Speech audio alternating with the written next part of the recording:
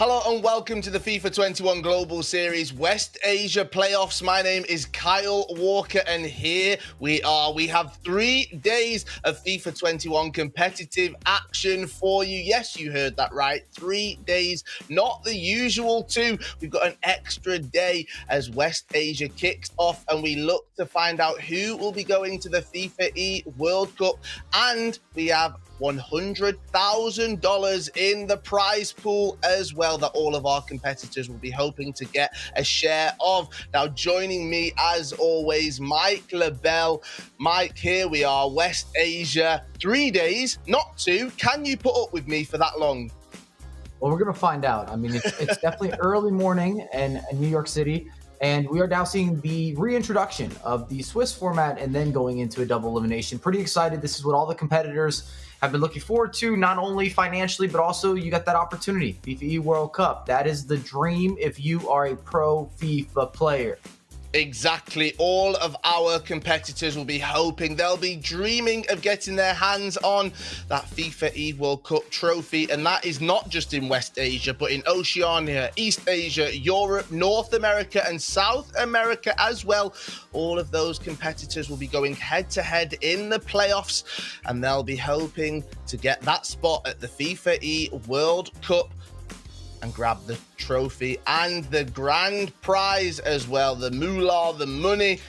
But they want the trophy, Mike. That is what they all want. They want that crown. They want to be able to say that they are the best FIFA 21 players in the world.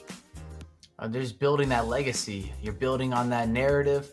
It's the best way to kind of start off next year. And in a year that's been so strange, it's been pretty amazing that we've been able to adapt and that we've had a full competitive year in terms of competitors being able to play region to region to region.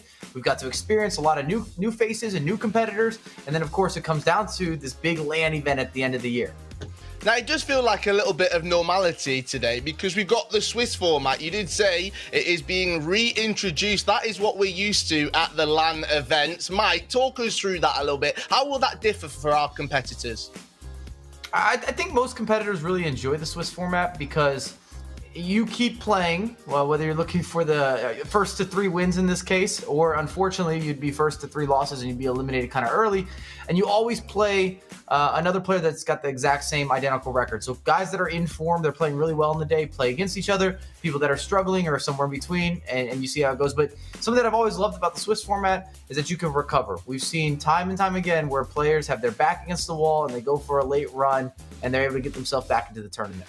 You can literally be on the brink. You can be 0-2. One more loss is going to send you home, but you'll be coming up against somebody else, Mike, that will also be on 0-2. So one of you is going to get the win, and then you can hopefully gradually, slowly build up. And that's what makes it so exciting having this here. It is still all remote. All of our players will be wherever, in their homes, in their studios, wherever they're playing from. But it feels a bit like a LAN event, and it makes me so excited for the World Cup.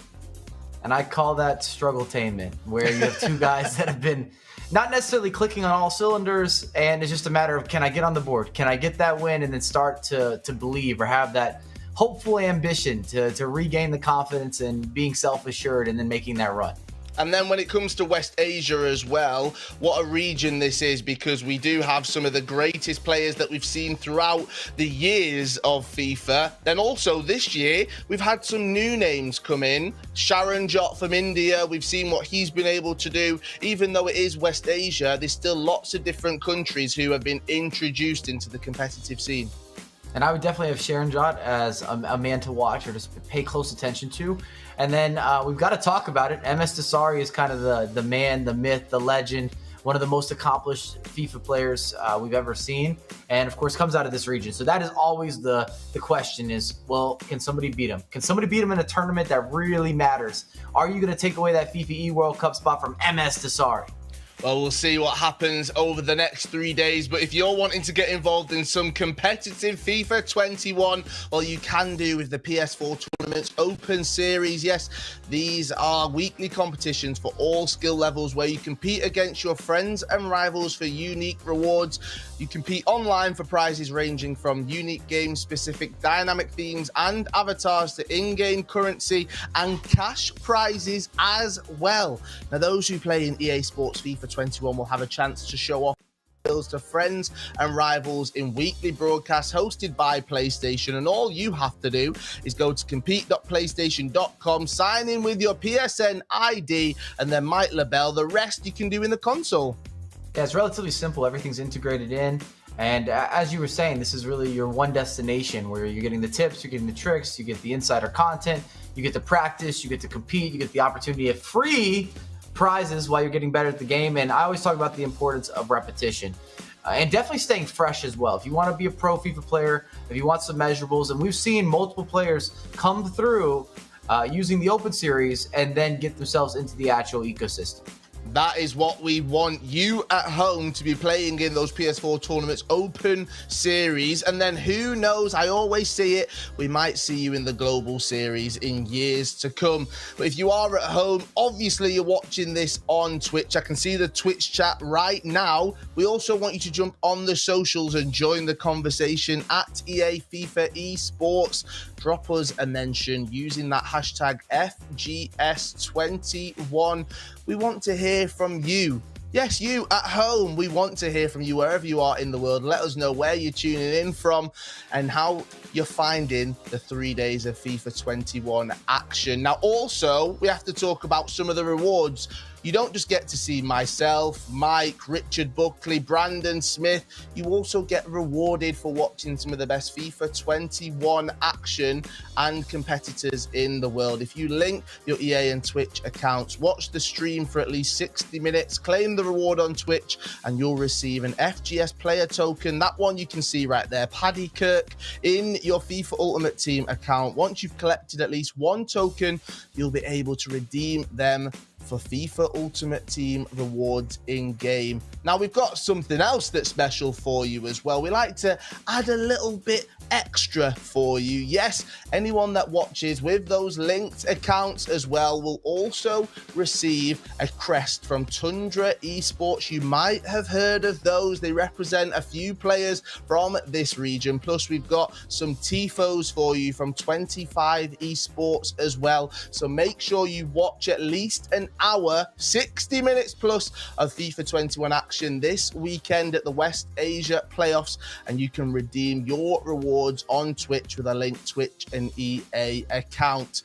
Right, we've talked all about some of the players that we will be seeing over the next 3 days. Let's have a look at how they finished their competitive seasons when it comes to our PS4 standings. Yes, as you can see right here, there was plenty of tournaments throughout the season. They all went for FIFA Global Series ranking points, and Yasir topped the list with 1,916 points. Tundra's Msdossary with 1,638 points. Sharon Jot, who we have seen before, with 1,360. And Mike, something we always like to point out, it's so close, but another thing that I want to point out, there's one country that dominates this region, Saudi Arabia. We've seen time and time again Msdossary come through, but it feels like there's quite a lot of competition there. Well, easily the most successful nation from this region in particular. A lot of that, of course, led by Msdossary, and I think he's also inspired talent that's up and coming, and guys that maybe didn't always get the look or get the opportunity to be on broadcast nearly as much because he kind of has that shine. He has that glimmer. He's got a holographic effect, if you would, with all the success that he's had at the highest of levels, because he does so well internationally as well when you're traveling to these major events. But I'm really looking forward to the action because you went through the points, but at the end of the day, this is kind of a reset. You needed those points in order to get to this point of the tournament where you're into the playoffs. Congratulations. But now it's a matter of, well, what can you do today? And hopefully, if you make it there, what you can do tomorrow and then on Sunday as well.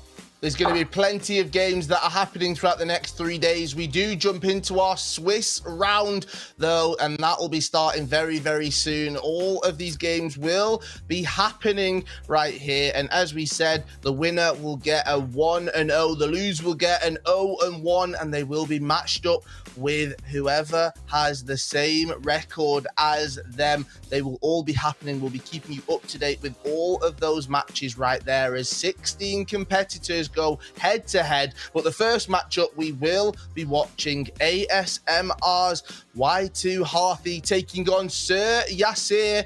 Those two both playing for ASMR. They will both be going head-to-head, and that'll be coming up next in our Swiss round 1 matchup. Mike, it's getting very exciting. West Asia is a great region. Hopefully there'll be no clean sheets as we like, but we want entertainment, we want goals, and two guys that will be commentating and casting over that, Richard Buckley, Brandon Smith.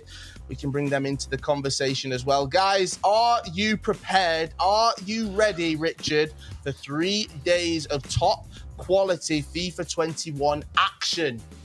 Of course I'm ready, Kyle. I've got a jumper and a polo on. I'm born ready for moments like this. What a way, by the way, to kick off the day. I mean, I woke up this morning, I knew that there was international football, an international football tournament coming. That's coming later tonight, but today to kick off the weekend, we've got West Asia and South Africa, a beautiful region. Cannot wait to see some beautiful FIFA on action. It's going to be an exciting few days here in West Asia and South Africa, as you said as well, Richard. Let's jump into the predictions. Brandon, kick us off. I don't need too much of an explanation. We've had all of that. I don't need you to tell me why you're going to get it wrong. Who are you going for? It's got to be Y2 Harty. I think that guy has literally been dominating the region, Kyle. He's going to the FIFA Nations Cup with Saudi Arabia. You spoke about new names emerging in Saudi Arabia. He's one of them. And a quick predictions you like, he's that man for me. Richard, who are you going for? Yeah, I'm backing Brandon as well. I'm going to have to go for Harty. When you look at what he's done this season, a little bit more consistent over his opponent. I think he's going to take it. Mike LaBelle, who have you got? I am joining the bandwagon. I don't think we're going to see an upset this early into the tournament. I think that he's going to start off on the right foot and get off to Swiss success. Right, well, let's kick things off here in West Asia. It is time for the playoffs. It's day 1 of 3 of FIFA 21 action. We jump into the Swiss format. Richard Buckley, Brandon Smith kick things off with round number 1. Thank you very much, Carl. And yes, welcome back once again for some more playoff action here on EA's Twitch or YouTube channel. There is 2 World Cup spots on the line that will be given to 2 of the 16 players come Sunday morning, afternoon in the UK, maybe evening, depending on where you're watching from, Rich. I'm just surprised that you've gone as far to wear a shirt and a jumper today, because last week you were moaning about the heat in your room. Are you sure that's the outfit of choice for today? Well, a double answer. I don't know if you can just see that out of the corner of the screen right there below me. I've got a fan, okay, and it's very good. And it's not as warm in Manchester today. It's a little bit cooler. So I'm ready. Hopefully the action can heat up as well. Just want to have a little comment. Obviously, we're sort of combining 2 regions here in this particular qualifier and playoff, Brandon. West Asia and also South Africa. West Asia specifically is dominated by Msdossary. He is the man that everyone talks about. In qualifier number 1, 294 people signed up to play. It's not just Msdossary in this region. There is so much quality on show, and hopefully we can see it right here, starting the game. Our prediction, Harty taking the lead. Well, it's the man that's been challenging Msdossary all season long. Yes, him up. Y2 Harty or someone Irma's. Yasser sits in a very comfortable position on the Global Series rankings. He is the top man here in Saudi Arabia at the moment. He won a qualifier. He's off to the FIFA Nations Cup alongside Msdossary. That is a deadly duo that will be going there. But please, yeah, do remember, this is Swiss rounds. So if you're not aware of the Swiss format, I mean, I've missed Swiss FIFA. I've not seen it for so long. Last time we saw it, we were at, of course, at a FUT Champions event in person, probably in Bucharest, Romania. And it was 3 wins to get you through, and 3 defeats will send you out. I can assure you, Rich, when these 2 saw the brackets, they would have been thinking, really? Do we have to play against each other? These 2 are teammates. They both play for ASMR Esports. However, that's how the cookie crumbles sometimes in Swiss format. Of course, it will be Y2 Harty in that yellow strip, who is leading by a goal to 0. When the Manchester United red strip will be Sir Yasser. Please be reminded, this is no squad restrictions in play here as well, so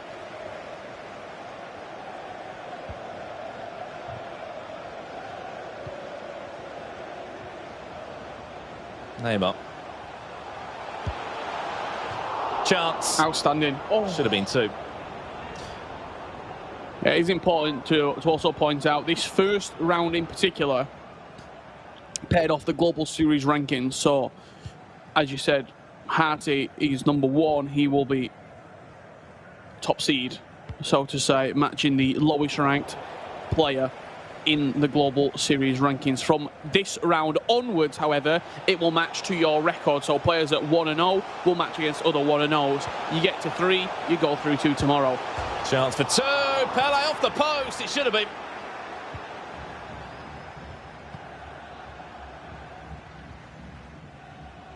If you have just tuned in, this is the Global Series players for West Asia. We already know 2 of the names. They're on their way to London come August. By Sunday, as I've already said, there will be 2 more names joining them. What a year it's been for West Asia. 3 qualifiers. There was 3 qualifiers for West Asia, and there was 3 separate qualifiers for South Africa. South Africa has got representation in this tournament. 3 of the names, I'm sure you know some of them quite well. Beast Bianchi of Goliath Gaming, he comes back again. He's a man that I saw many years ago at the Global Series playoffs. Of course, you've got SBC Esports. Kailan, a man that's been dominating FIFA in South Africa and just crying out for more opportunities, in all honesty, to showcase how good he is. And last but not least, you've got Ibrahimovic of Orlando Pirates. Those are the 3 names from South Africa that are going to be part of the Global Series playoffs. They've also got Charan Jot, who deserves a huge, huge mention. And you won't hear the end of me talk about this man across the weekend, because one of the biggest storylines, Richard, for the playoffs this year was that India were eligible. You know, a nation that has got so much quality, no doubt. And this year we've just been able to see a small glimpse of what they're able to offer. Brilliant little directional nutmeg around the corner from R9. Comes to nothing, that chance. And it's not the fact he's just turned up to a qualifier, Richard, and got knocked out. He's turned up to a qualifier and he's got 2 top 4 finishes. Yeah, he's competed at multiple qualifiers, and I said it earlier, each of the specific qualifiers that he's playing in. Qualifier number 1, 294 players registered. Qualifier number 2, 258. Qualifier 3, 191. He's finishing top 4 in what was regarded as one of the more competitive regions in the world. Sir Yasser levelling up the scoreline here. Prime icon moments R9. Somewhat against the runner play as well. Harty had a couple of good chances, but Sir Yasser putting the ball in the back of the net. 1-1, 31 minutes played here. 2 legs of FIFA. All the games will be played on. Unfortunately, not too sure what just happened there. We will jump back to the action as soon as we can here in the West Asia Global Series playoffs. We've got so many games taking place right now, so we might actually be able to go and jump over to another game as we speak. 8 games being played per round. Obviously, 16 competitors here, Richard. I think the thing that you're talking about, which is absolutely right, Msdossary is a huge, huge name in FIFA. Speaking of Msdossary, I think that's where we're going to go. We're going to be watching Msdossary. You caught me off guard. I was here chewing my pen, concentrating, watching the games. And yeah, unfortunately, I think just a slight technical issue. The good thing is, however, because we are in Swiss, all the games taking place at the same time. So we'll just jump to a different game. We can keep up with the FIFA action. Admin's working tirelessly behind the scenes to get that game up and running. However, until then, Brandon, you heard Mike and Kyle talking about it being sort of a Saudi-dominated region. If you were having a look at this, you would argue that a Saudi Arabian player would get one of the 2 spots. You'd say so, Rich. I mean, I'm looking across the board now. You think you've got about 9 Saudi Arabian players that make up, or 10, I should say, 10 Saudi Arabian players that make up the packet. Going to look at some of the goals as they go in, or we just joined this one live. Msdossary. Perfect timing. 1 goal to the good. Speak about time. And 54 minutes on the clock. Tundra Esports is very own. And of course, cannot forget the 2018 FIFAe World Cup champion. Msdossary strikes first against Aliafi. Are we going for Aliafi from UAE? Of course, representing UAE Pro League as well. One of the players from the United Arab Emirates has taken part in the playoffs here. We have got 2 players from that nation in this tournament. He's one of the players that got via the playoffs from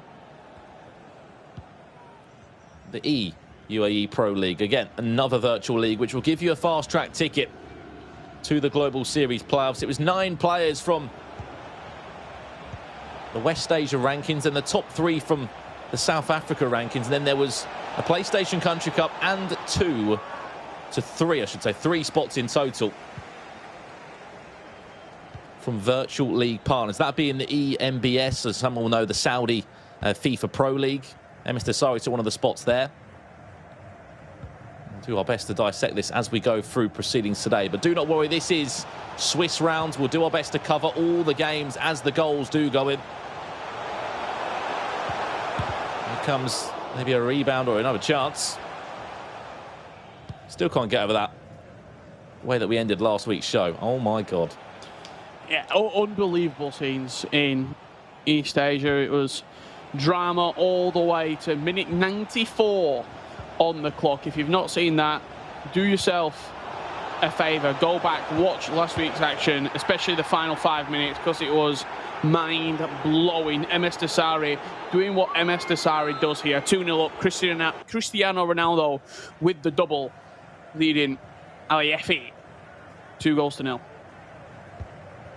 The perfect start from Msdossary as he come back on camera here. 2 goals to the good. He is in the cruising position right now. As we said, it's all about getting 3 wins. And then, of course, if you do get 3 losses, you are out of those Global Series playoffs. All to play for here in West Asia. And I think the one thing that's different here, we've got a $100,000 prize pool on the line. We've also got 2 playoff spots, sorry, 2 World Cup spots for the FIFAe World Cup, which are very, very much different from what has been up for grabs before, where it's sort of been everyone's battling for that one spot.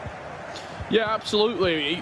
You get to the grand final and then it's just a money game, really. The first prize will take 40k, second will take 20k, but both players guaranteed grand final spots. Ronaldo coming forward again here for Msdossary. Quite a heavy touch.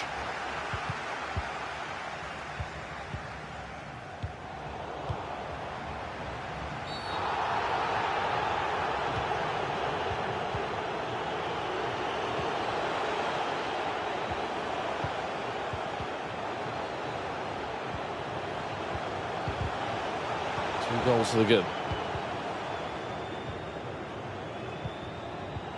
However, you do get a second leg.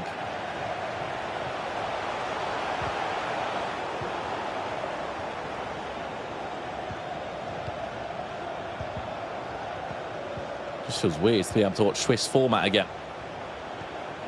Of course, you have to start. Better of the 2. Aggregate scoreline will carry you through to the second leg. We've seen Msdossary involved in incredible game. Not too sure the issues we are having there. We'll keep you up to date as best as we can. Msdossary, 2 goals to the good, Rich. I mean, this is a big event for a lot of these guys. They would have waited a long, long, long time to play these games, to get their matches underway. Just get those 3 wins. When you get the 3 wins, you're on your way to what? Day 2. We'll lose 8 players by the end of play today, and there'll be final 8 remaining.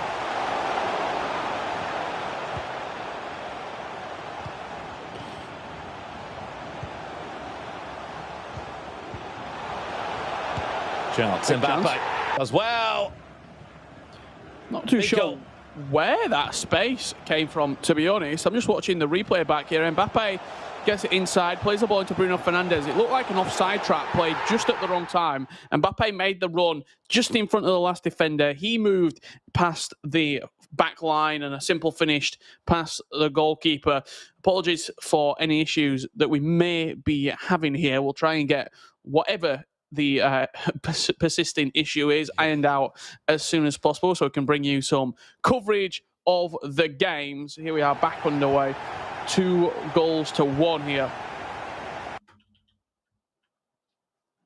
Unfortunately not. I mean, this is the first time we've had 8 games playing at the same time. Do bear with us. Swiss round formats, of course, is coming for you right now. We've got gameplay from all over the world, quite literally, from Kaiwa, as you said, to UAE, Saudi Arabia, South Africa, gameplay everywhere. We're going to jump back to another game now. I believe we will have that Yasser game, the ASMR derby, as we've called it, between those 2 players, where he was leading by a goal. And then it is 1-1. We'll go to that game as soon as we can. Yasser is, of course, up against Sir Yasser, or as many know him now, Y2 Hartai, a player that topped the rankings here in West Asia. So we'll jump into that as soon as we can, and we'll get back to the action for you. Plenty of goals going in here in West Asia. We got 5 rounds of Swiss today as well for those that have just tuned in. So if you're one of your favourite players does go 0-1, do not worry.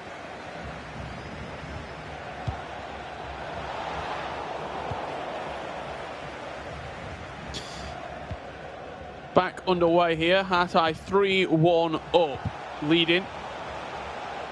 Up against Sir Yasser.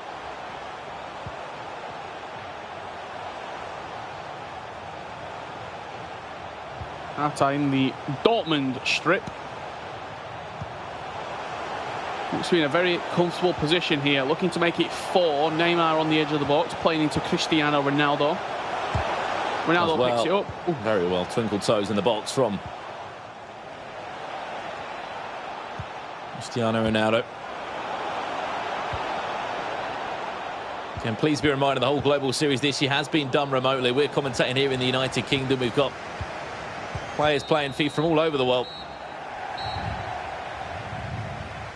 And unfortunately, with live things, sometimes technical difficulties will happen. I mean, 3-1 he does lead. I think that is near enough the end of that first game there. 15 minutes left on it. Now back underway. Chance for a 4th goal, maybe. Keeper comes off the line. Games are 2 legs. Aggregate scoreline is underway. It's not like us, that is it? It's not liking us. It's the fact that every time, like, so basically, I'll give you a bit of context, right? Every time, we don't know when this is going to happen. So I'm looking here at the game when I'm watching the game, and then I just see out the corner of my eye myself flashback on camera, and I'm just like, welcome back. Trying to look shocked. just try and style it out every single time. Just try and style it out.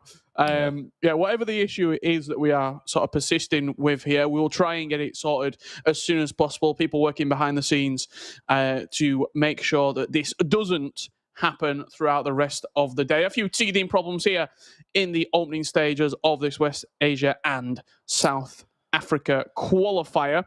Looking back at sort of what this region's done in terms of the global events in the past, Brandon, we've had Msdossary over the sort of the modern era dominate, but it was a man called Mr. Dunn all the way back who sort of started this Saudi Arabian dominance in FIFA esports, and probably highly regarded as one of the Msdossary inspires people now, but he was the inspiration for players like Msdossary. It says a lot, Rich, that this scene, this region, Saudi Arabia have won FIFAe World Cups in their time. They've got 2 to their name. You know, bear in mind this competition's been going since 2004, the FIFA Interactive World Cup, it was called back then. I think there's a year or 2 break in between that. So I think we may have only had 15, 14 different champions in total across all of those years. Saudi Arabia picked 2 of them up. You're absolutely right. Mr. Dunn won one of them. Of course, Msdossary won one of them. He came so close to being a back-to-back champion. That would have been a ridiculous storyline in London. I just want to take a quick second as well in the Twitch chat right now. Let us know who you are supporting today. We're going to make a big effort across the 3 days here to interact with you guys because you give up your time to watch these streams. We want to interact with you guys, find out who you're supporting, have a bit of fun along the way as always. We might even see a Richard Buckley Tifo pop up like we did last weekend. Someone supporting you. Coffee Club Brandon, best presenter in the world. There you go. Coffee's not out yet. It's not out yet. Enjoy that one. No, you mentioned Mr. Dunn, Msdossary there as sort of 2-time world champions in regards to the nation. There's only, I think, 3 countries that can actually boast that they've won not only 2 FIFA Interactive or FIFAe World Cups, but with different players. Obviously, Spain and France won it with the same player, Alfonso Ramos and Bruce Granic. But then when you look at players that have won it through different players, Denmark, England, and Saudi Arabia. Yeah, there's some great storylines there. And again, if you haven't heard the storyline already, August, there will be a FIFAe World Cup taking place in London, $250,000 for the winner. That is why we are doing all of these broadcasts. Hence why weekend after weekend, we are bringing you playoff action. This is West Asia. By the end of play on Sunday, we'll have 2 more names that will be going to the FIFAe World Cup. That'll be 4 out of the 32 done.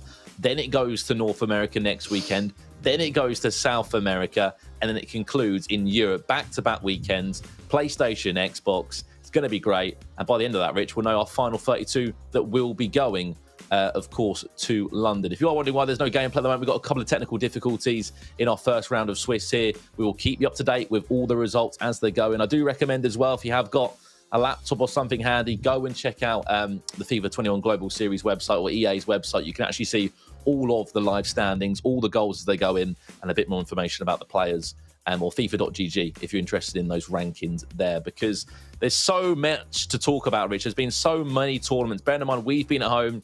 We've travelled to a couple of events.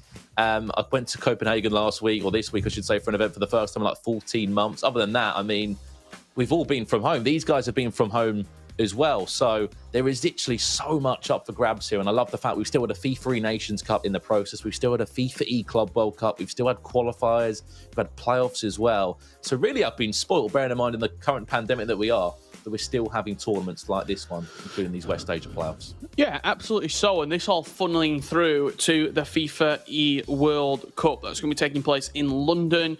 Location, venue, not yet to be announced. However, we know the dates of it. We know the city in which it will be, and all sort of roads leading to a LAN event as well. 2 players already qualified for it. ScarsJ did it last week, and a couple of weeks ago, it was the Oceania, the man in the Twitch chat right now, DW Dylan.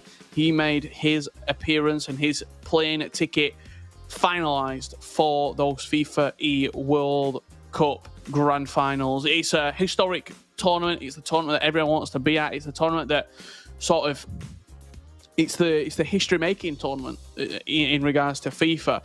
And a lot of people regard it as, if you're not at the E-World Cup Grand Finals, you've sort of not succeeded in your season. And that is where really legends are made. And we've got to see one of those legends in action today. I'm sure we'll see a lot more of his FIFA gameplay throughout the weekend as well in Tundra Msdossary. I think you're right, though. I think Msdossary, no doubt, I think a lot of people would have come into maybe this tournament and said, you know, Msdossary or Msdossary plus, you know, who's going to go to the FIFAe World Cup with him. But I think you're right. I think there is a lot of potential here. That I'm not saying there's an upset that could happen, but there's a lot of talent on display this year. There's been a lot of new names that have emerged alongside those names that we know already.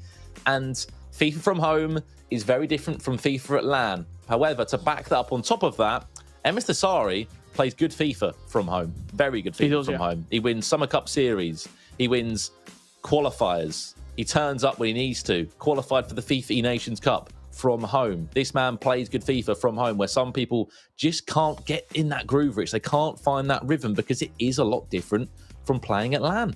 No, it certainly is. I think the mentality that you have to have when you're playing from home is certainly different, because some of the incentives that you might get from playing at LAN, a coach next to you pulling you forwards, other pro players celebrating your goals, that camaraderie potentially that you might get from whether it be teammates, whether it be other national sort of friends, or whether it just be FIFA esports players in general, FIFA esports fans at a LAN event, all pushing you on. When you're at home, it can be quite a lonely place when you just you're just playing really on your own. You might have a coach on sort of online, on party chat, on Discord, whatever it may be, but for the most part, you're sat on your own grinding the game. And to still have that mentality of, I need to win, I need to do whatever it needs to be to get over the line, it certainly is that elite level mentality. It looks like we are back underway here. Second leg of action. Ali, if you got a goal back, 3-2 here against Msdossary. Swiss round 1.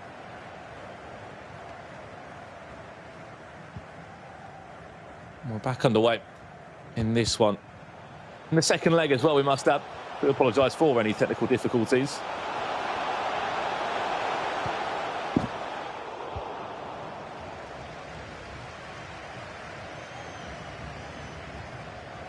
FIFAe kicking from left to right in this one, up against Tundra's Msdossary, the 2018 FIFAe World Cup champion. A man that everyone expects big things from.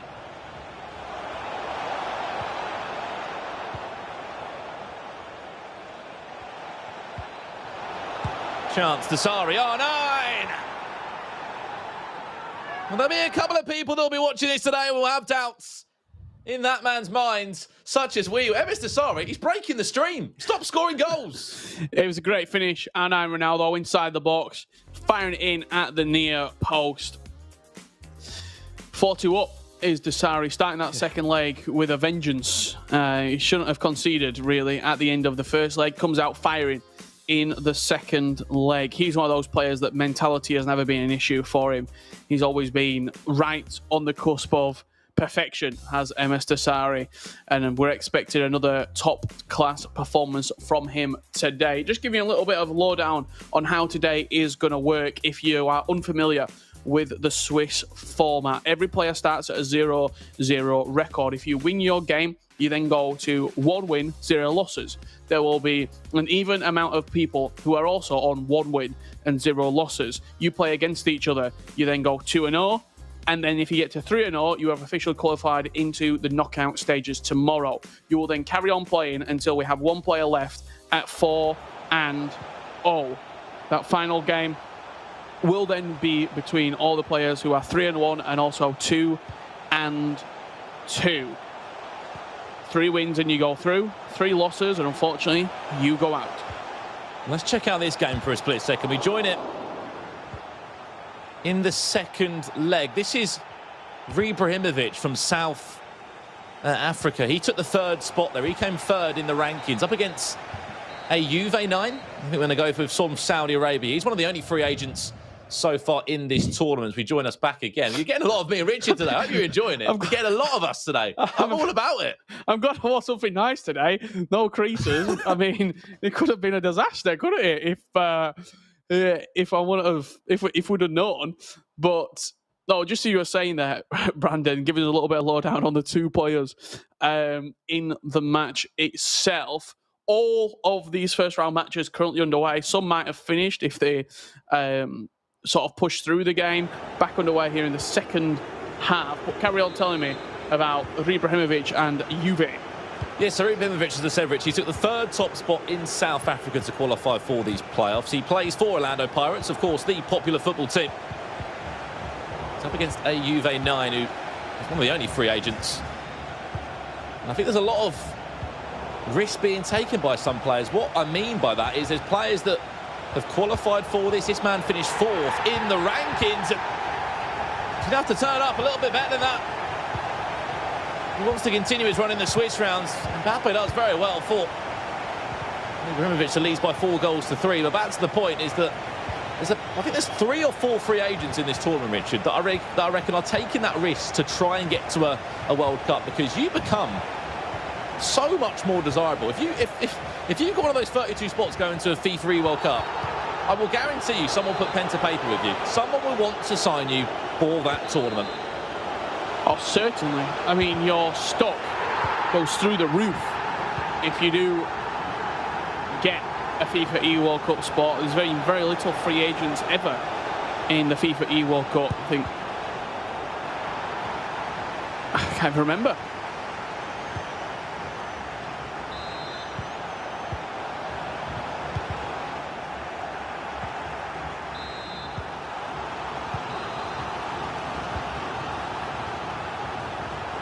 Goals to 3.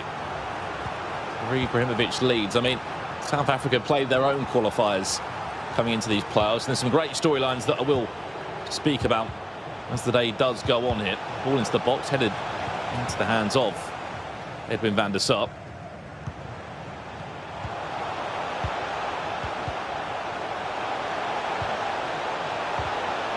Chance to come forward. For Juve, here's Bruno Fernandes. There's a 1 more pass. You'd like to think Pele. There's the 1 more off the line by Theo Hernandez. Right place, right time.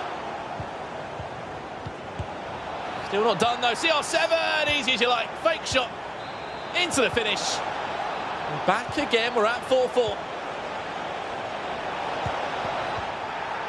Great finish as well. Inside the box, that first time fake shot. Cristiano Ronaldo, left-footed strike into the bottom corner. Could be going to extra time here in game 1 in this round 1 of quiz.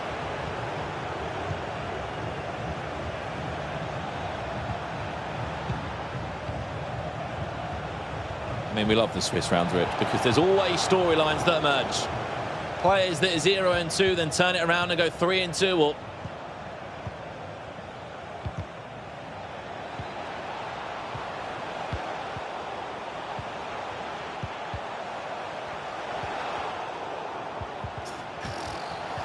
we've lost the feet.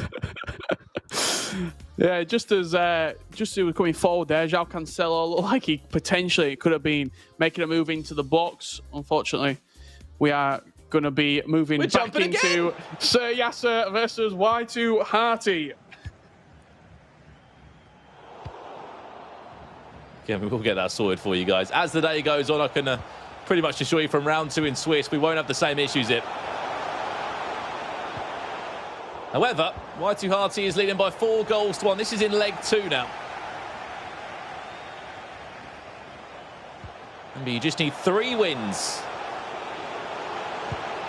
to get through. Brilliant feat from R9 in the box there. What a hill till that is.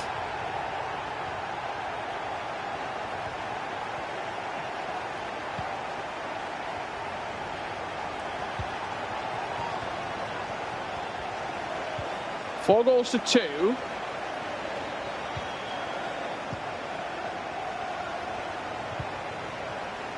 With quite a lot of FIFA left to play as well. Sir, yes, sir. It would be quite a big turnaround if he was to try and get back into this game. But in regards to the rankings, as well as a big discrepancy between the two, I expect Hearty just to try and control the game here and see this game out. We're just giving you little tasters of the games. We'll cover as many as we can and get round to them all. There's a long time to be played in this. You're absolutely right. 4-2. Unfortunately, we don't want to watch that video. We wanted to watch the gameplay. We will jump back to it as soon as we can. 4-2. That one's got 10 minutes left, plus another 45 left on it. Whichever game is ready, we will jump over to it. Again, do bear with us here, guys. This is a complete remote broadcast. Issues will occasionally happen, but they really haven't all year long. So we've done so well to do what we have across this FIFA Tournament Global Series to produce the qualifiers, to produce the playoffs that we have. Bearing in mind that we're in England, our producers are in Romania. It's a brilliant broadcast putting together. Msdossary is running away with this one right now. I said that he might have a couple of statements to say out to the rest of the group. What is that from the back? Awful mistake. Msdossary leads by 8 now. Yeah, just throwing the ball straight to Msdossary there. I mean, you're quite literally saying here, just score another goal. 8-3, Msdossary leads. Here we're going into a 1-0 record.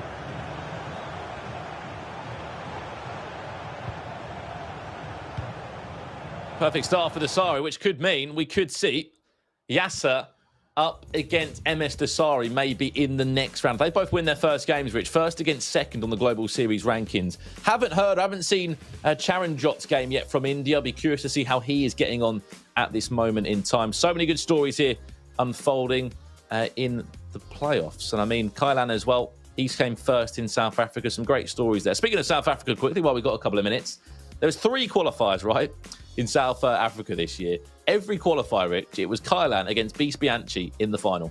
And Kailan won every single time. Yeah, and I know there wasn't too many players sort of playing from South Africa as well in those qualifiers. So I think it's only fair sort of that the players who were making those final rounds, the players who were making the finals, both of them qualified. And then you also had a third player as well from the league partners. Just having a look at the sort of potential other matches that we could be seeing. We're starting to potentially see a couple of 1-0s starting to form. Msdossary, he'll be victorious. Hearty, who was 4-2 up. Obviously, that next round is completely random. That will be an amazing game at a 1-0 if both of those two were to match up. We will try and get the action back underway as soon as possible. However, as of right now, all the games taking place simultaneously throughout this West Asia and South Africa region. I believe we are going to be jumping back to Kyle and Mike now to chat about the gameplay or the games that we have seen. We will get these issues stamped out for you as soon as they're all concluded. We will jump back into round 2, I believe. So, gents, over to you. And from what you have seen, Msdossary looks to be Msdossary. He does indeed. Thank you, Richard and Brandon.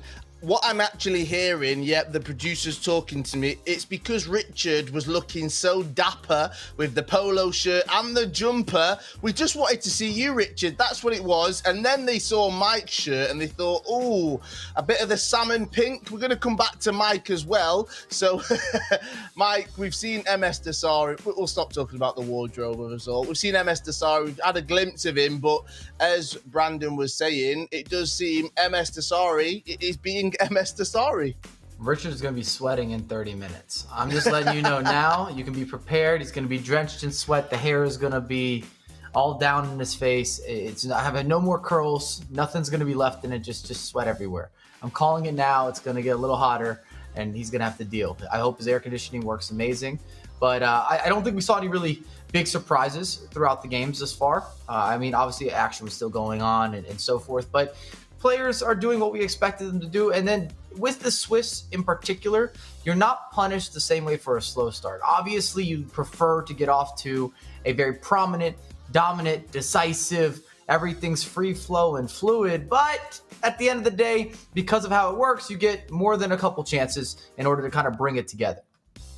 You do, and that is what we are in the Swiss round 1. So if you are just joining us, we are having some technical issues. Remember, all of these broadcasts are remote still, so we're all in our homes. All the competitors are in their homes as well, plus they're being broadcast, obviously, across all of West Asia and South Africa as well.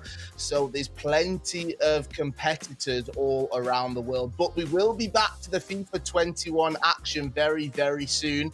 Mike, we're talking about the Swiss format. There might be some viewers who don't know what that is. They might never have seen a LAN event. They might have joined us recently. What makes it so different, Mike? Let's break down the Swiss format. Let me walk you through that format then. So what's pretty unique to the Swiss format, and it was introduced a couple years ago in the competitive FIFA scene, and I think it fits really well for FIFA in particular, is everyone gets started, same record, no wins, no losses. And as players do well, or as they struggle, you play somebody else that's in the exact same position as yourself. So if you're 1-0, you're going to play somebody else who's 1-0.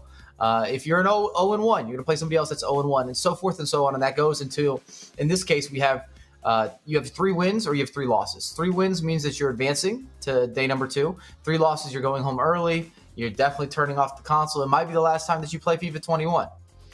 It might be indeed, and that's what makes it so exciting. Normally it's double elimination, but for this one here on day 1, that Swiss format means that some of our competitors will be going through unbeaten. Some of them will be going home without winning a single game, and then we move into day number 2, all on the road to finding our champion of West Asia in the playoffs and who will be heading to the FIFAe World Cup. Now, before the tournament right here, we did catch up with some of our competitors to see how they're getting on, how they are preparing. And this is Abdullah Al Raish, and this is how he was being preparing for the West Asia playoff. Preparing for the West Asia playoff.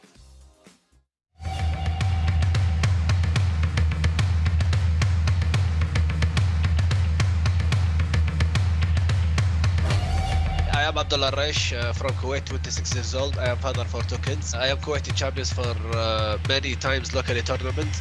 I have achieved the 2nd place in West Asia first qualifiers. It's my first year with the Ultimate Team. It was an amazing year full of achievements, starting with the first qualifiers, which I was grabbed the 2nd place in West Asia region. Al Raish coming through Neymar, this way, that way, top of the net way, if you don't mind. Al Raish says, have you forgotten about me? I'm Al Raish, I've got Neymar. I respect all opponents, but I am not afraid of any of them. I have my own style, and I am ready to study all opponents with my coach. It's a dream for millions of players in the world. For me, it's a real chance to honor my country. I will be the champ.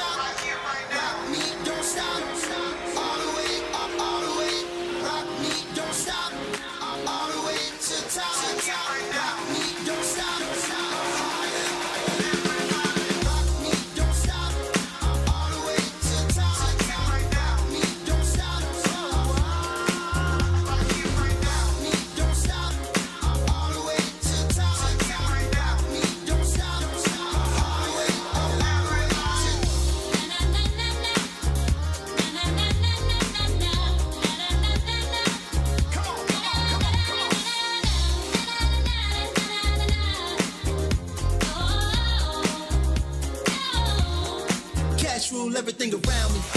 Chop, chop, so they found me. Too high, can't ground me.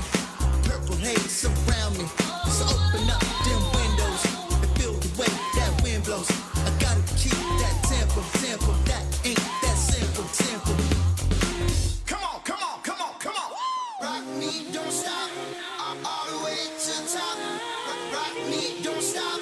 I'm all the way, I'm all the way. Rock me, don't stop. I'm all the way to the top. Rock me, don't stop. I'm higher, right here, right now. Rock me, don't stop. I'm all the way to the top. Rock me, don't stop. Rock me, don't stop. I'm all the way to the top. Rock me, don't stop. Rock me, don't stop. I'm all the way to the top. Rock me, don't stop. I'm all the way, all the way to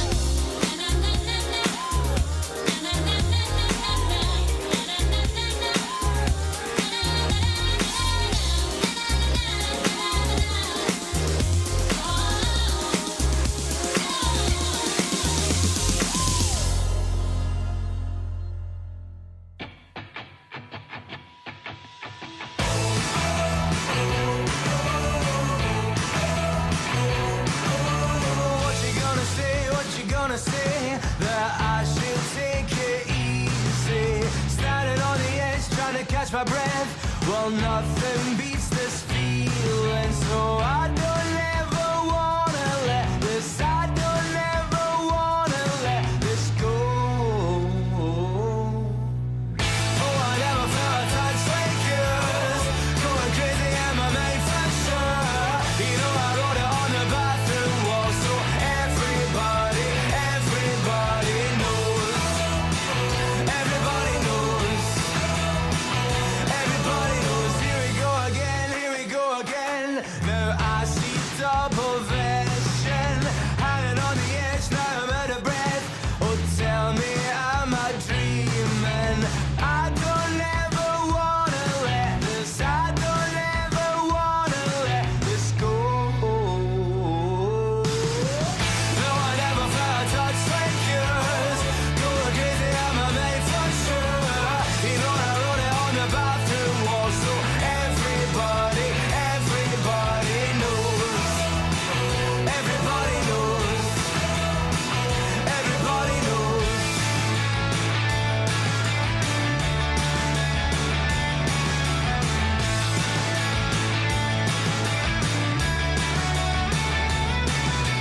I'm not the type to rain in the litter. It takes a lot for me to admit that I'm infatuated, and everybody knows.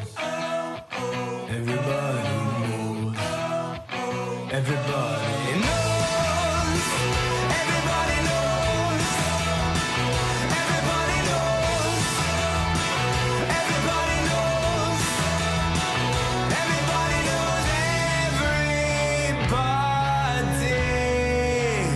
Everybody knows.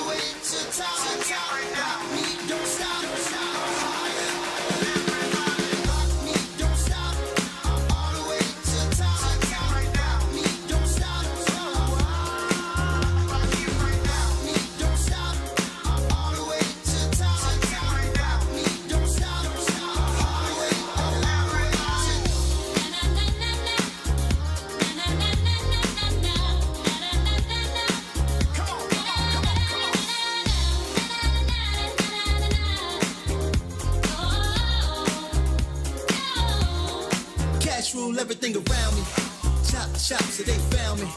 Too high, can't ground me. Purple haze surround me. So open up them windows and feel the way that wind blows. I gotta keep that tempo. That ain't that simple. Come on. Rock me, don't stop. All the way to the top. Rock me, don't stop. All the way. Rock me, don't stop. All the way to the top.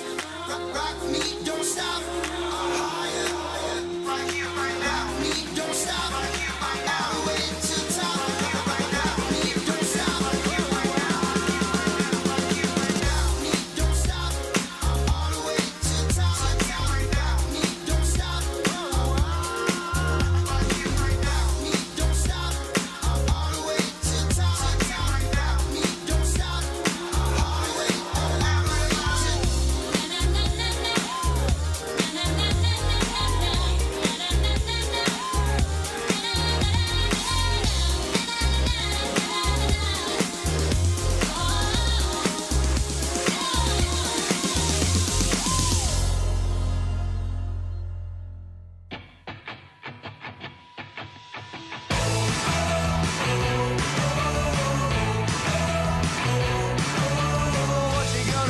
What you gonna say? That I should take it easy. Standing on the edge, trying to catch my breath. Well, nothing beats this feeling. So I don't ever wanna let this. I don't ever wanna let this go. Oh, I never felt a touch like yours. Going crazy and my made for sure. You know I wrote it on the bathroom wall, so everybody knows. Everybody knows. Everybody knows. Here we go again.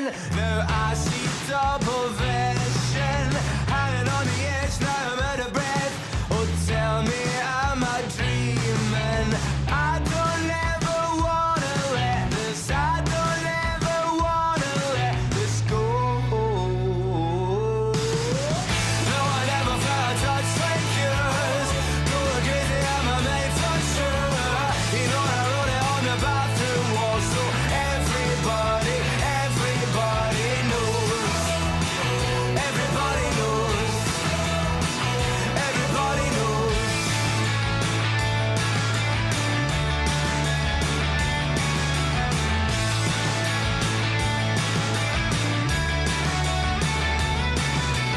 No, I'm not the type to write it in a letter.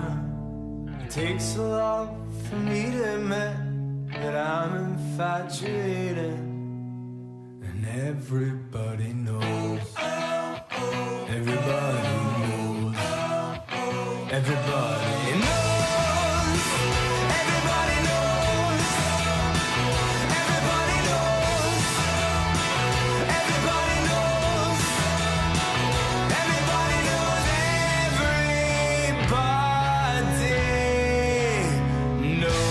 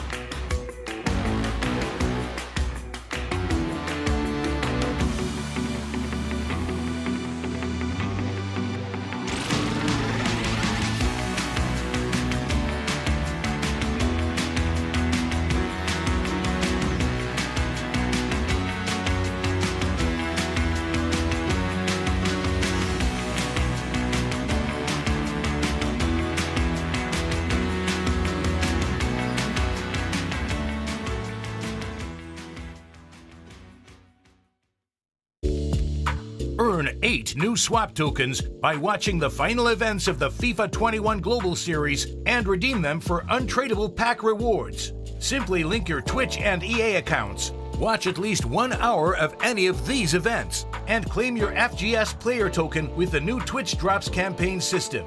There are some great repeatable pack rewards up for grabs. Don't miss out. Link your accounts, watch the FIFA 21 Global Series, and start redeeming your rewards.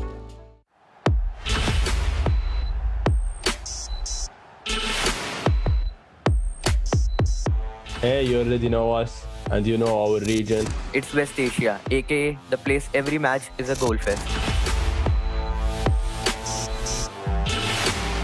But that's not everything. Not to make 5-star skills and unbelievable plays. It's so easy for us. This is our story. We started from the bottom, now we're here. You know, nobody is happy to be here. In the playoffs, everyone wants the crown. It's all about pride and respect. And of course, the money. For $100,000. Don't miss the party. Friday, Saturday, and Sunday between 11 to 30 June. See you guys there. FIFA Global Series 21 West Asia Playoffs is brought to you in part by Turtle Beach.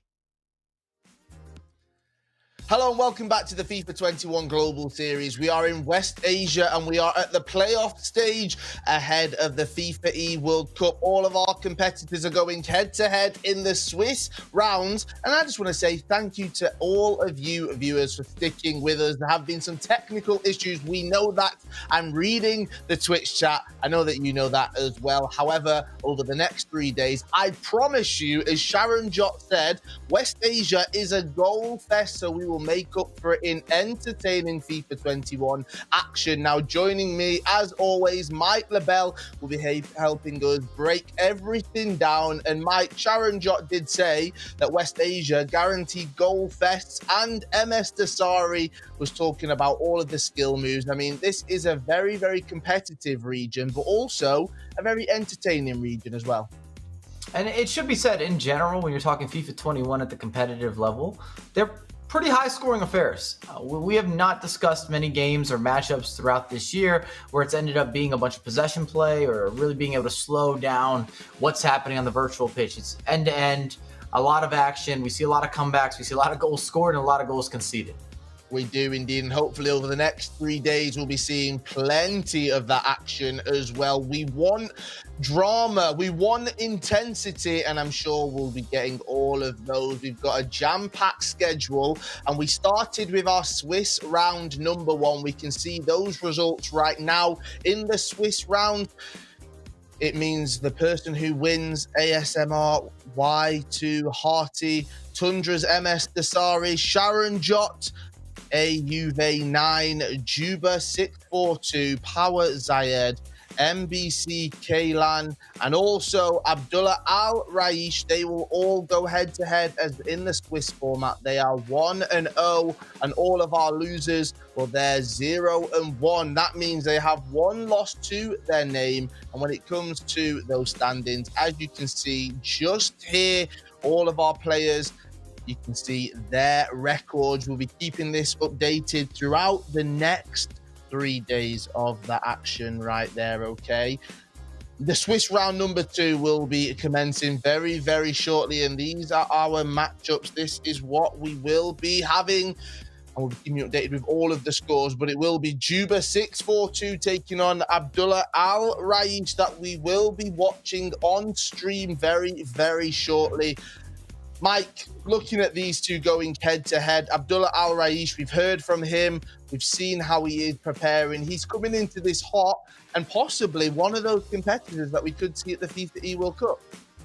I like what he's all about. I watch a lot of his live streams. Al Raish, I think, is a quality player. He's got a lot that's definitely on his own personal agenda, a lot to prove, and a lot that he has proven. He's built up a big fan base. And I would say coming into this match, he's also a favorite, not just off notoriety. So I'm really looking forward to seeing if you're kind of able to put that together on the big stage, because we talked about it earlier on. It really doesn't matter what you've necessarily accomplished previously or how you got here. just the fact that you're here. And now it's a matter of bringing it all together. When the eyes are watching, you've got thousands of people in the live stream. And this is where you really build that legacy. And I'm not going to front. When I heard the competitors talking about money, I felt it. It definitely seemed like it was a little bit different when they said $100,000. It meant something a little bit. Their pockets, they're getting a little bigger. And that opportunity to go with a reward, that's serious funds. That's a serious weekend. That changes your life. That changes your season. It does indeed, and let's break that down. $100,000 in the prize pool. 9th to 16th will get $1,000 each. 7th and 8th place, they'll get $2,250. 5th and 6th, they'll get $5,000. 4th will get $7,500. 3rd will get $10,000. Second, $20,000. And if you are first, you will get $40,000. There's so much on the line. And as well as that, there's 2 spots up for grabs at the FIFAe World Cup. I cannot express how big this tournament is. We've got 3 days of FIFA 21 action, and you guys at home, you will be rewarded as well. Yes, we have our rewards. Watch this short video, and this is how you'll be rewarded for watching some of the best FIFA 21 players in West Asia go head-to-head. Earn 8 new swap tokens by watching the final events of the FIFA 21 Global Series and redeem them for untradeable pack rewards. Simply link your Twitch and EA accounts. Watch at least 1 hour of any of these events and claim your FGS Player Token with the new Twitch Drops campaign system. There are some great repeatable pack rewards up for grabs. Don't miss out. Link your accounts, watch the FIFA 21 Global Series, and start redeeming your rewards.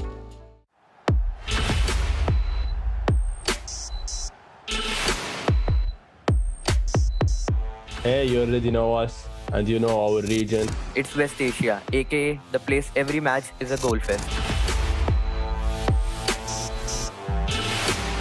But that's not everything. Not to make 5-star skills and unbelievable plays. It's so easy for us. This is our story. We started from the bottom, now we're here. You know, nobody is happy to be here. In the playoffs, everyone wants the crown. It's all about pride and respect.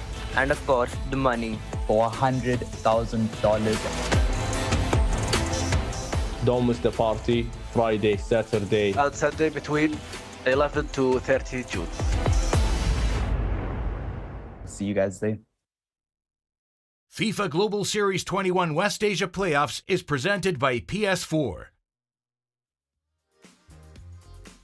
Yes, there's plenty up for grabs, including that FIFA 21 action that you will be seeing. I promise you, entertainment. That is what you'll be getting here in West Asia. It is the playoffs. My name's Kyle Walker. I'm joined by Mike LaBelle. Make sure you've linked your Twitch and EA accounts, though I don't want you to see you commented in the Twitch chat that you've not got your rewards. You have to link your Twitch and EA accounts, and you will be rewarded. I can promise you that. Mike, let's talk a little bit more about this action. We've got Abdullah Al-Raish going head-to-head with Juba. Next up, those two will be hoping to progress through, get another W on the board for them in that Swiss format. You talked about watching Abdullah Al-Raish's streams right there. What is it about him, Mike, that you like as a FIFA 21 player? I like that he's able to integrate a lot of different skill move packages and cancellations. I like his attitude toward the game. I was just going to say I really enjoy how they have a picture of him looking over at the competitor. Can we make that happen for all these? We have him a little bit face-to-face, kind of reminds me of boxing. And if you've seen the influx of boxing lately in terms of the gaming community and just social media in general, especially with the likes of the Mayweather versus Logan Paul bout that just happened. And then you see Juba here, 2002, which makes both of us feel very, very old. Yeah. Both these guys loving the 4-1-2-1-2. Which this year, especially later in the year, that second variation has become much more popular because of the overlapping runs with the fullbacks and then the upgraded personnel, your players. It allows you to be very aggressive and you can really flood the box.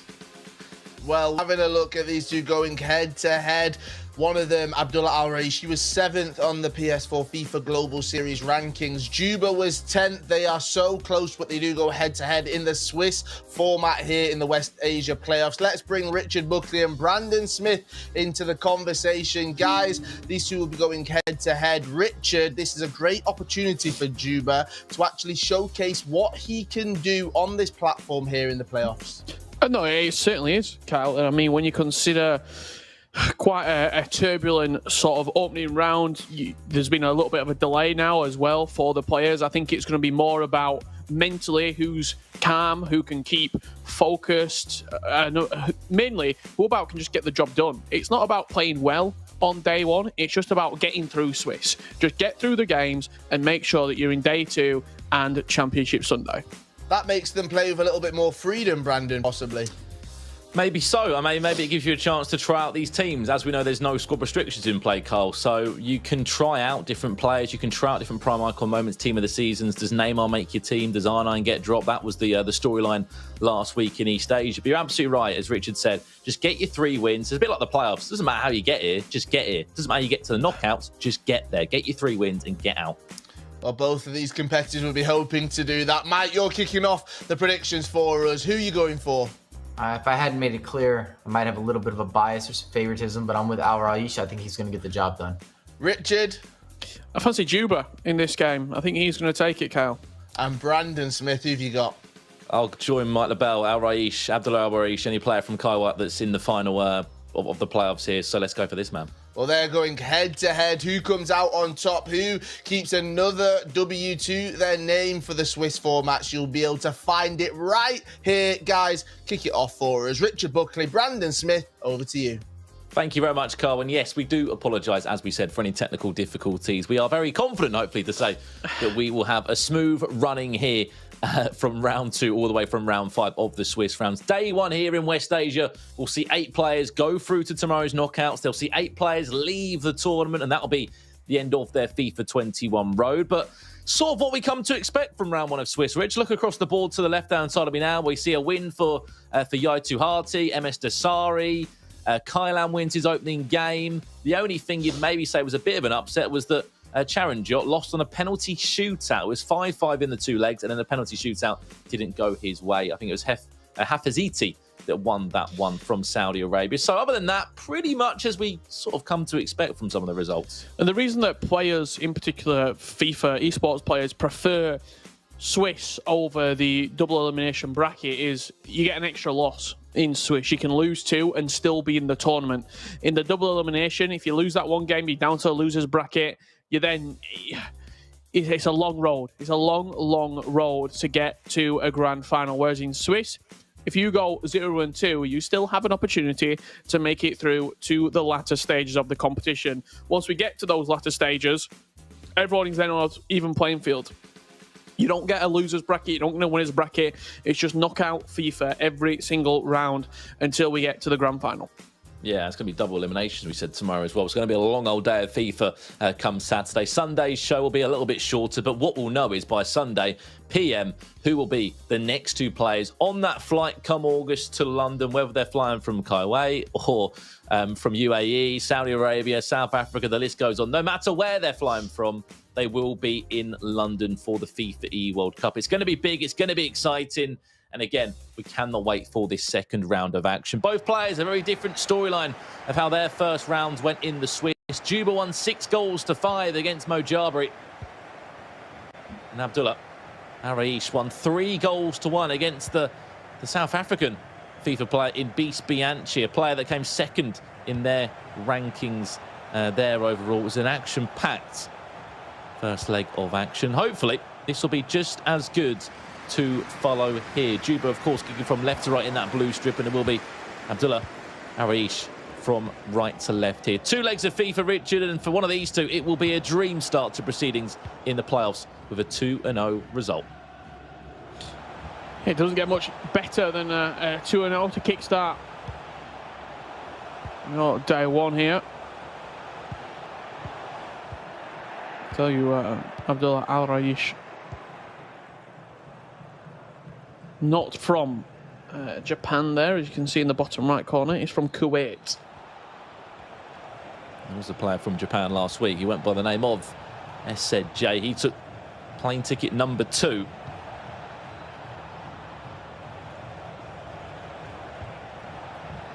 The money can't buy spots in the playoffs. Top spot, second spot, depending on your region.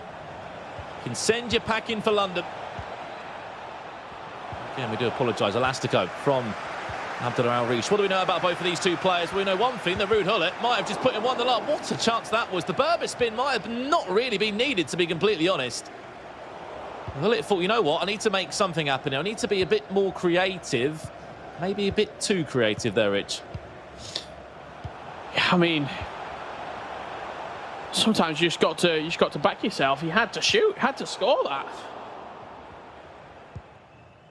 Just having a look as well. Who is featuring here? Looks like a 5-back from Abdullah Al-Raish. Maldini, Varane, and Vieira, I should say, across the back 5, with Alphonso Davies occupying the left wing-back spot. Chance is Alphonso Davies, his team of the year. He'll 2 in the box, comes to nothing, and then we have got that flag correction as well. I saw the Twitch chat was in uproar. We do apologise for that. Of course, we know Abdullah Al-Raish is from Kuwait, the only player from that nation. Finished 7th in the Global Series rankings. We didn't see him in qualifier 1, 2 or 3, but what that does mean, Richard, is that he was probably 1 game away from a top 8 finish across all of those qualifiers. And also, he's a big streamer. He would have been playing his weekend league games. Weekend league has been vital in the sort of your pursuit to get to the Global Series playoffs, because you will get important points on the way through from winning those games. So great to see a player doing that, hustling away across the year. Ball into the box will fall. It's a rebound or a second by the Cherry. Cristiano Ronaldo. That nearly was 1 goal to the good for Juba. 6-4 to his journey here was a little bit different. He actually got the last spot in the Global Series playoffs, and the reason why he got that is because Msdossary, of course, as we know, performed well in the EMBS, the Saudi FIFA Pro League. If he didn't, he wouldn't have been here at the playoffs right now. So I'm sure at some point he would have thanked Msdossary at least. Yeah, the knockdown spots. If a player wins a domestic league who already has a spot, and then their eligible Global Series ranking spot will move down to another player within the rankings, Juba was the man to get said spot.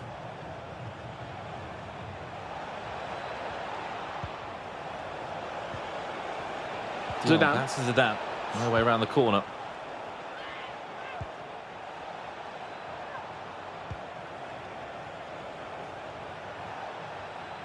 Team of the season, De Jong. He will be ever popular. Zidane gets a nod as well. Remember, there's no squad restrictions in this one.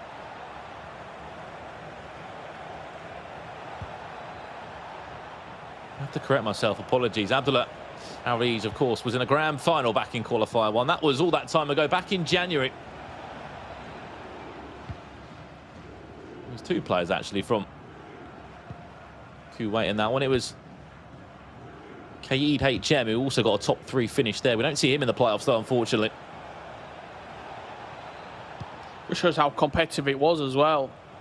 Those qualifiers, people made top 2s, top 3s, didn't even make it into the playoffs. Beautiful play inside the box. Cristiano Ronaldo, heel to heel shot, sting in the hands of the goalkeeper on that occasion. But consistency certainly pays more than sort of a flash in the pan tournament. And hey, let's not forget, Richard, that was back in January. Things have changed since then. Teams have changed. More players have come into the game. Prime icon moments have dropped as well into the counts. And this will be the first time that these players have had a chance to play with no squad restrictions. So you have got that free-for-all and that ability to choose whoever you want. Whatever players you think are deemed good enough into your team. Quick look across the board. Zidane gets a nod. We never normally see Zinedine Zidane start a game, in all honesty, to be completely transparent. R9 starts alongside Cristiano Ronaldo. There isn't a team of the season Neymar inside, unless I'm completely wrong of who's on that far right-hand side there. Looks like maybe Mbappe. CR7, Hiltil in the box, can't break down this defensive Juba. There's a fullback, actually, that. It's not even a winger. With the midfield overload. Got the three of them. Zidane, Hullet, team of the season, Dion. This is Abdullah Arish we're talking about here. He's in the white strip from right to left in his first leg.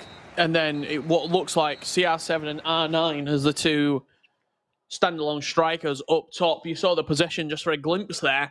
72% of the ball going to Abdullah Al-Raish. Juba there on your screen. Very little of the ball, very little chances, but with the game poised at 0-0, he'll still feel good about this round 2 matchup. Just thinking back to that, Rich, in terms of that team, that also means there's what? There's no Pele in that starting lineup. There's no team of the season Neymar. There's no team of the season Mbappe. No doubt they'll be on the bench, these players, but we expect at least one or two of those to be in the starting lineup.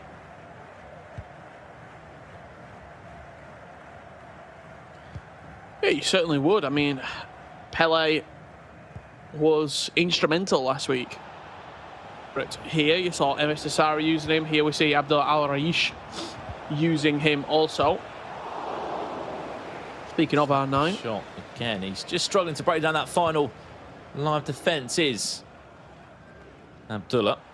One ball forward. Joshua Kimmich. If he's off the bench for Juba at the halfway point. A quick look at his team from top to bottom as we look around the sort of scope and the shape of it. Looks to be Neymar gets the nod in the team alongside Cristiano Ronaldo. Pele also involved. Can't see Msdossary on the pitch as of yet. Long ball forward. It's Alphonso Davies in a running race with João Cancelo. Two players that have become ever popular in defences in the playoffs. Here's R9, acres of space, manoeuvring well, heel to heel, easy as you like. And it was all about the combination and the timing of that one. Perfectly timed heel to heel inside the box. He works the ball outside and then in. R9 Ronaldo. Just a lovely bit of left stick dribbling, really. He didn't particularly do anything outstanding. He just waited for him to commit, popped the heel to heel off, and then rattled it in the near post. Yeah, and it's all been about the time for him because the issue he's had is trying to get past those two centre-backs, those two really strong players that have just stood in the way and stood strong. And it will be the man that got a top 2 spot in qualifier 1 back in January. Abdullah Al-Raish, she's a big Twitch streamer. I'm sure he'll have a lot of his community in it. And I can hear you all saying, Brandon, what's the updates in the other games that are taking place right now? We will do our best to keep you up to date with all the games as they are playing right now, okay? We'll keep you up to date as best we can in the halfway point, or at some point in the second leg at least. Some of those games, just to talk about, we got Havziti against H2 Hartai. Sir Yasir against Beast Bianchi. You got Masao against Charan Jot 12 of India, the only Indian to make it into the playoffs. He is writing history for himself and for his country.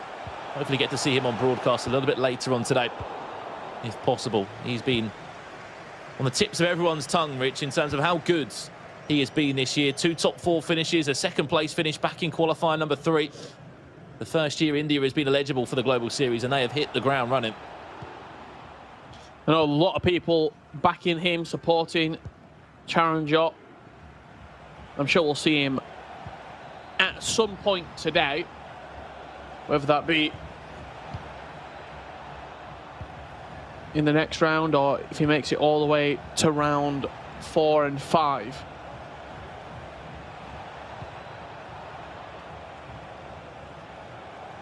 "22 minutes left of the first leg here. All the games played over 2 legs. It's Swiss rounds today. Please be reminded of that. Tomorrow we'll head into the double elimination bracket. R9. Trying to tease the defender out of position.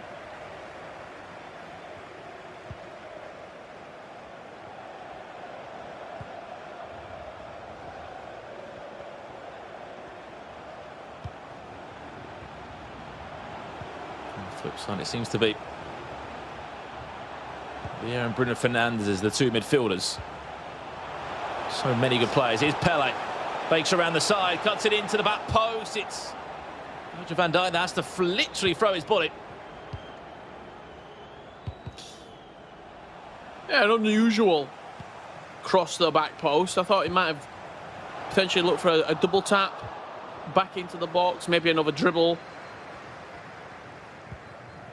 Went for that sort of stood up back post cross. Nothing of it. Nothing to come of it, I should say, in the end for Juba.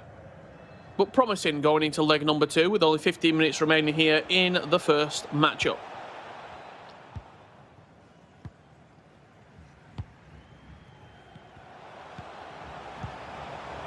For those that are wanting results from other games, we will do our best to keep you in the loop. Do not worry. You just want to find out as much as you guys who's going to be going 0 and 2, who's going to be going 2 and tackle. Massive tackle from Maldini. Goes for a corner into a pause. We'll go 10 minutes left in this first leg here. Only a goal between the two of them. And as we know very well, Rich, there's a long, long, long way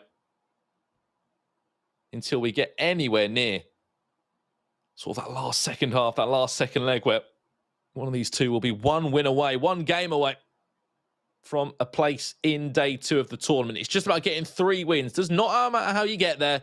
Just get your 3 wins and get yourself out of the bracket.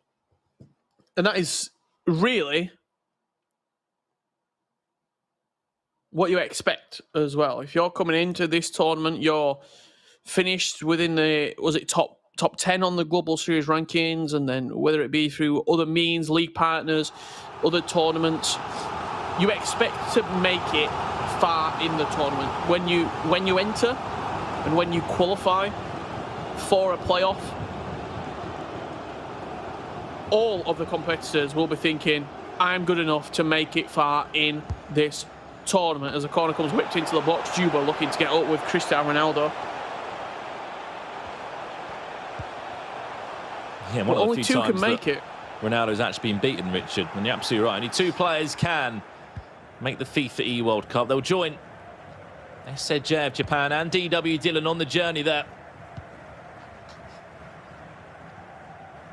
7 minutes left in leg 1. Alphonso Davies with room to exploit, with room to manoeuvre him. Pele, fresh off the bench, will cause havoc. And will cause so much havoc that he makes Kevin Mbabu panic to get rid of that one for a corner. Played short. Still got options in the box, but now he's played back, those options no longer seem like a viable way to play. Pele wants to inject his spark on the tie into hurl it. And again, defensively, Juba's look strong.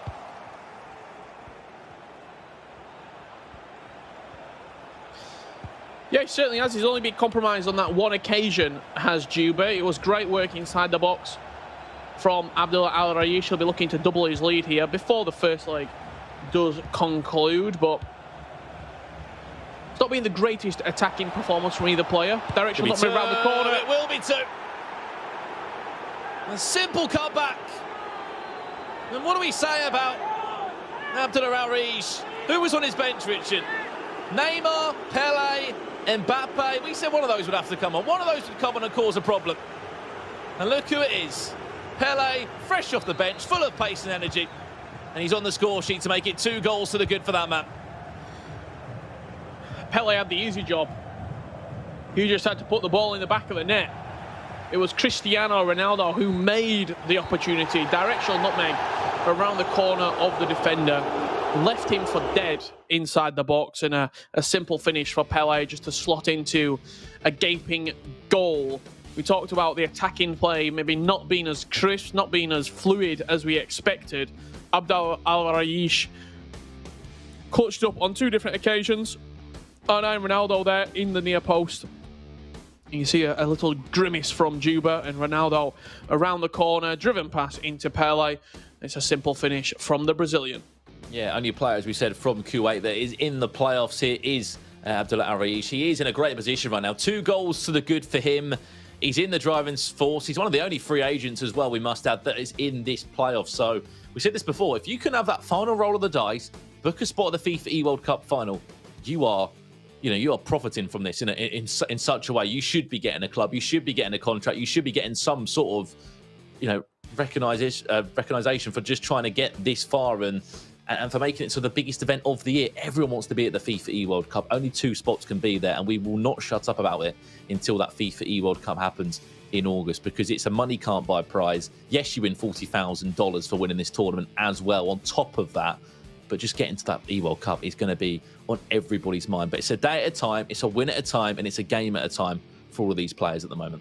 It certainly will be, and I think the World Cup also, to players who haven't competed at it before, it almost seems like an impossible task. Almost like 32 players can compete there. I've got to be one of those 32, but I certainly think that regionalising the events has gave more players a sort of a clearer path.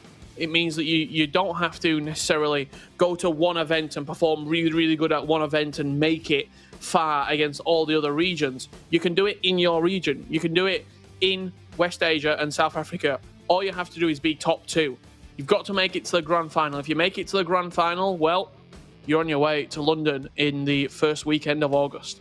Yeah, we make it sound so simple. This has been a long old road. Qualifiers and a long season for these guys. 3 qualifiers to be exact. There was one in January, one in February, and one in March. And then there was obviously a big gap from that. You've got April, May, and now we're here in June for those all-important Global Series playoffs, where the first time we'll actually get to see Swiss before. Have you got a sneeze?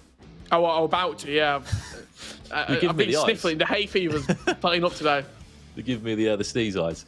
Again, we can do the Twitch chat as well. Let us know in the chat today. Who do you want to win? Who do you want to see get one of those tickets to the FIFA World Cup? Is it Msdossary? Is it Charan Jot that you're a fan of from India?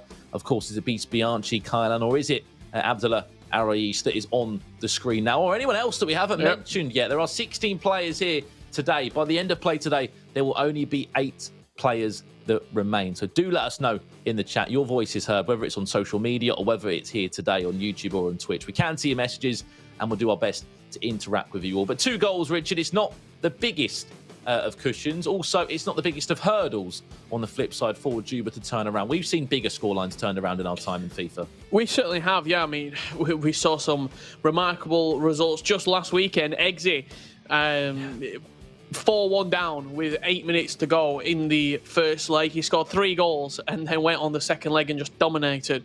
If Juba can get an early goal here in the second leg, turn the tide of the match a little bit in his favour, I certainly think he can be victorious in this round 2 matchup in the Swiss. I'm just going to have a quick look to see if we can see any of the other results, our current standings as it stands at the moment. I'm sure we'll get that information to you as soon as we possibly can. Yeah, of course, we'll keep you up to date. If you want to check out any of the scores, by the way, guys, you can head over to EA Sports' website under the FIFA 21 Global Series tab. There are all the scores from all the rounds, all the information about the players as well. Of course, these 2 are in this game because they both had very different runs. Juba won 6-5 against Mojabi, and Abdullah won 3-1 against Beast Bianchi of South Africa. You'd have to say, Rich, if you win this next game and you go 2-0, you're in a really good position. You can lose a couple of games if you want to. No one does want to do that, but you've got that security, so to speak, to fall back on if you want to, but no one will want to do that. You have the security blanket there if you need it. But if you can go 3-0, first 3 games, 3 wins, you almost kick your feet up. You can say, you know what, I've done what I need to do. I can relax now. I know that I'm going through to Saturday's winners bracket quarterfinal, and I'm happy. 8 players will be halved. 8 players will go through to tomorrow, and then we have an 8-man bracket tomorrow and Sunday to find out who will be number 1 and taking home $40,000 and making their name be heard, but also B, find 2 players to go to the FIFA World Cup Grand Final. Yeah, absolutely. There's been so many ways you can get to the playoffs as well. We must talk about that too. Whether it's been in Europe with the virtual leagues there, whether it's been in East Asia, West Asia, the Oceania region, or, of course, North America or South America. There's been so many routes and so many avenues you can take to get to those all-important Global Series playoffs. It's just been about getting here, seeing what you can do when you get to this event, because this is where the money comes out to play. Sorry, and those FIFAe World Cup spots. We are waiting for that second leg to get underway in front of our very own eyes right now. Abdullah, I should say, leads by 2-0 against Juba. He's done a lot of support in the Twitch chat. Both players have, and we're back underway for that game right now. 2 goals to the good. He does lead. Can he hold on to it to go 2-0 as well in those all-important Swiss round stages? Be a dream position to be in.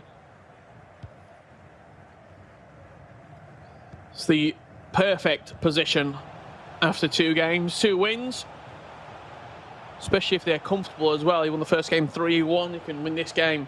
He's already 2-0 up. He's Abdel Al-Raish. However, Juba, kicking from right to left in the blue strip, will hope that he can turn his fortune.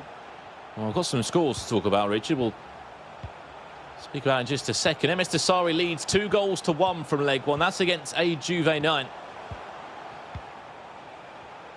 So Yassir beating Beast Bianchi 2-1 of Goliath Gaming. Charon Jot trailing 2-1 against Mashal, the man that won qualifier #1 back in January of 25 Esports. And across the board, you've got Rakan of ASMR Esports. He's in front against Ibrahimovic. And Ziad against Kylan 0-0 at the moment. We'll keep up to date with all the scores as they go in.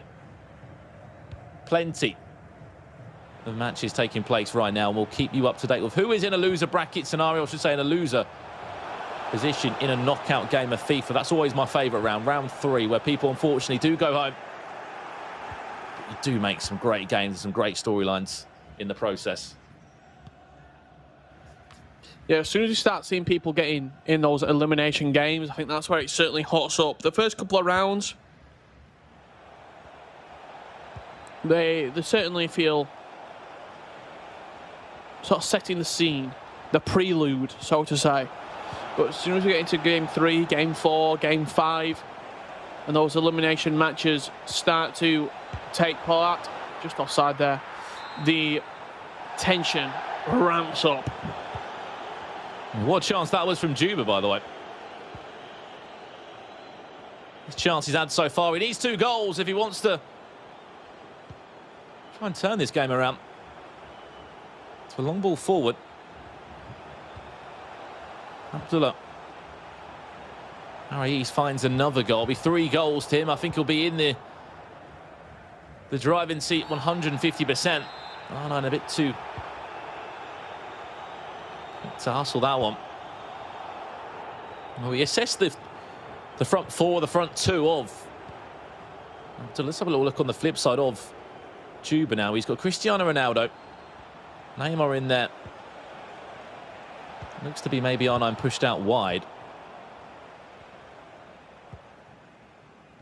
We shouldn't say. No R9 actually to be seen in this starting lineup. It's Pele, Neymar, and Cristiano Ronaldo. I mean, safe to say there's still people that don't back Ronaldo. Prime icon moments around in the zone. 97 overall, but still doesn't always make the cut. This team of the season, Neymar, has been making teams, but here's R9 on the flip side for Abdullah. He's going to show you why he should be in the team. The skill combination he's looking for there. Able to find that one. Ball comes back into his favour. Long balls. Ambrota down the byline. He's going to interchange well. Patience is everything for Abdullah. He did it before in leg 1. He can be patient when he needs to be. He's just waiting for a gap to open up, waiting for a potential avenue to open. No rush at all.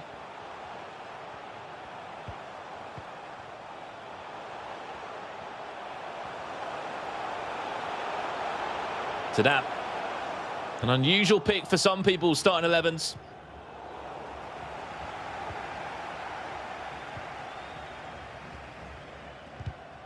Some of the chat said, how can both people play with Ronaldo. Has he got a twin?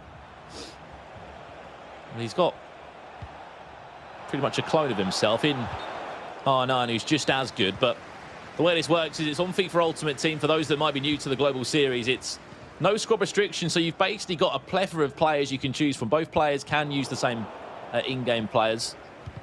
Hence why you are going to see very similar teams. That's got Ronaldo Nazario in it, R9, the icon of Cristiano Ronaldo, if not. There are some players that just have to be in your starting 11, as you will see across this weekend in West Asia. Quite intriguing, to be honest, in the squad selection of Juba, Cancelo, Bruno Fernandes, Joshua Kimmich, all featuring unusual players. Certainly Kimmich and Cancelo, you would say. I wasn't sure if he was a sub from the get-go, but he wasn't. Ronaldo, is he on side?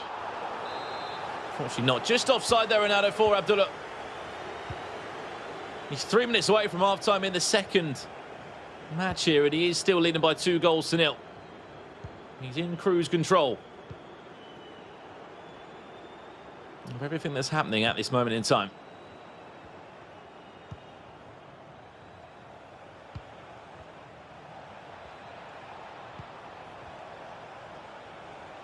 Neymar, good feet. Juba needs something now. There's the one more. It's quite an ask for Ronaldo there to try and turn around and whip that into the back. Long ball forward.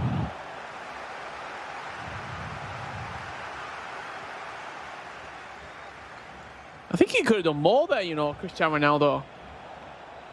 It was a double tap to the near post. The goalkeeper didn't actually save it. He just hit him on the way through. I would have said that he probably should have done more. We'll look back on that chance now as we can see Juba on the camera here. Of course, all the players playing from the comfort of their own homes or studios or sort of team HQs, dependent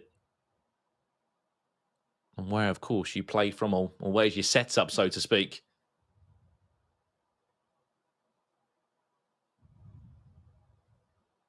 He's 45 minutes away from sort of being reset back at 1-1. He'll only need 2 wins and fortunately only need 2 defeats before he will be knocked out of the tournament. On the flip side, for Abdullah, if he wins this game, he'll be 2-0. 1 win away from knockout football tomorrow. Remember, we are only playing until we see 3 wins across the board for a lot of players. There's going to be a lot of good storylines that unfold across the next couple of hours if you have just tuned in now. But quite a lengthy pause here. It's Juba doesn't like he's changing much, just having a bit of a think and taking the time to do so. Both players pretty much ready to get back underway now. Just waiting, aren't we, for those final few changes to be made.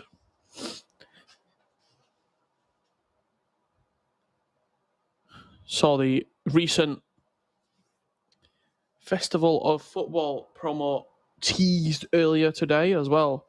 Brandon, another set of promo items that potentially could even further spice up the meta if there is some unbelievable items released. I was going to say that. I mean, we sort of maxed out most of the promos and most of the special items that come into the game now. If you look at the yearly FIFA cycle, we don't always have a major football championship, whether that's the Euros or the World Cup. So normally, team of the season is the last hurrah, so to say. Yeah, real promo we'll see that will change up teams. Of course, there'll be little things in the meantime that will still mix up teams and change squads. However, that might do just something, Richard, especially as we edge towards the FIFAe World Cup finals, the European playoffs. That, of course, is in July. Are we going to see more of an aggressive second half now from Juba? 2 goals down in the blue strip from left to right. Can he find a way back into the tie? A goal would certainly be that way. Mbappe can't turn well. He's got Vieira literally just breathing down the back of his neck.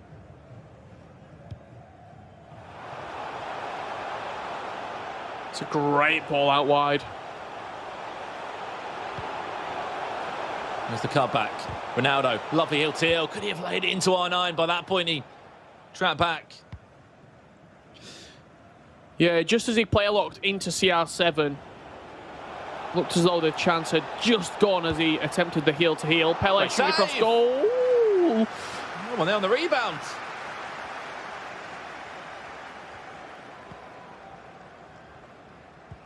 Starting to get a little bit more end-to-end now, this game, just the way we like it.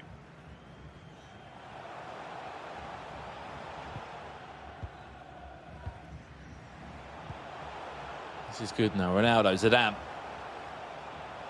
And we'll come back to that in a second, Rich. Maybe you can explain to those at home why Zidane might have been chosen by Abdullah. It all comes down to personal preference when you build these teams. There's no, you must choose this player or you must use this formation. It's all your own choice to, or choices to make.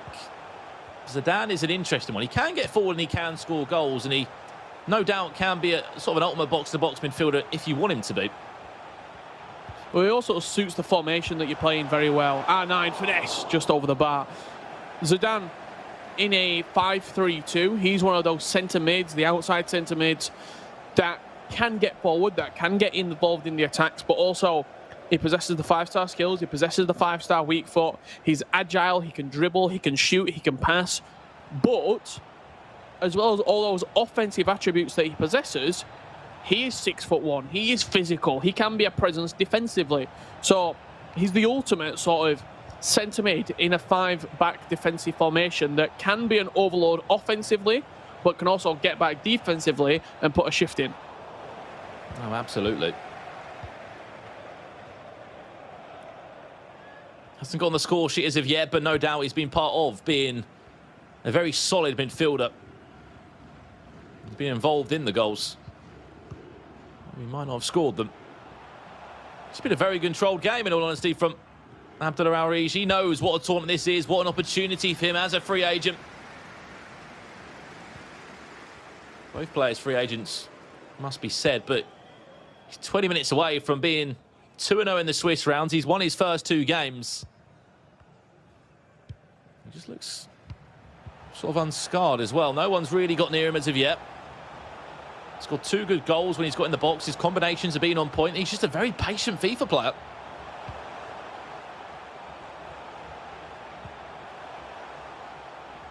Saw this sort of dominance from him back in January. Qualifier number 1. He came second in that tournament. There's Ronaldo. Directional nutmeg. Little ball roll. Fakes around the corner. Teasing the goalkeeper. Looking to cut back inside. Just could not find the pass he was looking for inside the box, though. Really should have done better from that. As soon as the ball came inside, off the back of the directional nutmeg, he heel to heeled into the space. I just think the shot was there. It was asking for it.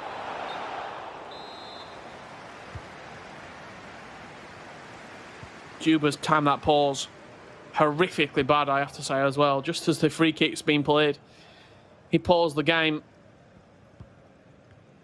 And Abdul Al-Raish has got not a care in the world. This ball can stay in for the remainder of the game if it's up to him.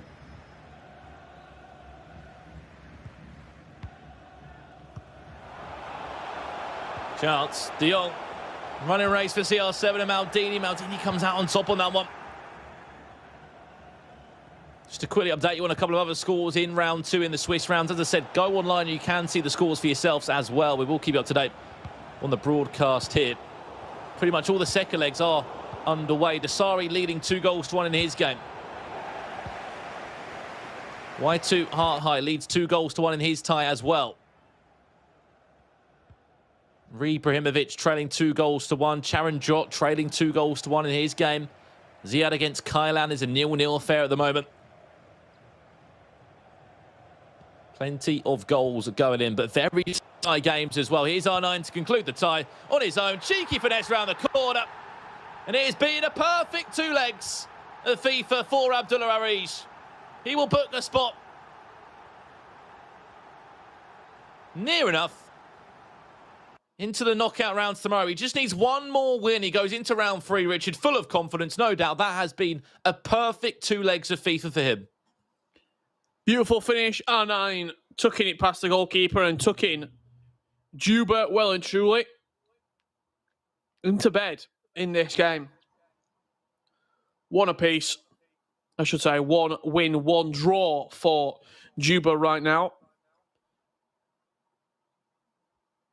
2 wins for Abdullah Al-Raish.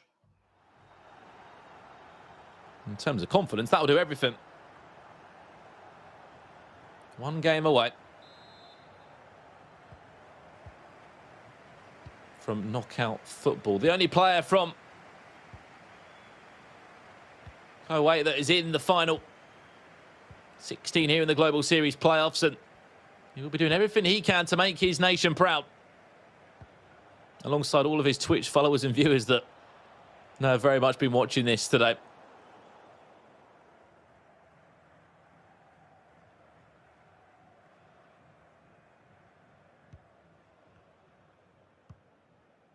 Added time to follow now, and we will conclude this time. We'll look across the board to the rest. Pele, back to Neymar. Neymar still, good feet from him. Fortunately, just too little too late, though. Juba may have won his first game of the day, and must be said on top of that, Rich, he scored 6 goals in his first game of the day. Did not score a single goal in his second match here. A massive result for Abdullah Al-Raish. He will book a second win on the board. He'll be 1 win away from making it into the knockout rounds tomorrow, but no goal scored for Juba. As I said, scored 6 goals in his first game. Leaked quite a few in his first match as well in round 1. Could not find the back of the net there. Is that just poor play from him or just superb defending from Abdullah? I think it's poor play. He didn't even look like scoring. Let's be honest. He was poor for the majority of the game. Clean sheet, surprising for Abdullah Al-Raish, just in FIFA esports in general. Very rare do you see a clean sheet. He moves on to his pivotal 3-0 matchup where he can confirm qualification. However, Juba goes down 1-1, needs to bounce back if he wants to keep his hopes up of moving in to day 2. Yeah, absolutely. Abdullah Al-Raish won his first game 3-1 against Beast Bianchi. Only conceding 1 there, and then he goes and wins 3-0 against Juba. He is 1 win away from doing that. Again, we will keep you up to date with all the results as we go in, and I believe that Kyle and Mike have got some of those results very, very soon indeed. But gents, 2 games done, and people just 1 win away now from knockout FIFA here in West Asia.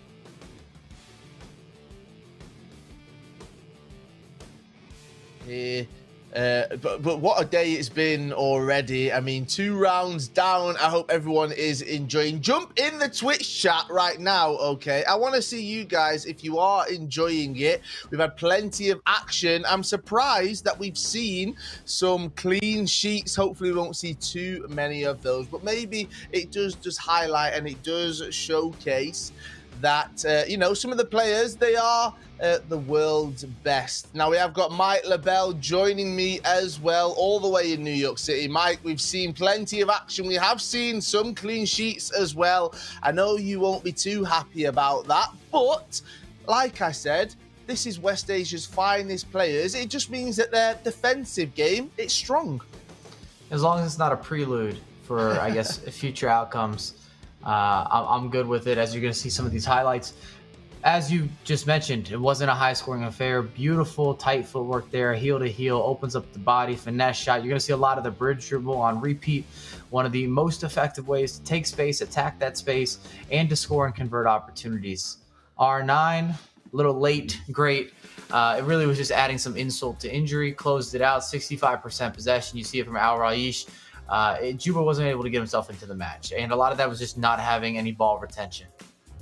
Well, you can see just there, Abdullah Al-Raish, he does win 3-0, 8 shots, 5 on target.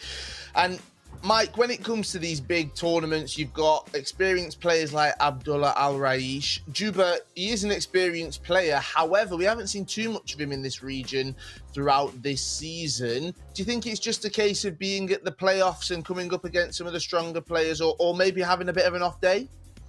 Well, they have a saying. They say that experience pays dividends. And I often see some of the same faces having a lot of success, whether it's online or it's in person, when we're getting to these later stages, because they've been there before. They know what to expect. They don't change the way that they're playing. And if they do, if anything, they often rise to the occasion. And that gives you a competitive advantage. And it's kind of like you've paid your way, or you've paved the way, you've paid the tax or the embargo, whatever it might be, it's put you in a position where you can reap some of those benefits, get those rewards. Now, I'm just having a look at some of the other results that we have across round number 2. Juve, he was losing 1 to Msdossary, who had 2 goals. Sharon Jot losing again there to Michal, 2-1 as well. And you've got a few of the other players. I'm scanning them. I'm having a look. Mo Jabri, 2-2 it was. I'd be interested to see how that one comes to an end. We will have all of those results for you very, very shortly. Make sure you stick around with us. We will be progressing through to our Swiss round number 3 here in West Asia. It is the playoffs. We are on the road to the FIFAe World Cup, and we'll have plenty more FIFA 21 action after this short break. Earn 8 new swap tokens by watching the final events of the FIFA 21 Global Series and redeem them for untradeable pack rewards. Simply link your Twitch and EA accounts, watch at least 1 hour of any of these events, and claim your FGS Player Token with the new Twitch Drops campaign system. There are some great repeatable pack rewards up for grabs. Don't miss out. Link your accounts, watch the FIFA 21 Global Series, and start redeeming your rewards.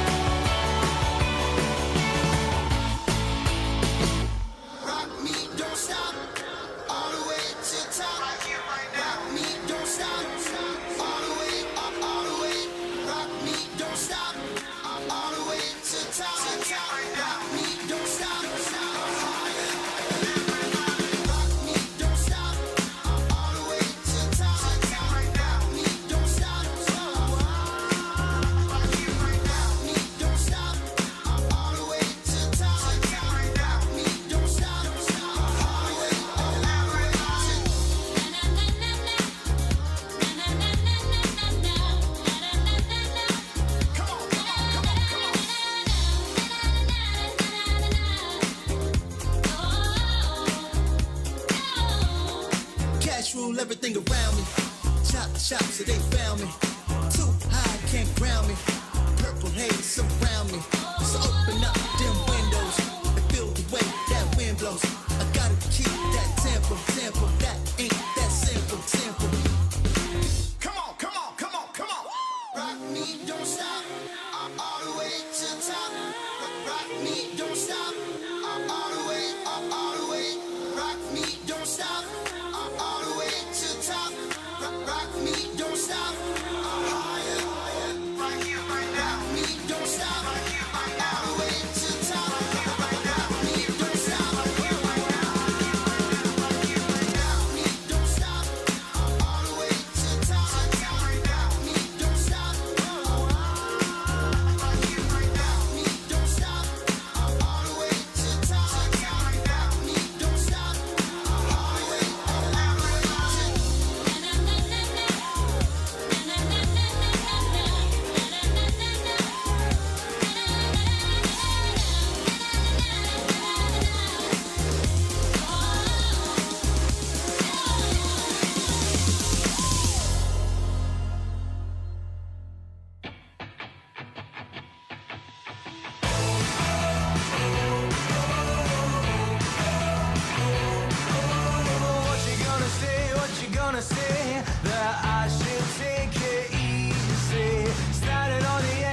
Catch my breath. Well, nothing beats this feeling, so I don't ever wanna let this. I don't ever wanna let this go. Oh, I never felt a touch like yours. Going crazy at my main for sure. You know I wrote it on the bathroom wall, so everybody knows. Everybody knows. Everybody knows, here we go again. Now I see double vision, hanging on the edge, now I'm out of breath. Oh, tell me, am I dreaming? I don't ever wanna let this, I don't ever wanna let this go. No, I never felt a touch like yours. Going crazy, I'm a mate for sure. You know I wrote it on the bathroom wall, so everybody.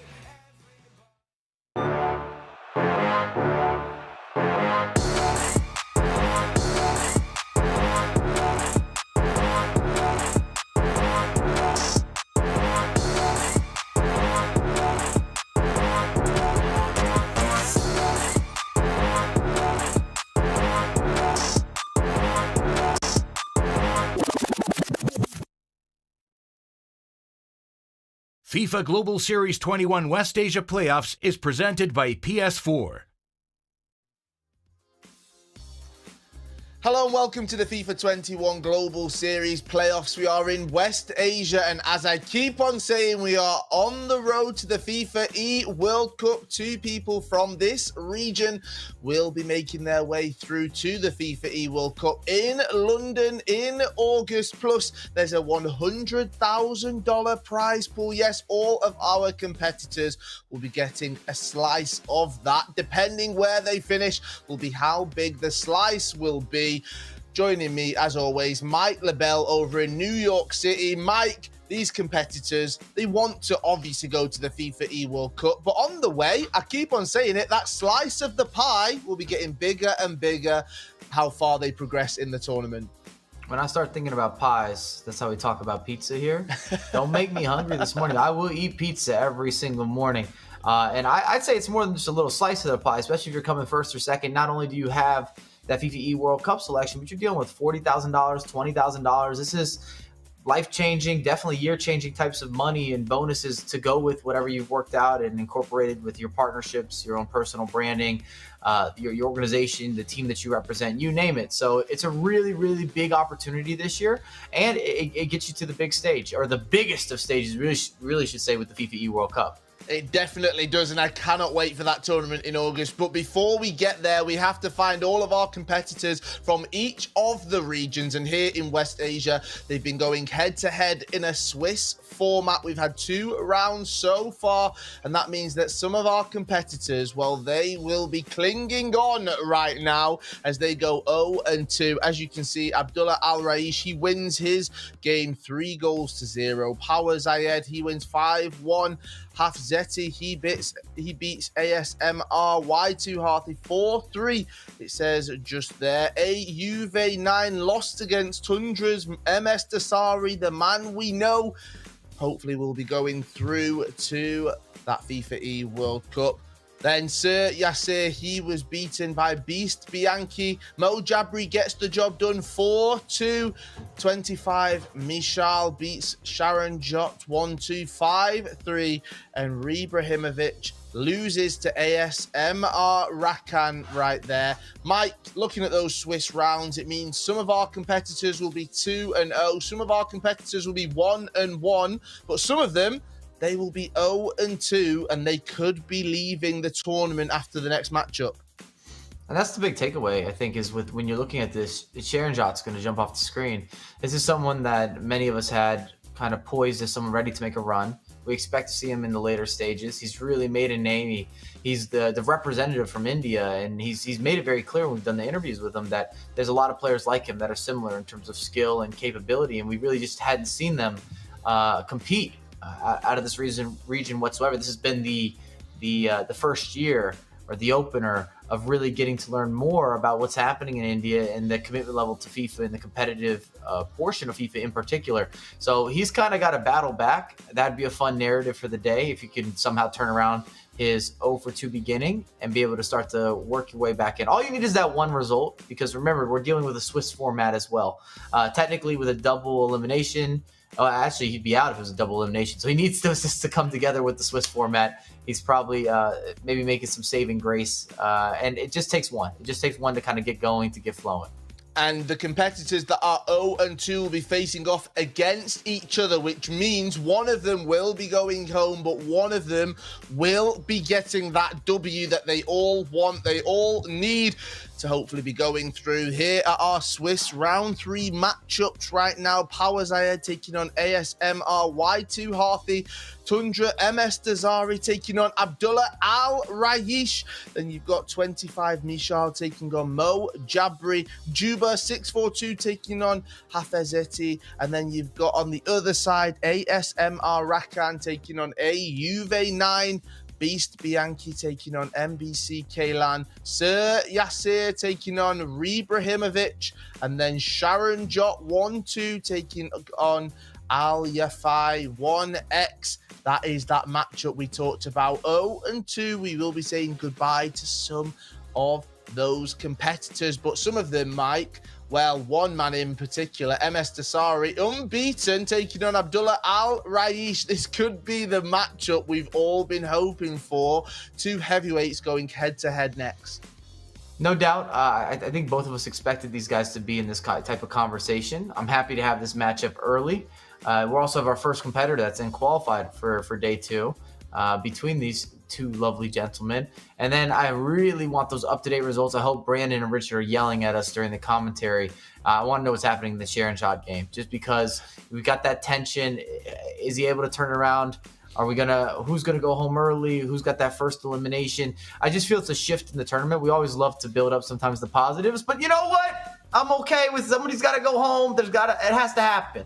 I like that intensity, and I don't know if it's the right move or not from my own perspective, but I definitely like watching the games where I could tell guys aren't always playing their best, because you can tell they want it and they're missing that last step. You're not as decisive. There's these small intricacies that aren't coming together how they normally would, but you could tell that they're trying to bring it. They're trying to fix it on the fly.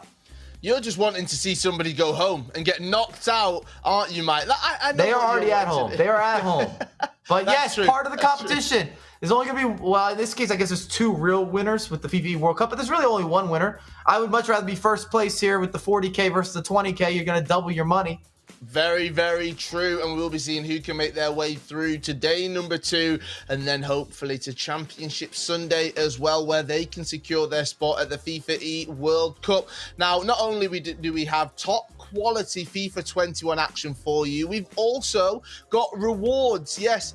If you link your EA and Twitch accounts, watch the stream for at least 60 minutes, claim the reward on Twitch. It's super simple. If you've linked your accounts, you will be notified around it and you'll receive a FIFA Global Series player token in your FIFA Ultimate Team account. Once you have collected at least 1 token, you'll be able to redeem them for FIFA Ultimate Team rewards in game. The Paddy Kirk reward will be yours. Now, just like that, you've got that reward. We've also got something for you to add to your FIFA Ultimate Team. Yes, we have our Tundra Esports crest that you'll be able to get your hands on, plus some TIFOs from 25 esports that you'll be able to include in your FIFA Ultimate Team. So make sure that you have those accounts, your Twitch and your EA accounts, linked, and you'll be able to get your hands on both of those, including your player reward. Right, Mike, we are getting into the action just now. 2 players going head-to-head. Tundra's Msdossary. I'm sure Msdossary will be hoping to get through to those FIFAe World Cup finals because he wants to be facing off against other players from around the world. He knows how good he is. He knows that he is one of the GOATs, as people always calls him, and he'll want to get out of this region and he'll want to test himself in FIFA 21 against everyone from around the world. Well, and this match matters a lot as well, not only from a qualification standpoint, but also you're looking at seeding. You want to be at the highest seed, give yourself the best position when you're going into day 2 and potentially even going into day 3. Now you can see just here, he is from Saudi Arabia. He was born in 2000. His favorite club is Al Ittihad. His favorite formation is 4-4-2, and his first FIFA title was FIFA 08. However, over the last few years, we have definitely seen him dominate on different FIFA titles. Can he do it today in day number 1? He's set himself in pole position. However, one man that will be hoping to stop him, Mike, Abdullah Al-Raish. We talked about you watching some of his streams. We heard from him before as well. He's coming in hot, as I said. He is ready to take on Msdossary, surely. No doubt about it. And I think it's inevitable if you're looking to qualify from this region that you're going to have to play Msdossary. Al-Raish, I don't think would be concerned or necessarily scared. I mean, you got to give a lot of respect to Msdossary. He's earned, if you have some moments of hesitation, he's definitely earned that. He deserves to kind of sit on his own little pedestal, but it's really important when you're at the competitive level to not necessarily look at him as the superstar that he is and to really bring your A game. And both these guys have a lot of experience, but I just think that every competitor understands that it's likely at some point, if you're winning, you're having success, that you're going to have to meet Msdossary.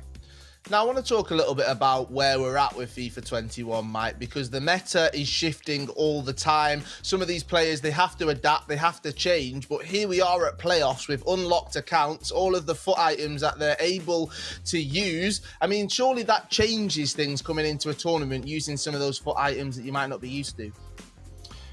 Perhaps. It depends what you've been playing with throughout the year, what kind of squad you've built up. These are those details and preferences that we're going to see on display throughout this entire weekend. You heard Brandon and Rich talking about it as well, where they were surprised maybe not to see the likes. Oh, he could have gone with Pele, or he could have gone with R9. And then even for my own personal preference, then when I'm looking at some of these Team of the Season FUT items, I really like that Cristiano Ronaldo, or that new Mbappe, or that new Neymar. These guys are really, really upper echelon, premium quality, and I would take them over icons. So that's where it comes down to, well, who do you want to incorporate? Who's going to work best for you, and who do you have the most minutes with? Where's your build-up? Who have you been playing with online? Because you're dealing with body types, positioning, comfort, and you can't second-guess, and you don't want to make last-minute changes. Right, let's bring Richard Buckley and Brandon Smith into the conversation right now. Brandon, if you were given an unlocked account, would you be able to get past Gold 2?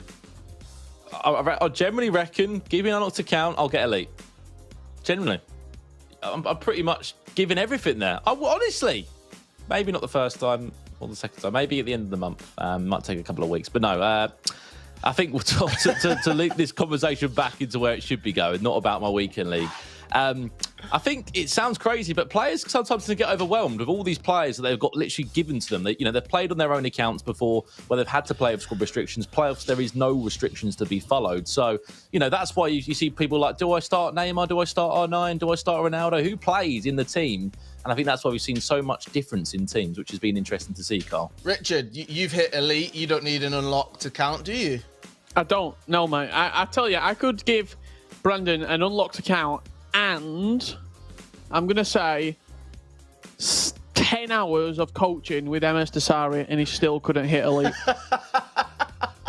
Well, you coached me before and you made me miss out on gold one. I did, because you bottled it. That's what you did. The conversation for another day. The conversation for another day. Let's get into the predictions. Richard, let's move the conversation on. Who have you got? I'm actually going to go against the grain a little bit here. I'm actually going to go with Abdullah Raish. I think he looked very good in that last game. I mean, the way that he was just controlling the game, that 5-back, he didn't even look threatened at all. I think he takes it. Ooh, I'm excited to see if you get that one right going against the grain. I'm reading the Twitch chat as you were saying all of that. Mike, who have you got? I don't go against Msdossary, not in the big tournament moments. He's earned the predictions, the respect, all of the above. There's a reason that we give him such high praise consistently, and I think he's going to get the job done here, and he's going to be ready to move on from the Swiss format. And Brandon, who have you got? It's got to be Dossary. I think he's going to get a 3-0, make it an easy Friday for him and get into the knockouts without really anyone coming near him. Well, let's see what happens. Let's kick off the Swiss round 3 here in West Asia. We are in the playoffs. 2 people will be heading through to the FIFAe World Cup. But to do that, you've got to make it through to day number 2. And one of our competitors will be doing that after this matchup. Richard Buckley, Brandon Smith, take it away.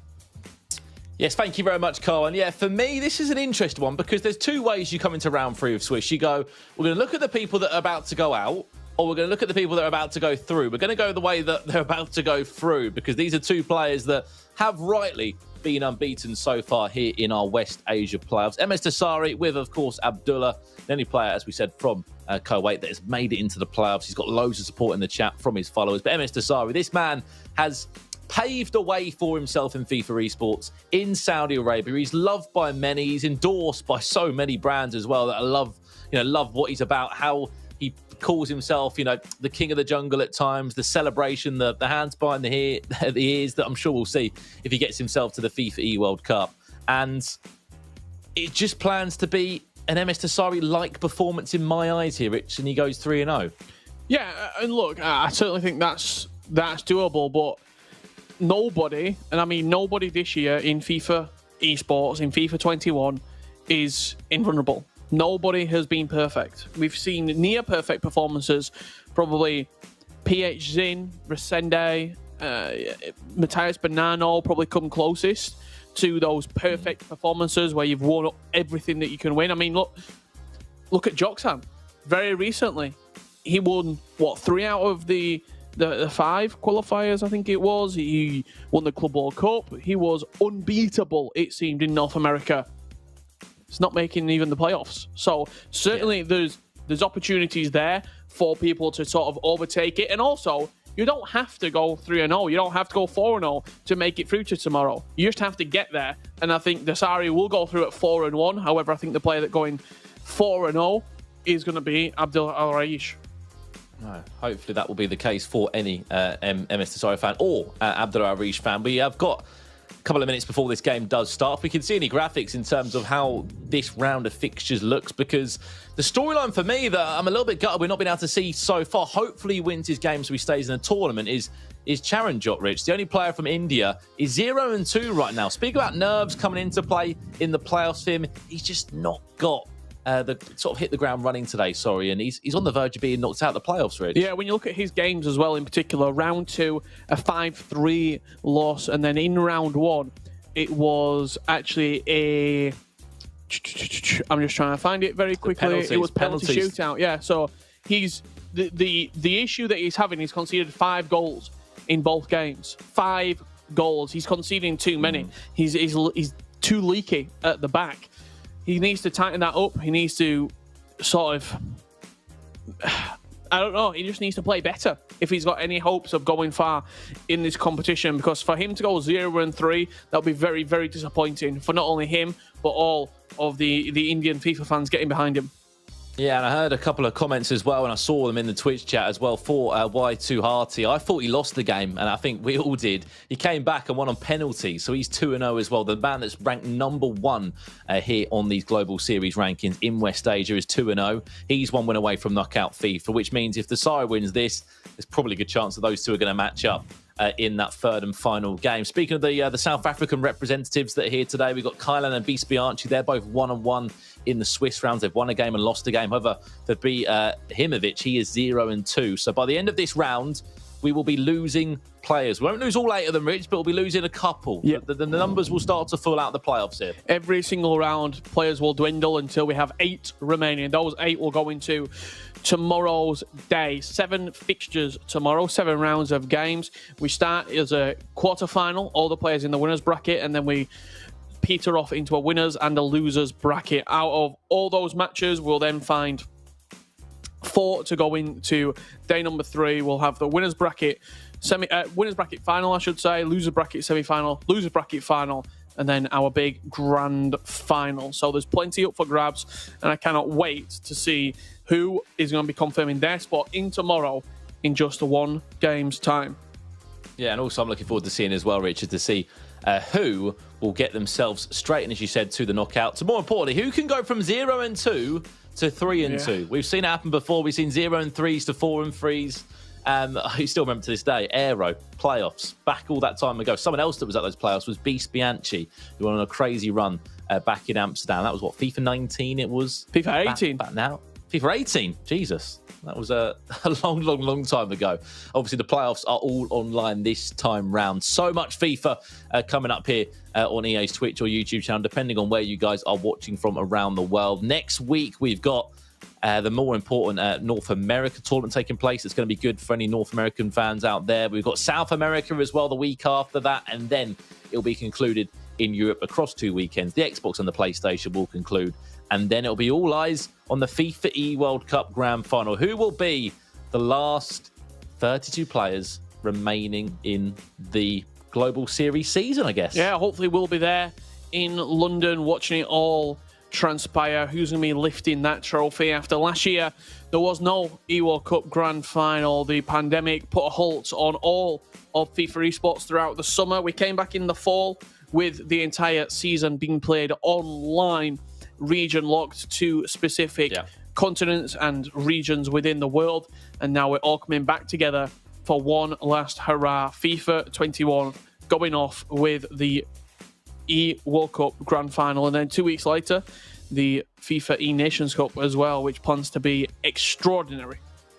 Yeah, exactly. And 2 players make it from this tournament, for those that are wanting 2 players. So come Sunday, this is a 3-day tournament. We have Swiss rounds today, knockouts tomorrow, knockouts on Sunday. By Sunday, we will find out, no doubt, who those 2 players will be. We believe the game is near enough ready to get underway in this matchup. It's round 3 here in the Swiss round. First time we've seen Swiss FIFA played for a long time, and certainly safe to say, Rich, when there's so much going on, it's hard to keep up with it in terms of seeing all the goals going in, but it is exciting. I remember being at Foot Champions Cups with yourself and seeing some of the scorelines come through. There's always so many storylines that are emerging and being created. Yeah, it certainly is, and I think especially when we're at home as well, Swiss is a little bit harder, whereas when we're doing the bracket play, you only need to focus on pretty much one game at a time. You're focusing on 2 players. Guys, can you be in your seats? Guys, can we get ready? Guys, can we play? Whereas when you're doing Swiss, you've got 16 players to manage. Until we start knocking people out, which will happen after the next round and then the round after, and then after round 5, it starts to become a little bit more easier to manage. But yeah, the admins have got a tough job making sure all the games take place and kick off relatively at the same time. I believe we are going to be getting underway very shortly indeed. But before we do get underway, we're going to be hearing back from Kyle and Mike LaBelle to get their final thoughts on this upcoming match. Mike, I've actually got a question for you. You've been in the FIFA scene a very, very long time, longer than anybody else here. Thank you. Whoa. What makes Msdossary so good? Actually, a lot of what makes Msdossary so special, you don't always see.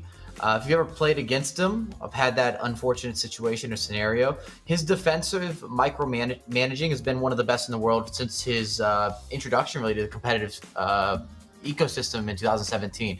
So if you don't understand what that means when you're talking about micromanaging and defensive player switching, his ability to switch to players and manage 2, 3, 4 players at one time, he takes away the space. He really makes it where you feel as if you can't move.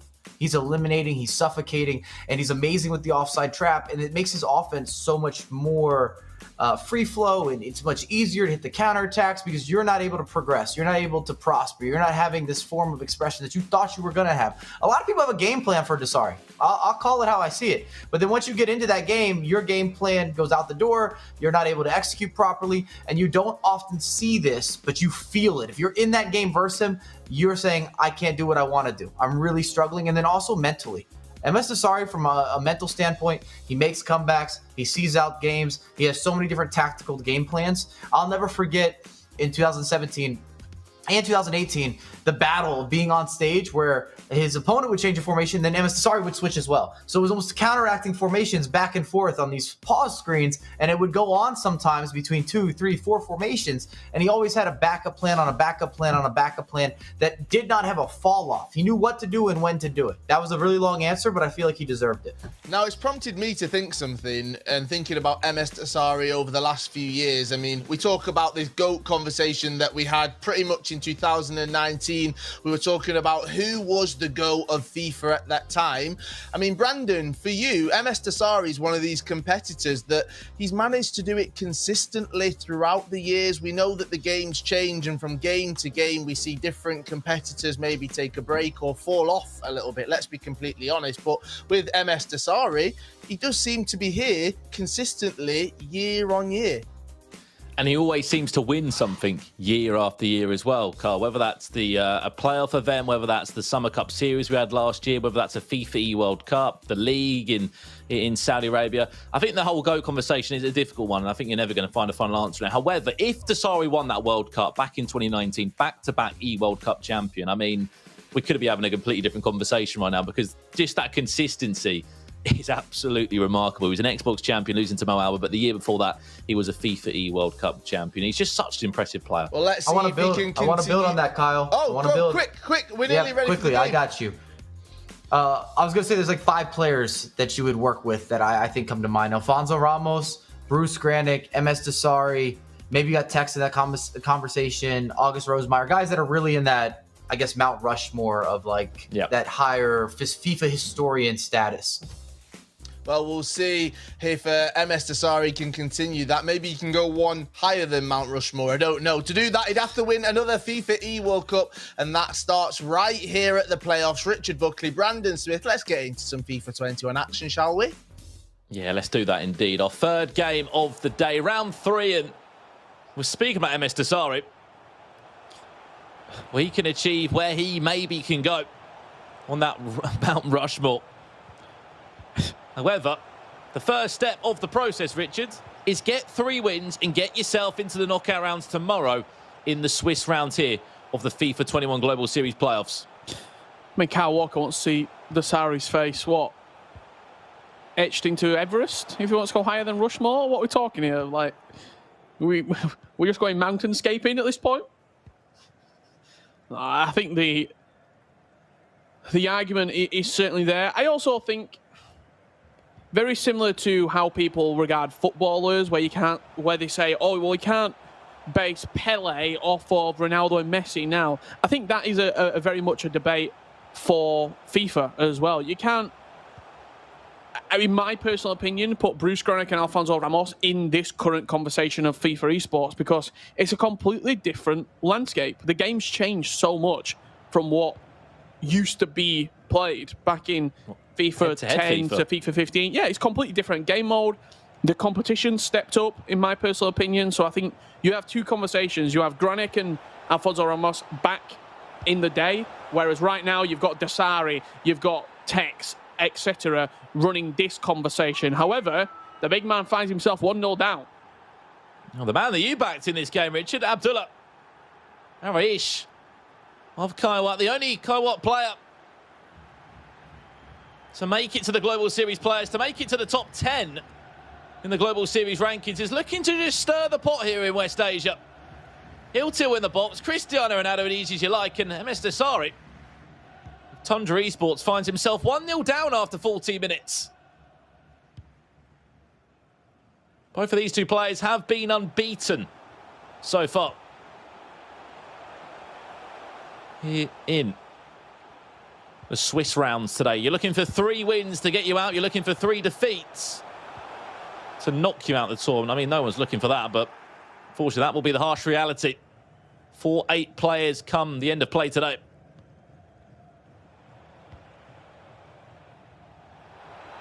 Ronaldo into Pele. Very much direct is Abdullah here. I think that's how you got to be when you play against Msdossary. Mike LaBelle said the words of, you come into Msdossary with a game plan, and I think if you've got the proper game plan, it's attack, attack, attack, and just outscore and make Msdossary feel uncomfortable. But he has to change, where he has to come out and play. Pele back to R9, defended well by Dossary, goes down to ground as Varane. Referee says, get back up on your feet, and chance for Dossary to really get his first fill on the ball.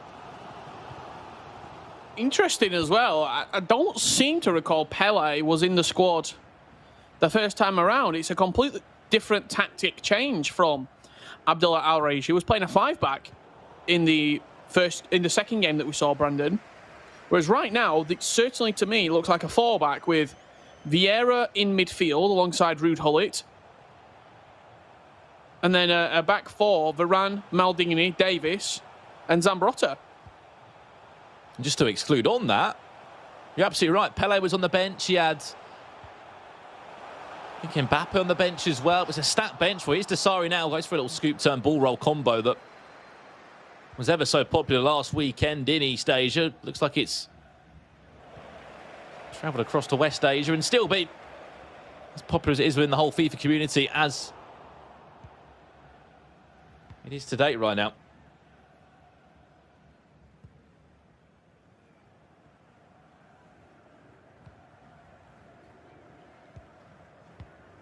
"31 minutes played here. Abdullah Al-Raish leads by a goal to 0. He finished 7th in those Global Series rankings. Msdossary finished 2nd. Of course, I say this year after year. Dossary always seems to win an event. He always seems to win a tournament. It was qualifier number 2 for him that he did win back in February.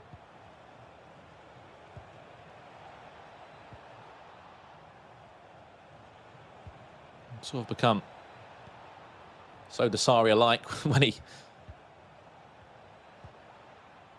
competes. There's always conversation of him doing well, and I think the thing that's always impressive about Dossary is that he can do it on land, he can do it at home.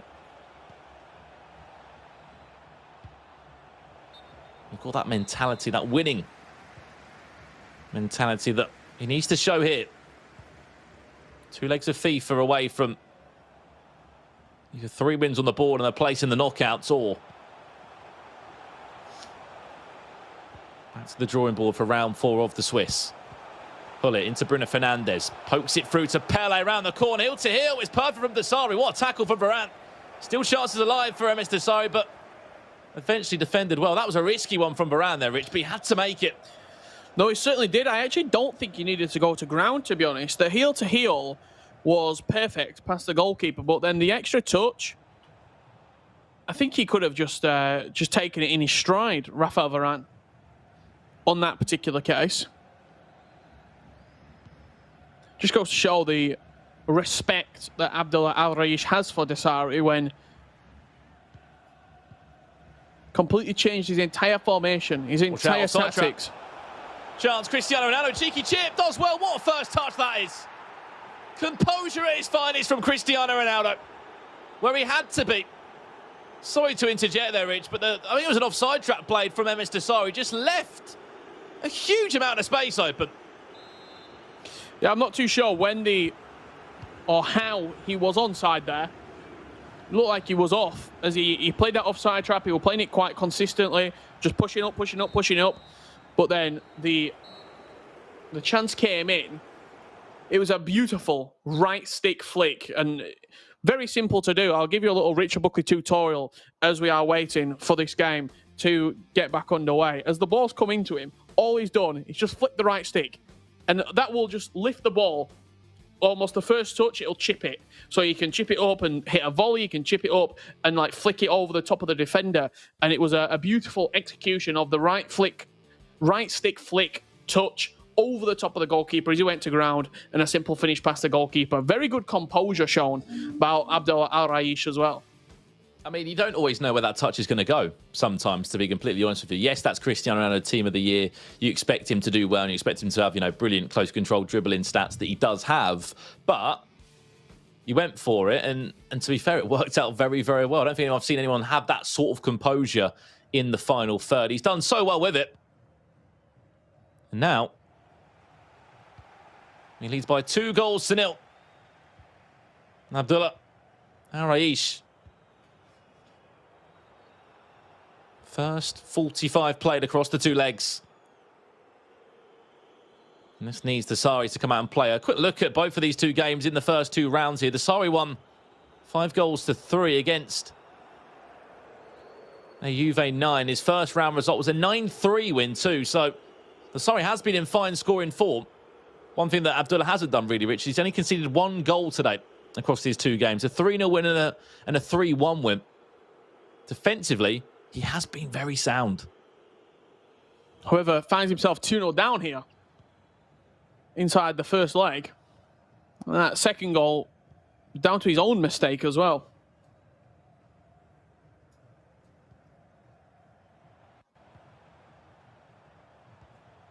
It was an offside trap played, but it was punished. Punished very, very well. You play against Msdossary, you have to bring your A game. You have to be so, so good.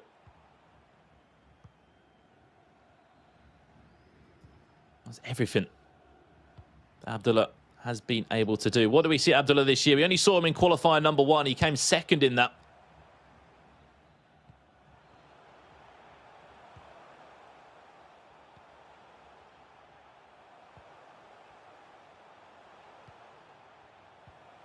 Speaking of the FIFAe World Cup, and the man that Msdossary lost out to in that grand final, Mo Albert joins the Twitch chat.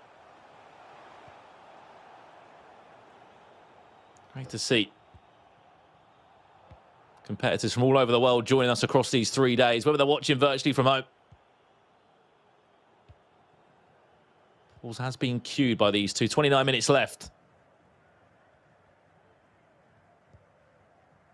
Msdossary having to deal with a very difficult scenario at the moment. Into the pause menu we shall go again. 28 minutes left there, but just struggling, Rich. Just struggling to get going for Msdossary. And I said he's up against one of the best defensive players we have seen today here in the Swiss rounds. A player that's only conceded 1 goal across 4 individual games of FIFA, 2 matches so far. And I'll be very intrigued right now as to what the changes are that are being made. You saw the pause come in. Is it personnel? Is it tactics? I imagine it's going to be tactical more than personnel. I mean, what do you expect to see maybe from Msdossary, Rich? I think he was in a 4-2-2 from what I could see. However, will that have changed? You see how keen and sort of prompt that offside trap is. It's such a high line. There's a lot of space in behind, but the space in behind doesn't get exploited because, yep, they're offside.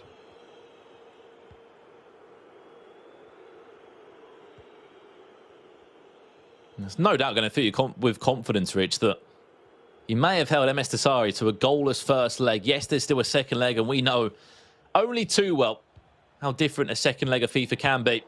And no doubt it will be.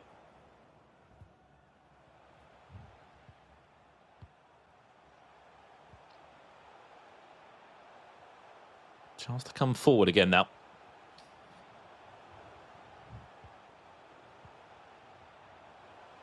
Ronaldo.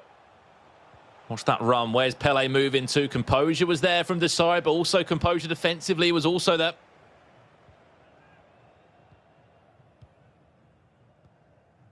He's not shown us a lot, Msdossary, I'll be completely honest.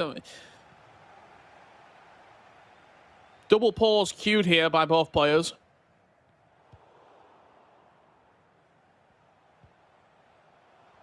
There's a two-legged game. Not going to be made. Even just a goal for the side would be big for him.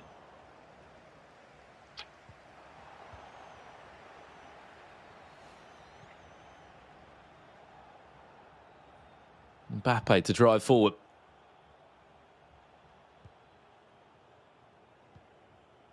To Vieira. Final 10 minutes here in leg one. This is round 3 of the Swiss rounds in West Asia. If you have just tuned in, day 1 of 3 of the playoffs here. These two are 1 win away from booking a spot into day 2 and into the final 8. They'll sort of just be playing for seeding after 3 wins.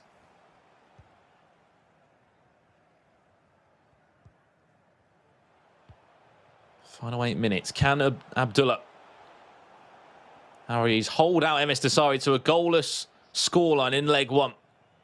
Again, superbly he is defending. Superbly well. Msdossary trying to carve a chance out now. Ronaldo into Neymar. Interchange as well. Pele does well. Back to R9. Nice touch from Msdossary. He needed that. He really needed that, Rich. Late into the tie. He needed to come out with something special there. A brilliant touch. Found the space of R9. It was a composure touch of some sort. Moved him out into the right pocket of space and found the perfect finish. No way the goalkeeper was getting a hand on that. Yeah, it was just that sort of right R1 and then the right flick, the right stick flick into the direction. It wasn't a directional, it wasn't a bridge touch or anything. It was just sort of the ball being rolled with the studs almost past the defender. Little bit of space created inside the box and a very simple finish for R9.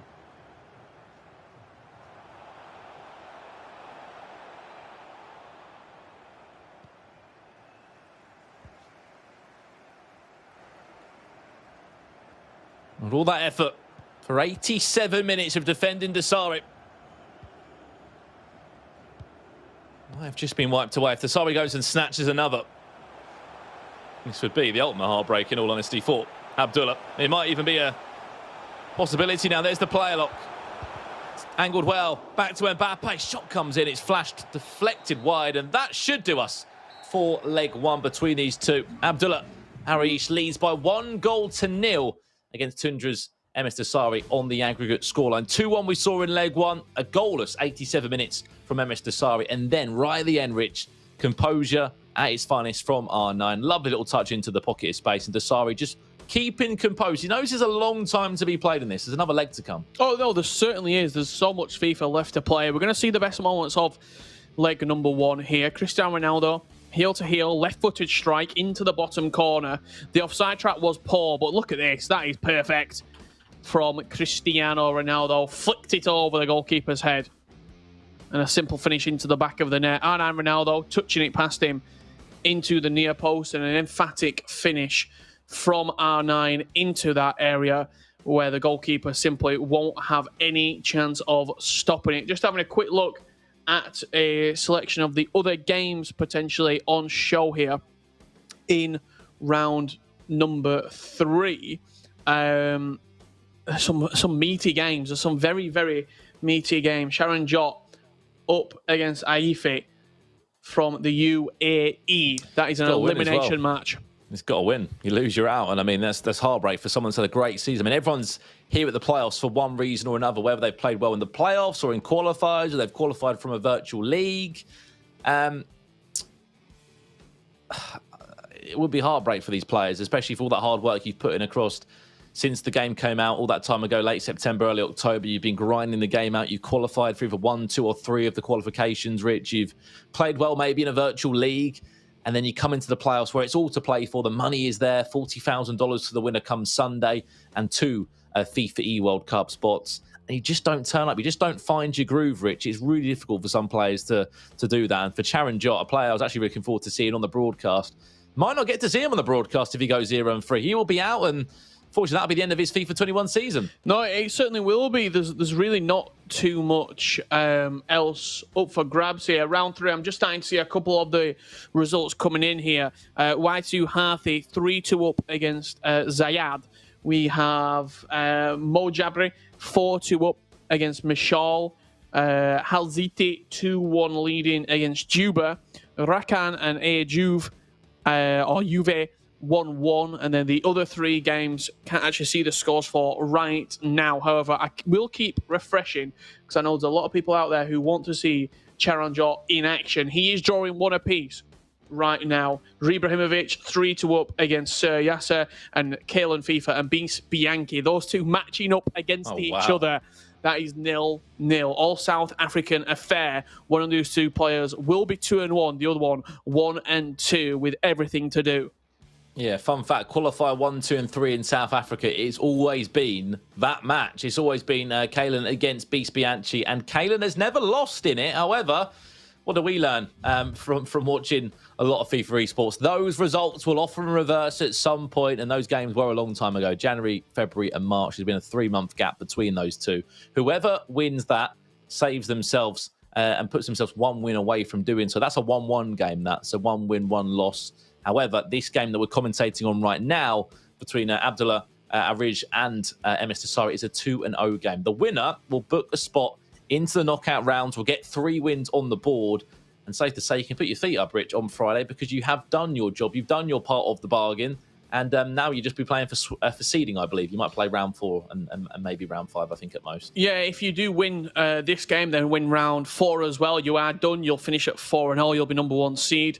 If you do lose this, you will play the rest of the games, try and get 4-1 going into tomorrow's games. Obviously, that first round will be seeded, so seed number 1 will play against seed number 8 in the winners bracket quarterfinals. Then from there on out, it's just going to be... I mean, I suppose you want to be number 1 seed because then you'll probably have a more favourable knockout round if you can continue through the winners bracket. But as soon as you go down to the losers bracket, you're in the trenches. Anything goes, really. It's no holds barred in the losers bracket. It really is. It's a different world to be living in, game after game after game after game, where if you lose 1 match, that's you FIFA. out of the tournament. Every single game, elimination FIFA, Rich. So it's going to be a long old day tomorrow in terms of the games we've got. I think about 7 rounds of FIFA coming your way tomorrow on Saturday. And Sunday will be a bit of a shorter day. We'll have just our final few games with the grand final.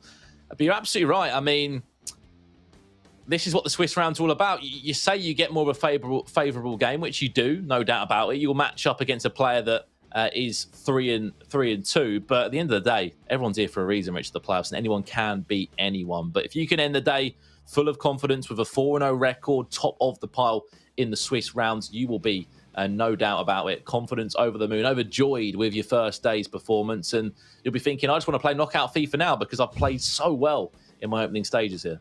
Yeah, and I mean, when you look at what we've seen so far from the 16 competitors, have you been surprised by anyone's results? I think, in all honesty, Abdullah Arish, who we're watching right now, I've been very, very impressed with. Absolutely. A player that, again, we haven't seen loads about. We know that he came second in Qualifier 1 back in January. Other than that, we didn't see him in Qualifier 2. We didn't see him in Qualifier 3. He got all of his points, really, from that first tournament. 7th he sat, coming in to the Global Series playoffs. A 3-0 win and a 3-1 win, respectively, across his first 2 rounds. Has put him into this position now where he does lead against the 2018 FIFAe World Cup champion. 2-1. And he's 90 minutes away from a spot in the final 8. However, Msdossary, no doubt, will have other ideas here. Msdossary kicking from right to left in that white and green. And Abdullah Arais from left to right here. The best way that he can start, Abdullah, is go and score another goal. Get back to that 2-goal cushion. Because he knows at that point, Msdossary will have to come out and play. And as we saw in the last game, Rich, change his tactics sort of last 20 minutes onwards. You just saw there in the top left corner, player debut, Mbappe. Mbappe getting a start here for Abdullah Al-Raish. Looks like he's going to be playing as a wide mid. He's changed his team a lot. Pele didn't play until last game. Mbappe didn't play until this game. I like that as well from a FIFA player, that they're open to change, because before that, it's been Zinedine Zidane that's played for Abdullah. Like a midfield 3. And De Jong as well, and Bruno Fernandes. Vieira played centre-back, it was a 5-back. Whereas now, we're completely different. That's been a conversation with a friend or a coach or a potential follower that is a big fan of Abdullah. I know he's a big streamer. He's made that change, and I mean, this is what Swiss rounds are for sometimes. You can experiment a little bit. Don't over-experiment, because it might not work in your favour. But you want to have that final starting 11, Rich. You want to have your final tactics pretty much pinpointed for knockout football tomorrow. Brilliant ball around the corner. Here's Msdossary with Bruno Fernandes looking to try and buy his way into the box. Went for a half a drag back there. Defended well by Zambrotta.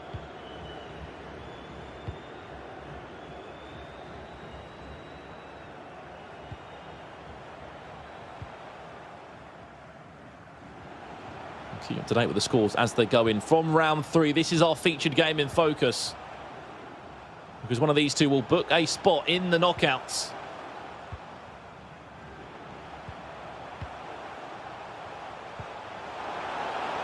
Chance. Ronaldo. Too heavy. Thibaut Courtois off his line. Interesting goalkeeper choice that for the Sire. I think he is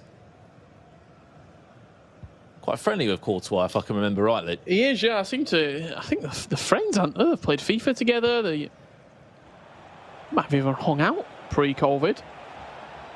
I think the Sari's friends like Aubameyang as well. He's got a decent little contact book.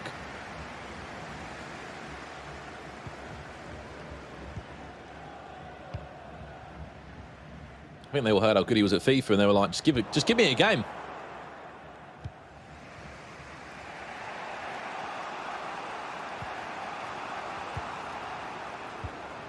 He has sort of had a ridiculous journey. 21 years of age, FIFAe World Cup champion already as he comes forward with Cristiano Ronaldo. Still just in possession, Ronaldo.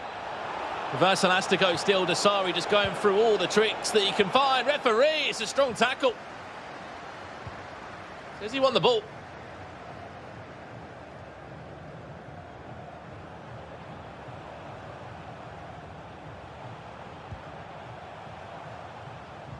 Could have went completely the other way, though. I think he just got there. Chance. Again, he's in. Ronaldo cuts inside. Elastico onto his right boot. Composure again. Superb composure from Abdullah Arish. Really, really impressive. Lacroquetted onto the right boot. And Ronaldo sent him packing.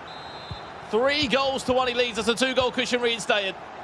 Lacroqueta cancel, perfect from Abdullah Al-Raish. Beautiful play inside the box. The counter-attack, again, the offside trap not being solid enough from Msdossary, left him very exposed at the back. One directional nutmeg later, he's in on goal. And the composure, the patience, and the confidence to do that. Perfect. You have to bring your A game, your A-star game, when you're playing against Msdossary, because it's going to be a long old road. Fights back and strikes back into the tie with Cristiano Ronaldo. Outstanding goal from Msdossary. Beautiful play on the edge of the box. Little skill, double skill from Pele. 1-2, R9 and CR7. And Cristiano Ronaldo with an emphatic left-footed finish. First time across the goalkeeper into the bottom corner. 3-2.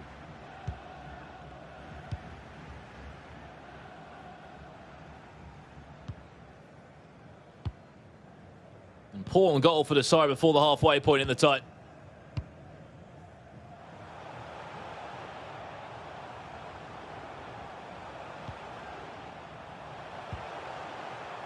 It's the drawing board again for Abdullah. Still is in front, but only by a goal.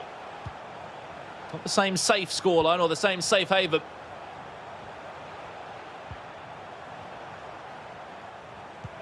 Mbappe, Vieira. To Zambrotta.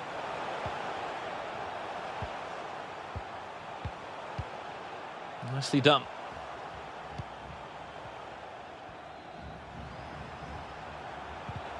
Ronaldo, good feet. around the corner on that time.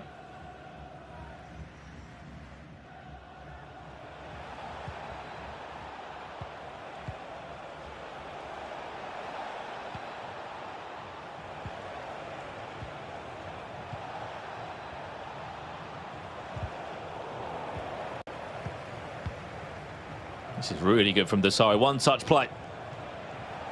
Pele. Which way will he go? Lovely touch. The fake shot was nearly there. That would have been a perfect goal from Msdossary. It's relentless. Oh, no, he is heavy touch. Too quick for the goalkeeper. Msdossary back. Playing like Msdossary that we know and love. There was a collision inside the box. I'm not too sure what happened. The directional nutmeg from Pele. He won it straight back off the tackle, and then another heavy touch inside the box from R9 on the second time of asking. He then knocked it past into the space. It was a little bit of a pinball machine inside the box at times there, but R9 with the coolest head and Msdossary just to slot the ball past the goalkeeper into the back of the net. 3-3 on the stroke of halftime. 45 minutes left to play to find out who will be guaranteed a spot in tomorrow. Do you question Van der Sar there? Because he went down to ground, didn't he? And normally your goalkeeper would get a hand on that. And as it was, I don't know, it just looked like the goalkeeper was there. But what do we know about the directional nutmeg? Yeah. It's so, at times, it's just a random animation, which players don't really know what to do. And the ball bounces around sometimes. It bounces off a defender, might bounce off the goalkeeper. The AI doesn't really have a clue what to do. And I mean, what was your thoughts on that one from R9? I think the directional nutmeg is just a move in which it creates confusion. That's all it is. Yes, you can move into space, but the AI don't read it that well, meaning that if you do it in the right place at the right time, typically you'll get a nice bounce, you'll get a nice rebound, or the ball will it'll bounce in a way in which it could favour the attacking player.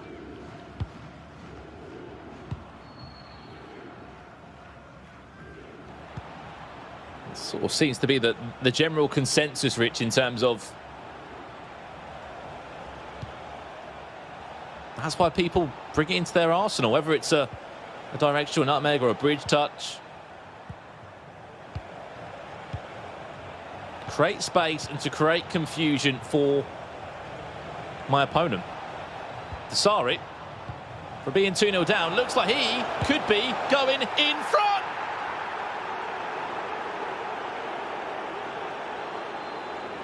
What an incredible game. Msdossary, after being 3-1 down here. Beautiful dribbling inside the box.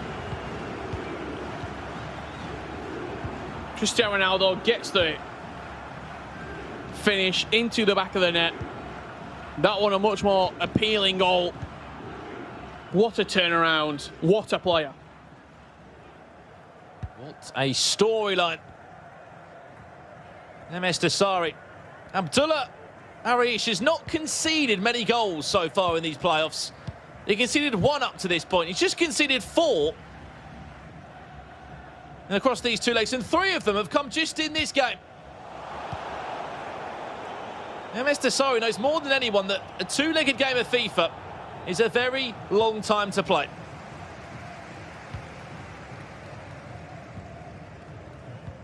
And that is Msdossary.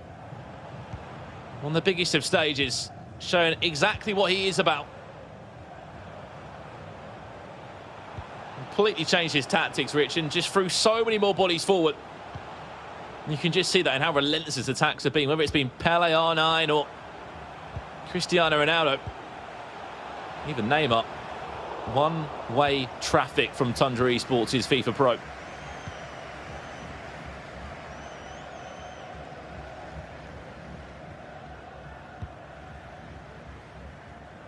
Win this game, you're in the knockouts. This is Swiss round 3 for those that are just tuning in. Day 1 of 3 of the tournament here. These 2 players were 2-0 coming into it now. Msdossary in the driving seat. How will he change his game plan or tactics? Will he look to go to a 5-back?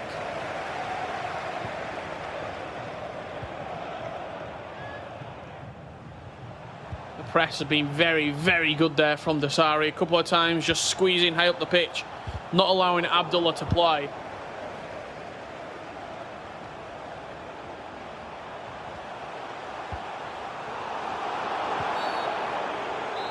Free kick. Was it back for a free kick? And into a pause menu we shall go again. A 4-4-2 for Abdullah at this moment in time, as we'll jump back on the camera now. We don't want the players to see everything that is being changed. 4-4-2 is the formation. Time for a change to Richard, because he's got 25 minutes to find a goal if he wants to go to extra time. Otherwise, it's going to be his first loss. And Msdossary, 3-0. He's in prime position to try and get that top seed spot that many would have probably expected. Yeah, 4-4-2 second variation. He'll also be disappointed, Will Abdullah, if he doesn't win this game, for the simple fact he was leading. He was, I wouldn't say comfortable, but he was in a good position to take this game. He was, 2-0 up and then 3-1 up as well on 2 different occasions, but Msdossary just showing great fight back, not allowing the game to sort of get out of his reach to go 4, 5, 6 goals up. He kept on pulling back and pulled the lead very much into his favour. Well, speaking of those changes, there's a couple on your screen now. Mbappe and Frankie de Jong with a double change for Msdossary.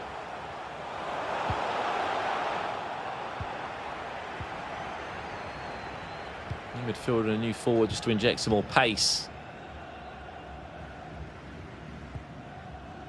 to the final third. 20 minutes left.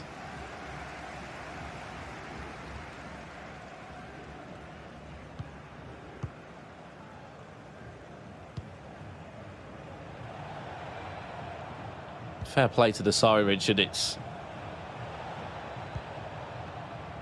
something that we've come to expect from the man, but nevertheless, you cannot take it away. The comeback he showed, the goals he scored, the mentality that he has.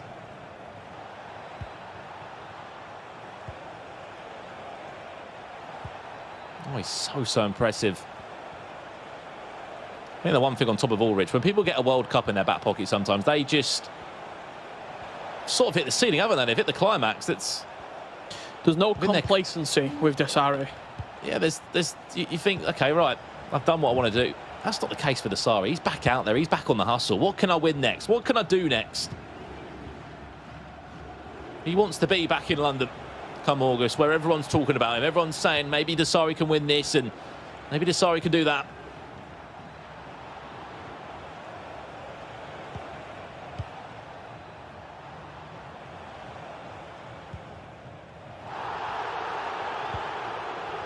Another win here.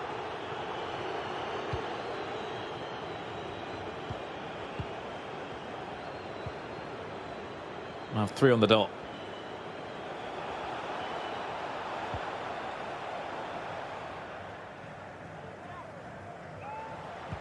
Ten minutes remaining here. Msdossary looks to be in pole position to take this game. The press has been increased significantly from Abdullah Al-Raish. Has to be, because Msdossary will just suck out the time. Wins it back. Ronaldo to Ronaldo.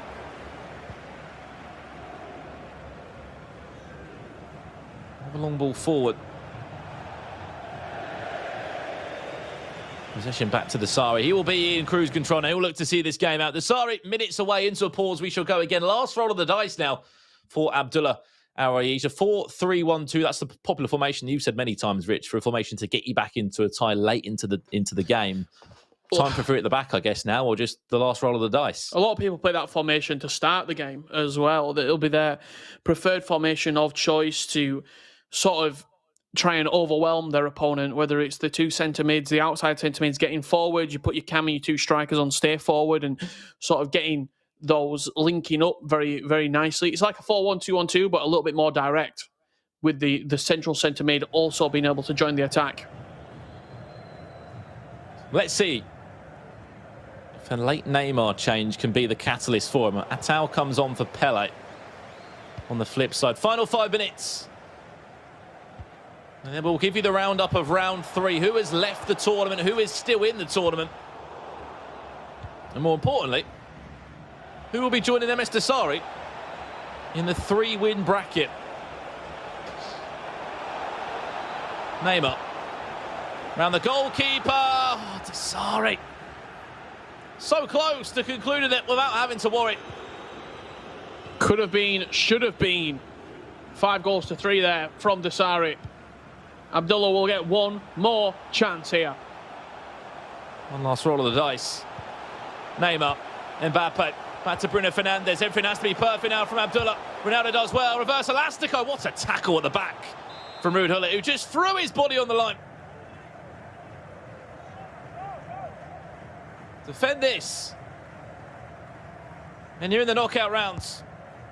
Watch Ronaldo in the box. Into Ronaldo it will go. Punched away by Edwin van der Sar.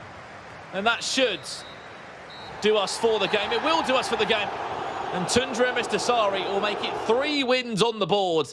And he'll be one of the first names, Richard, getting himself into the final 8 tomorrow. What a block that was from Ruud Gullit at the end there. What a chance. It was the reverse elastico that worked really nice to find the space for Ronaldo. I mean, Gullit, he's there. He's here, he's there, he's everywhere, I should say. Up, going forward, or it can be at the back. Literally throwing his body on the line. Heroic from Ruud Gullit at the back to clutch that victory for Msdossary. He moves on to a 3-0 perfect record. He will play his last game to potentially go 4-0 and wrap up day 1 here. Abdullah Al-Raish, he's now 2-1. He has to win 1 more game out of his remaining 2 to solidify his qualification spot for tomorrow. Yeah, and I mean, if the stats are going as they are, that should be first against second on the Global Series rankings. That should be Msdossary against Y2 Hartai. He is winning 3-1 from leg 1. We'll give you an update on the full-time result there. But that is another round concluded from myself and Richard. I'm going to pass it back to Carl and Mike. They'll have all the other results for you very shortly indeed. Brandon, Richard, thank you so much for that. Msdossary doing Msdossary things. He makes his way through to day number 2. Mike LaBelle, let's break down his performance. We've seen how dominant he can be. However, this felt like a bit of a chess match, a tactical battle. I feel as if I built this up perfectly. I said that's something that really separates him, is how he's able to adapt, how he's able to adjust. And you got to give a lot of credit to Al-Raish as well. I thought that he played really well, got off to a fantastic start, put a lot of pressure on Msdossary, converted his opportunities, completely clinical. I love this goal. He pops it kind of over the goalkeeper. You don't see that frequently at the competitive end. It's not necessarily complicated to do, but it's just another added benefit or something that you've got in your arsenal that you can pull out. As you see, a mistimed offside trap, boost in, across, cuts inside, cancellation, near post. And we were starting to say, ooh, Al-Raish might have this. But then you saw a lot of those tactical changes. Beautiful build-up, 1-2 exchange there. You see some of the technical dribbling inside the box. 1 is good, 2 is better. Goalkeeper goes down a little bit early. 3-all, and then Msdossary, once he was rotating, as you see, another cancellation, a switch of change of pace, we should say, actually. And close out the game. And then you see a lot of that experience in order to limit opportunities. It wasn't a game of a lot of open play or a lot of opportunities, so it came down to being very, very clinical and taking those chances as they were presented. We always talk about conversion rates, but at the pro level, you just can't miss any of those 50-50s or 70-30s or 80-20s. I can keep naming percentages. Either way, Msdossary 3-0, still undefeated and qualified for day number 2. He goes through to day number 2. Abdullah Al-Raish sticks there. He needs 1 more win still to make his way through to day number 2. It is the Swiss format, so he will come up against someone who is also 2-1. 2 wins, 1 loss. Mike, when you're looking at Abdullah Al-Raish, has he got to improve on anything or just keep on doing what he's doing? He won't be coming up against Msdossary in the next match. What's important for him is that he makes sure that he can remake, replicate, stay consistent. Everything that we've seen today from Al-Raish has been at a very high level and good enough to definitely get himself into day 2 and probably to make a run even potentially to see him on Sunday in the action. I like his gameplay. I like his game plan. I like the possession play. He's been able to take his oppositions out of matches. Unfortunately for him, that's going to end up being a bit of a learning experience where he gave up some key goals to Msdossary in the wrong moments, and then he wasn't able to see out the game. But it was his to lose in many regards. So I don't think he needs to shift anything. Mentally stay strong. Should be good to go. Well, we will be getting some of the standings and results and seeing who he will be facing in a few moments' time. But Mike, let's talk about Msdossary just a little bit because for him going through, do you think he feels the pressure of all the success he's had over the years? For Msdossary in particular, just from knowing him pretty well, I think he kind of thrives on that pressure. He needs it. If anything, and this might sound wild, he sometimes, I think, finds issues or doesn't have the same motivation depending on the tournament, the event, what's on the line. And it's actually a problem for Msdossary because he plays so well with that additional adrenaline push. I'm really looking forward to seeing him in person. I think from a competitive FIFA fan, everybody kind of hopes to see him at the FIFAe World Cup. Regardless where you're from in the world, he's just one of those iconic players. And it's crazy saying that when you're talking about someone being 21 years old and he's a FIFA icon, but he's kind of been a phenom since the beginning, and you always expect him to make a run or to be at that final stage. Well, he does make his way through to day number 2. Tomorrow we'll find out if he can go through to Championship Sunday, if Msdossary will be going to the FIFAe World Cup. But for now, it's time to have a look back at some of our action, and it's time to have a look at our game highlight presented by PlayStation.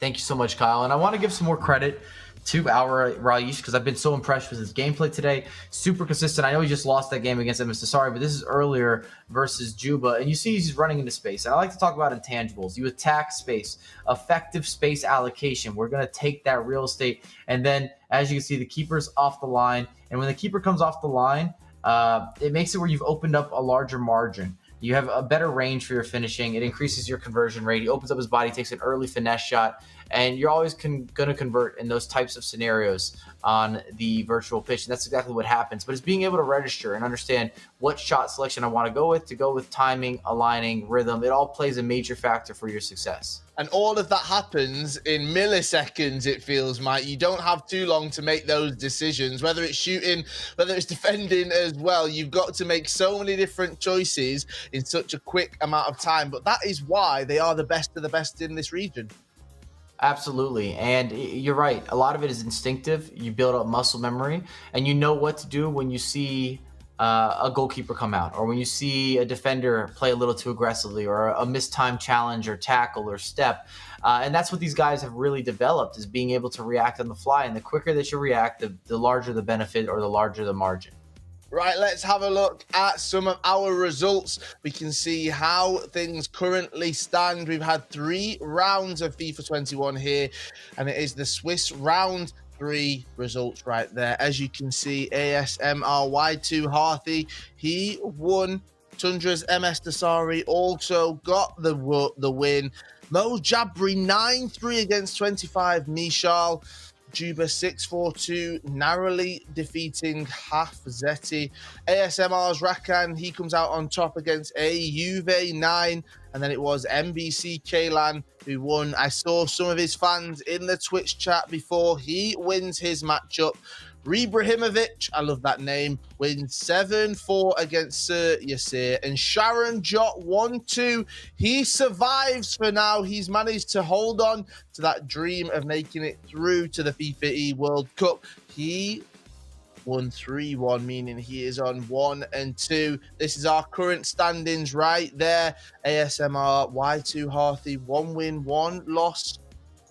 And then Tundra's Msdossary. These do need updating, as Msdossary has got 3 wins and he makes his way through right there. We will get those standings updated for you very, very shortly. But Mike, that was a pivotal moment in day number 1. We've said goodbye to some of our competitors. Some of them are holding on by the skin of their teeth, and some of them, they've secured a spot in day 2.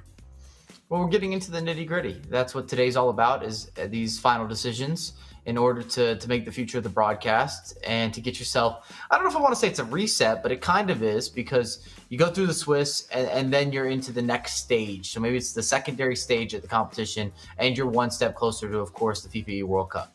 Now we do move into round number 4. We've got 2 more games left to play here on day number 1 of the West Asia playoffs, and the 2 that will be going head to head. All of our competitors hoping that they can remain in the competition. Some of them will be progressing through to day number 2. Some of them we will be saying goodbye if they lose one more of those games. And as you can see, the updated standings right there, our 2 competitors that go through, Tundra Msdossary, ASMR Y2 Harthy, they've made their way through. They've secured a spot on day number 2. And then As you can see, there are 6 competitors who need one more win to go through to day number 2. Abdullah Al-Raish, Power Zayed, ASMR Rakan, MBC Kaylan, Mo Jabri, and Juba 642 each need one more win. And then on the other side of those standings, Hafiz Ziti, 25 Nishal, Beast Bianchi, Rebrahimovic, Sharon Jot, and AUV 9 are one loss away from saying goodbye to the FIFA Global Series for this season. Mike, it is hotting up right now, and hopefully we'll be able to see one of those matchups where everything's on the line. If they win this day, if they lose, they are out of the competition. That is what we want. I was just going to start manifesting. My favorite matchups when we get to round 5, 2-2, because you had a mix where guys started off well, guys that were a little more balanced, and then, of course, players that started off slow and started building momentum. But it's also the most intense time period because you feel as if you're right there. It's not as if you played bad all day or you played amazing all day. You just need the one more result. You want the reset. There's so much pressure. I'm here for it. Now, we have got 7 matchups that will be happening in Swiss round number 4. That is because we have said goodbye to some of our competitors right there. And Mike, we talk about hoping to see, well, what can happen in those matchups towards the end. I mean, the ones that are fighting for survival, this is where the backs are against the rope and they can showcase what they can do. And that next matchup we will be watching, Sharon Jot 1-2 taking on Rebrahimovic. This is the matchup we want to see. And 2 of the best names from this region as well. Rebrahimovic and Sharon Jot. I can't wait. Sharon Jot, of course, got that result that we just saw you announced and kind of went through it, where he was facing an 0-2 scenario. And a lot of people expect him to do well, not only because he's putting on for India, but because of the results that's happened previously this year. He's really performed well online, and to get off to such a slow start is just not what you want to be doing. It puts you in a bad position. Also, it's the worst time of the year to kind of have a slow beginning. So I'm looking forward to this matchup. I think everybody in the chat is feeling the same way. If you're looking through the Twitch chat, a matchup that everybody wants to see. I've got Brandon and Richard in the group chat saying, can we see this Sharon Jot match? The answer is yes. It's next up. It is next up. We will be seeing it, so do not go anywhere. The season is on the line for our competitors. Sharon Jot 1-2 taking on Rebrahimovic. One of them will stay in the competition. One of them will be turning that console off, and they will not be making it through to the FIFAe World Cup. Make sure you stick around. You don't want to miss it. We'll be back with the West Asia playoffs after this short break. Earn 8 new swap tokens by watching the final events of the FIFA 21 Global Series and redeem them for untradeable pack rewards. Simply link your Twitch and EA accounts, watch at least 1 hour of any of these events, and claim your FGS Player Token with the new Twitch Drops campaign system. There are some great repeatable pack rewards up for grabs. Don't miss out. Link your accounts, watch the FIFA 21 Global Series, and start redeeming your rewards.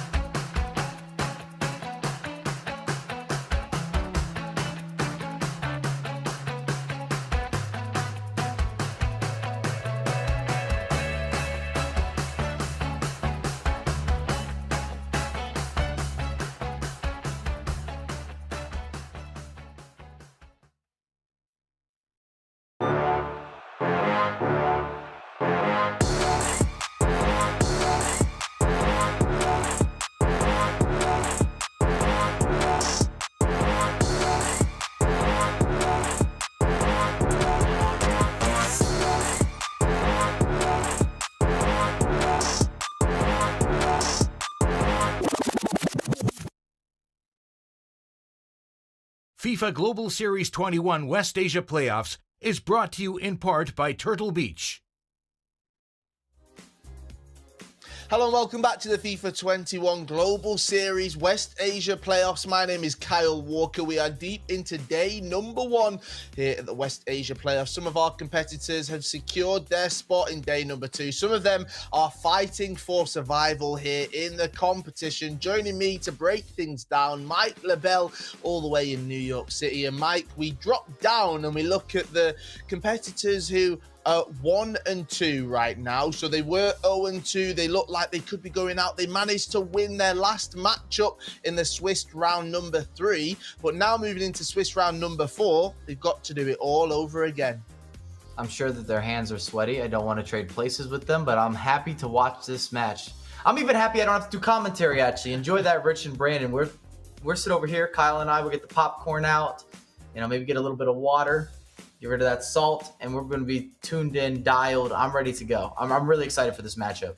So am I, and I will be sat back with my feet up watching all of the action unfold. But if you're at home and you're wanting to get involved in some of the competitive action as well, you can do with the PS4 Tournament's Open Series. These are weekly competitions for all skill levels, competing against your friends and rivals for unique rewards. You compete online for prizes ranging from unique game-specific dynamic themes and avatars to in-game currency and cash prizes as well. And those who play in EA Sports FIFA 21 will have a chance to show off their skills to friends and rivals in weekly broadcasts hosted by PlayStation. And all you have to do is go to compete.playstation.com and sign in with your PSN ID. It's that simple. Mike LaBelle, show them how it's done. Everything is integrated. It's pretty self-explanatory in that regard. Really, really easy to get involved, and it's a great way to get your tips, your tricks, your kind of insider information. Also gives you a gauge as to where you stand, why you can win prizes. You get free entry, and it's a great way to take part and kind of build into the competitive scene. Or maybe you know that you have to go back to the drawing board. Either way, you get that bit of information. I always talk about the repetition and the importance of getting practice in. So highly recommend it. I've played in a bunch of these myself. And we've seen pro players come out of the Open Series. So it has a proof of concept where it's helped people get into the ecosystem properly.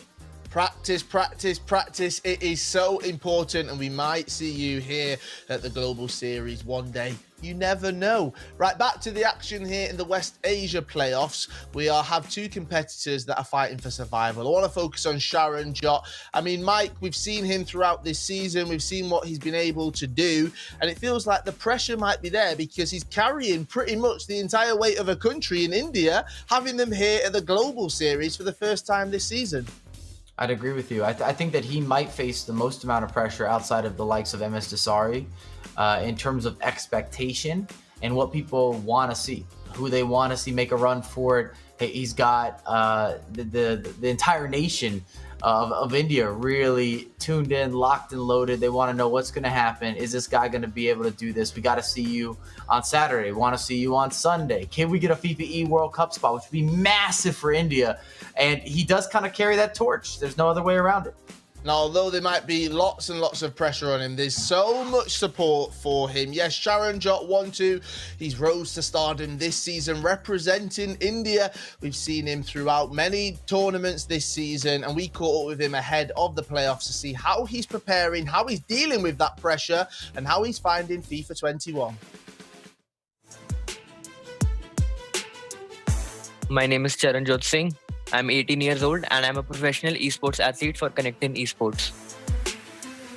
Right now, I'm pretty happy with my season as I'm sitting at the 3rd place in the FGS global rankings. But there's definitely room for improvement, and if I could reach the World Cup, that would be the dream, I feel. I feel the best player in the region at this moment has to be Yasir, who is sitting at the top of the rankings. But if we go by legacy, it might be Msdossary.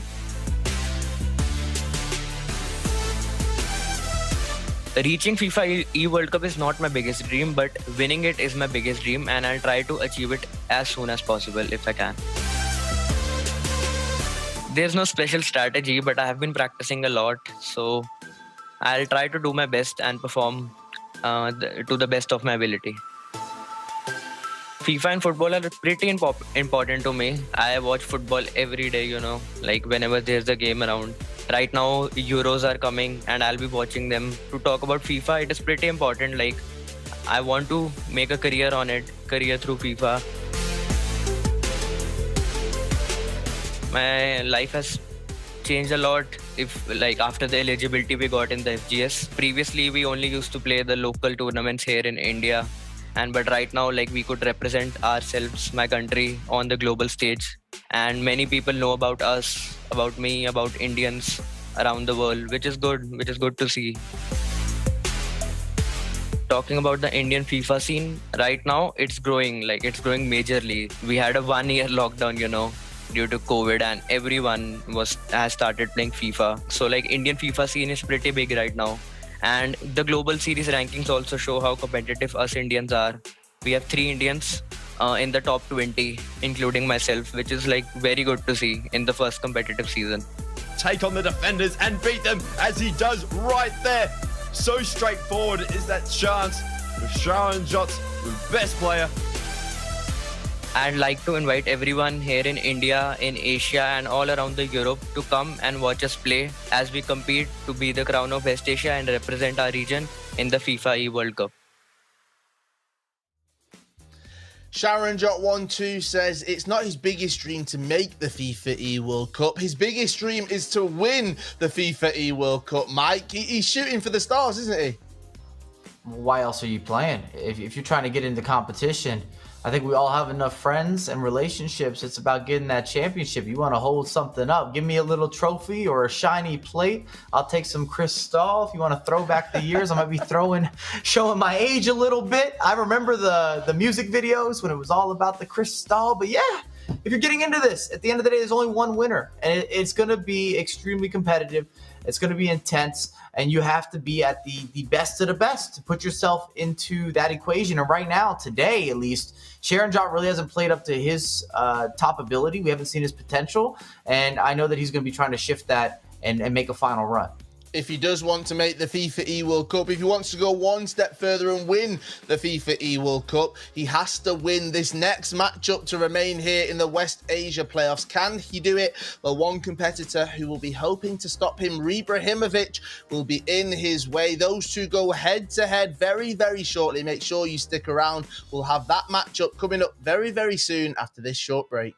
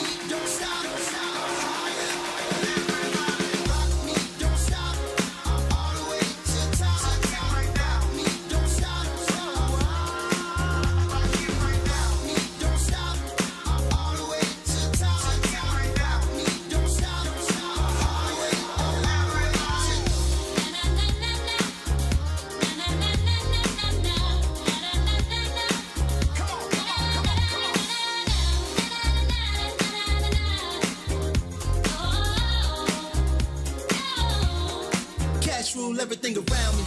Chop, chop, so they found me. Too high, can't ground me. Purple haze surround me. So open up them windows and feel the way that wind blows. I gotta keep that tempo, that ain't that simple. Come on, come on, come on, come on. Rock me, don't stop. All the way to the top. Rock me, don't stop. All the way, all the way. Rock me, don't stop. All the way to the top. Rock me, don't stop. Higher, right here, right now. Rock me, don't stop. All the way to the top. Rock me, don't stop. Rock me, don't stop. All the way to the top. Rock me, don't stop.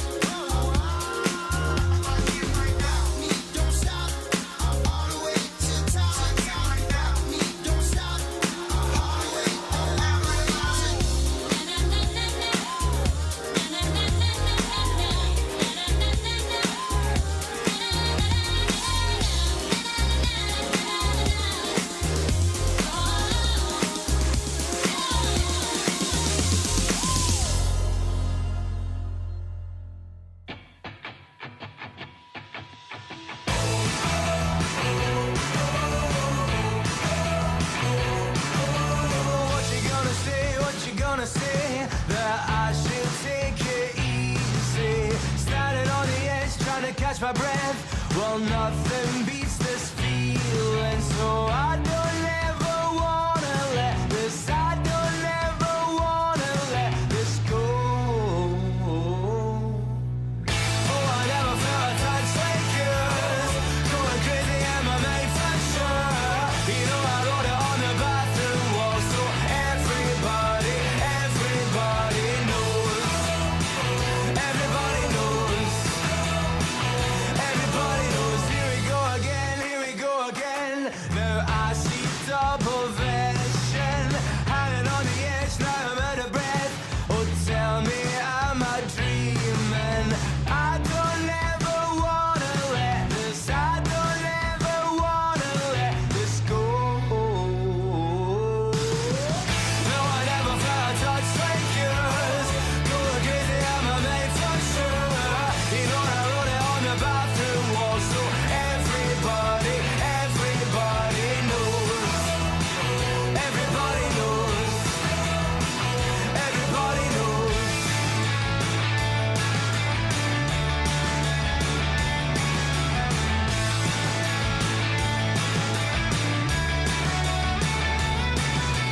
No, I'm not the type to rain in the later. It takes a lot for me to admit that I'm infatuated, and everybody knows. Everybody knows. Everybody knows. Everybody knows. Everybody knows. Everybody knows. Everybody knows. Everybody knows.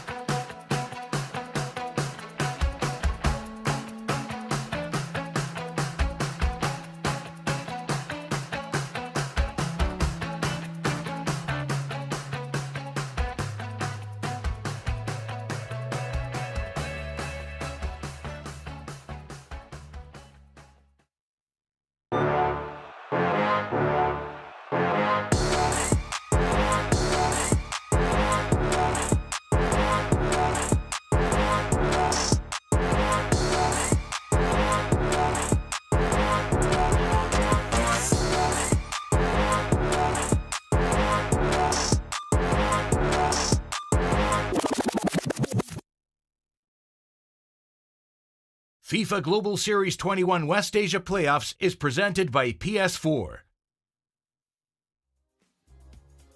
Hello, welcome back to the FIFA 21 West Asia Playoffs. My name's Kyle Walker. I'm joined by Mike LaBelle, Richard Buckley and Brandon Smith as we gear towards our next matchup here in the West Asia Playoffs. We talked all about one game we were going to watch, but then we thought, oh, no, the GOAT is playing. We're going to jump into that one. We will be watching Msdossary taking on Y2 Harthy. Those two have secured a spot in day number 2, but they want to remain undefeated, and only one of them can do it. Richard Buckley, you wanted Msdossary, you wanted to see him. I'm hearing that you requested this match. Yeah, I did. Yeah, I thought the game that we saw him in the last match, it was an outstanding performance from him, and I want to see if he can solidify his spot as number 1 seed going into tomorrow. Top dog, 4-0. He can check off early because he's earned the right to call himself number 1 seed going into tomorrow's marathon. Marathon indeed. It's a huge day number 2. There's even more games tomorrow, and then we move forward into Championship Sunday. And Brandon, what I like about here in West Asia is there's 2 spots up for grabs to the FIFAe World Cup. The past 2 playoffs we've seen, there's only been 1 for Oceania and East Asia, but West Asia, they get 2. So it relieves a little bit of the pressure. However, they want the prize money. They want to double that. They want to win the overall competition. Yeah, I mean, there's more, obviously, World Cup spots on the line, but there's more players involved as well, Cole. Hence why we've had to do today's broadcast with the Swiss rounds. We've had to find the final 8 players. We've already found a couple of those that are going to get 3 wins. After this round 4 of Swiss, we'll find a couple more. But no, absolutely right. You sort of, your mindset changes a little bit. It's just getting to the final. Getting to day 3, of course, your biggest priority today is get 3 wins, get yourself out of the Swiss round. It doesn't matter how you do it, whether it's a 3-0, a 4-0, or a 3-2 record. Just get yourself out and then take it into day 2, because day 2 is going to be a long one. Double elimination bracket tomorrow coming your way. There's plenty of FIFA 21 action happening here today. We are in the Swiss rounds. We're moving into round number 4. And then tomorrow, Mike, as Richard and Brandon have both alluded to, it's a huge day. Mentally, as a pro player, I mean, it would have been a bit different because you would have been at LAN events. But how do you get into that mindset from home, from your studio, wherever you're playing, to go on such a big day for such a big tournament? I don't think any of these competitors need a kicker. You've been grinding all year long to get to this point. You got to playoffs. Congrats. Now, what are you going to do with that? As stated early on, it's a bit of a reset. You've gathered or accumulated all these points, but it's really to get to this position. And then from here is now building or satelliting and really moving on to the next goal, which, of course, is the FIFAe World Cup. And once you get into tomorrow and Sunday, almost every round, you're doubling your money. Say what you want, but it does matter. Players are going to start thinking about that. They're in a situation to take home a little extra cheddar and get one step closer to that FIFAe World Cup. And Brandon, that means that the pressure mounts onto them. However, they know full well what this means. Getting to that FIFAe World Cup, a LAN event in August in London here in the UK. There's so much on the line, and imagine getting their hands on that FIFAe World Cup trophy. Absolutely. Just getting to that, getting to the playoffs is one thing. Getting to the grand finals is at least another year on your contract, or at least an organisation that picks you up for that tournament. There's a lot of free agents here in West Asia, which makes things exciting. But absolutely, Carl, that is a money can't buy prize. $40,000 is great. A trophy is great in the playoffs. But to get to the FIFAe World Cup, to get to travel again to London for the FIFAe World Cup is going to be an unbelievable opportunity for 2 of these players that will make up the 32. Of course, for that big August finals.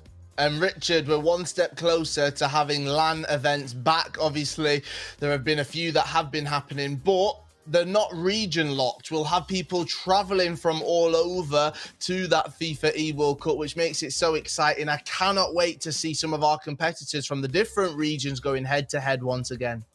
Yeah, not only that, but we're getting to see everyone that comes with the teams as well, whether that be their +1s, whether that be managers, esports organisation owners, everybody getting back together and sort of just getting amongst it. It's been way too long.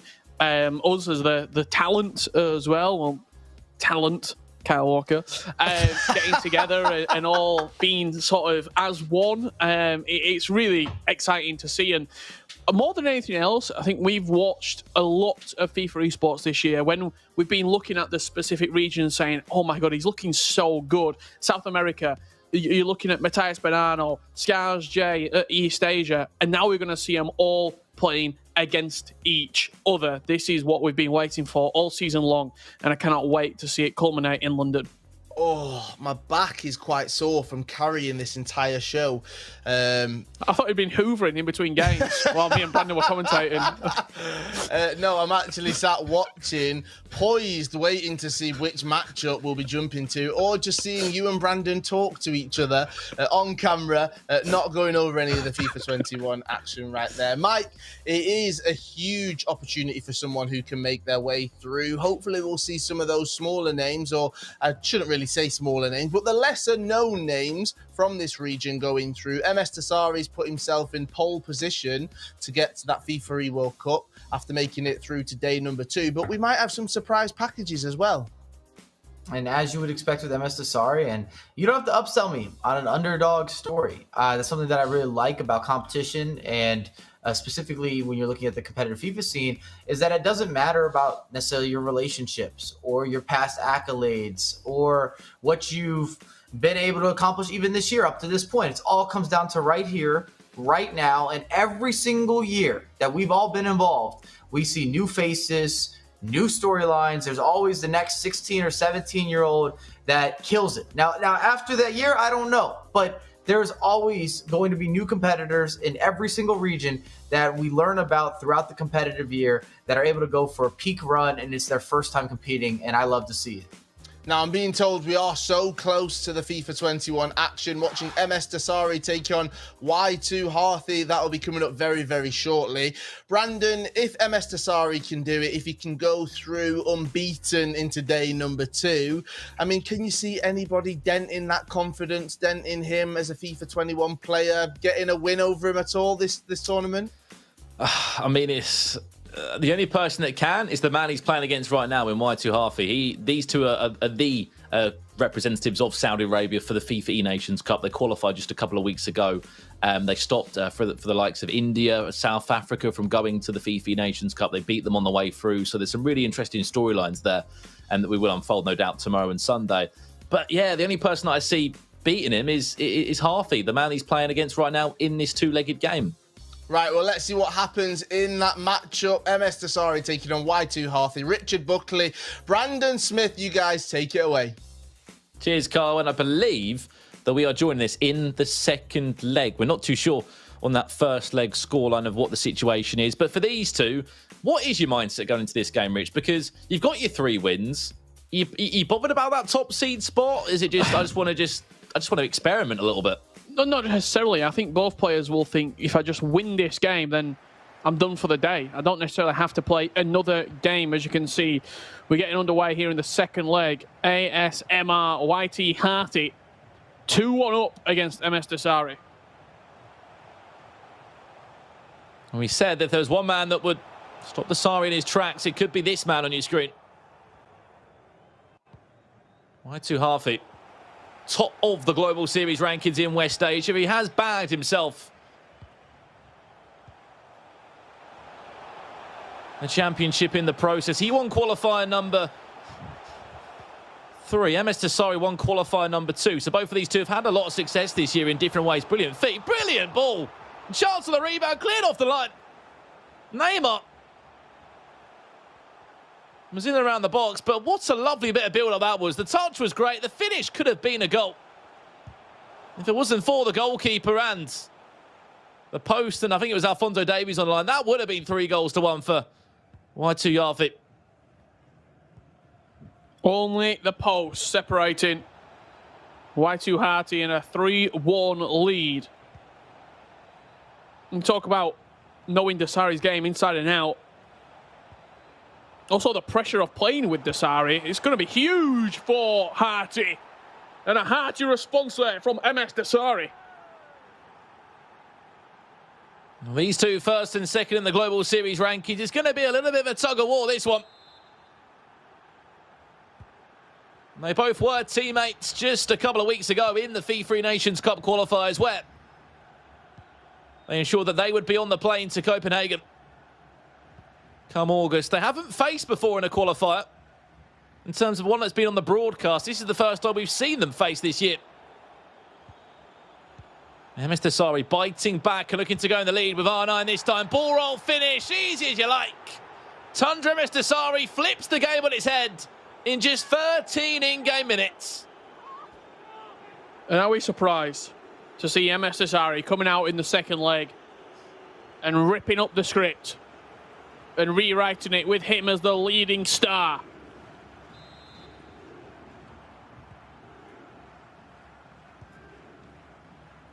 Once again, it's super, super impressive.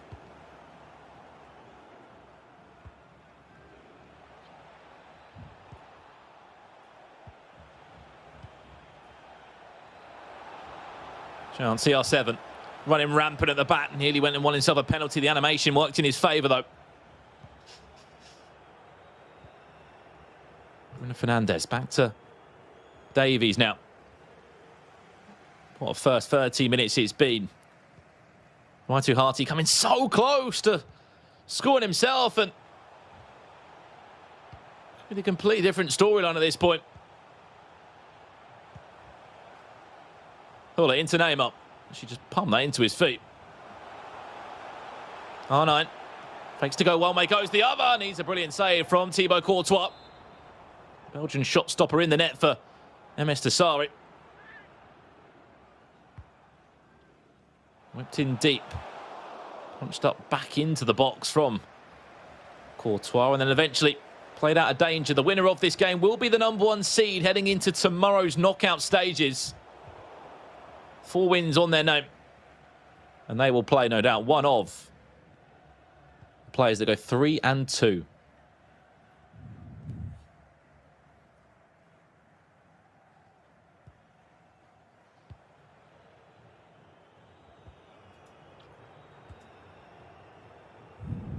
See if we can get some scores on the doors from that first leg scenario in round 4. When they do come through, we'll let you know. I know there's a lot of demand for you guys to want to know results from all over the Global Series. I can tell you right now, if you go to EA's website or the FIFA 21 Global Series, if you just type in online, you can find all the scores from each of the Swiss rounds. I know there's a big demand for you guys to find out maybe how Charanjot's getting on, the only Indian player in the playoffs. I know there's a couple of South African fans here as well. I can tell you a few, Brandon. Kalen FIFA losing 2-1 after game 1, that is, versus Mo Jabri. Abdullah Al Raish 1-1 against Zayed, and Rakan 2-1 up against Juba. Those all now going into leg number 2. Keep up to date with the scores as they do come in.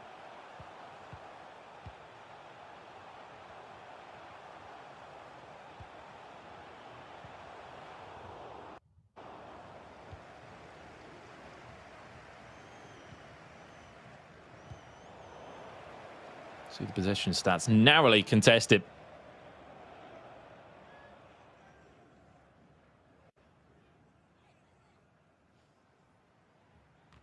Of course, a big thank you to all of you guys for watching these playoff events. At the end of play on Sunday, 2 players will book a spot to the FIFAe World Cup.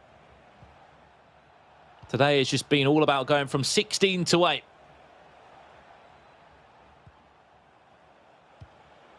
Finding out who will be in the knockout rounds in the final 8 tomorrow. Ronaldo into Ronaldo. That's a lovely ball. Pele, it's a bit too heavy. Just bouncing out of play. I love that pass as well. Creativity and ingenuity right there. Just looking to help it on its way into Pele's path. Neymar now. Someone as Yasser or Waitu Hati. Well, ASMR Esports had quite the year. That's the Saudi pro. #1 ranked player coming into the playoffs today. Representing club and country at the highest of levels. These two have gone without losing a game today. Well, they've had extra time and penalties along the way, no doubt. All that matters is that they have remained unbeaten. Brilliant ball. That cuts up within the defence. What a save. That should have been a certain goal from Ronaldo. Really should have been quite a poor finish, in all honesty. It was a good save, but a poor finish. Courtois just made sure he stood up to it. Sure, we'll see a lot of Courtois during the Euros for Belgium. A great squad they have got. He's doing the job for Msdossary here between the sticks. Well, I've got some good news as well. There's been a lot of people that have wanted to find out about Charon Jot and his result. He's won his first leg 5-1. He is in the driving seat to try and turn it around. He was so close to being knocked out, Rich. He was 0-2, was Charon Jot, a player that we've heard a lot about. We've not been able to see him and commentate on him so far on the broadcast today. 5-1 he leads after leg 1. He knows he has to turn up against Ibrahimovic, another South African player there. Massive result for him. A couple other ones as well. You've got Rakan of ASMR Esports. 3 players from ASMR Esports were involved in the playoffs here. He leads Juba 6-4-2, 2-1. Kylan Trails, 2-1, as you mentioned.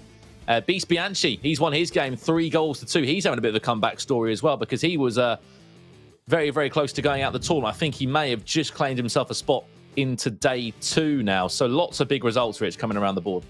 Yeah, absolutely. A number of those games still game 1, potentially creeping into game 2 as well. I'll just have a quick confirmation. Beast Bianchi actually lost, didn't he? His game 3 match against Kylan so he's got to play one more. 2-2 going into round 5. Very well could have a Kylan. You can't actually rematch, so we'll probably be able to work out who he's going to be facing, because there's not that many players going to be left going into round number 5. However, what we can tell you, Msdossary 45 minutes away from being 4-0 and number 1 seed going into tomorrow's action. Yeah, Beast Bianchi, as you said, has one more game to play of Goliath Gaming, an organisation in South Africa that have been pushing the agenda forward of esports in the best way possible of recent times. They've had players that have, of course, played in FUT Champions Cups in past times.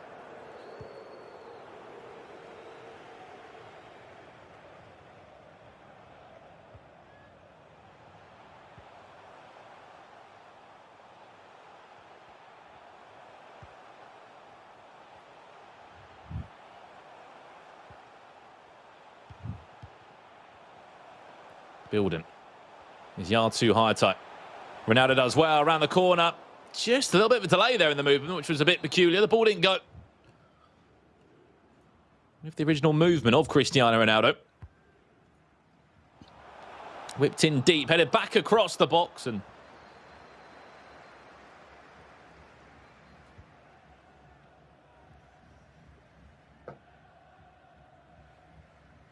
I think it's his game management more than anything, Dasari. When he's in these winning positions, he looks very assured. Like, not too much is going to phase him. He'll concede chances, but even if he was to concede, it's not an issue for him almost.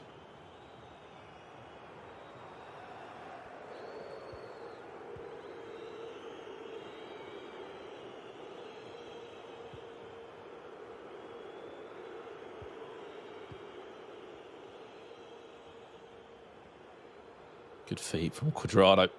Of course, no doubt. We know both these two players have already qualified. It's just for that sort of perfect day 1. As simple as you can say. Ronaldo into Neymar. Back to Mbappe. CR7, liquid football. There's a reason why this man's top of the pile. And has been a standout player in Saudi Arabia. Y2 Harty once again will reply. And a brilliant, brilliant goal, Richard, there. Liquid football around the box. Cristiano Ronaldo said, thank you very much. I'm tapping that into the back of the net every single day of the week. Yeah, I just watched the goal back there off my right-hand side. It was the one-touch play on the edge of the box, followed by that sort of cutting pass, but it wasn't a through ball. It wasn't anything spectacular. I think it was just an X pass into Ronaldo's feet. It enabled him to shoot first time past the goalkeeper. What we got, about 25 minutes left, roughly. Yep. And we're all tied. Let's go back to those other games to see how we are currently sort of amping up in the final stages. As you said, Mishal, he's won 5-2 against Juve. Ibrahimovic, I think he will be eliminated from the tournament if Charanjot does continue his winning ways. 5-1 up currently after leg number 1.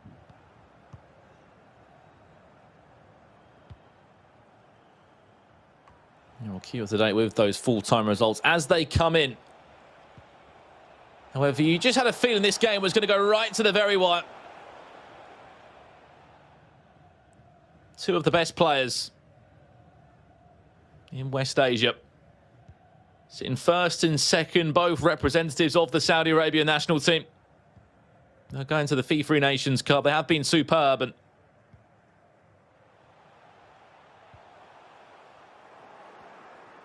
super impressive throughout the whole tournament format.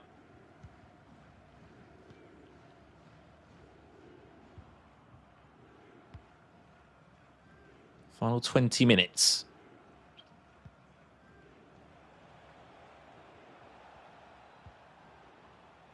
Who will be able to find that piece of magic or be able to unpick their opponent's defence in the best way?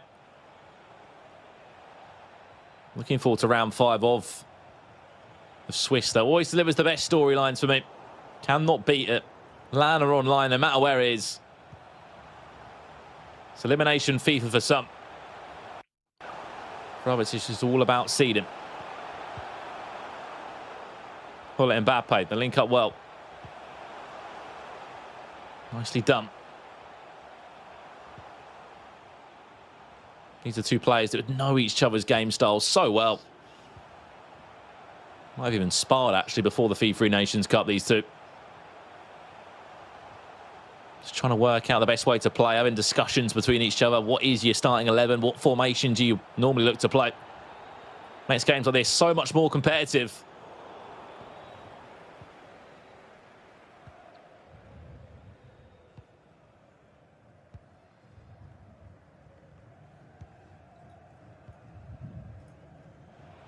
There's going to be a final chance. There's going to be a final moment for someone to shine.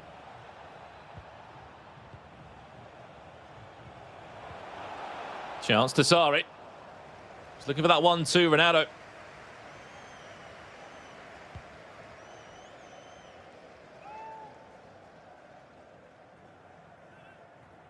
Looking to play back the other way.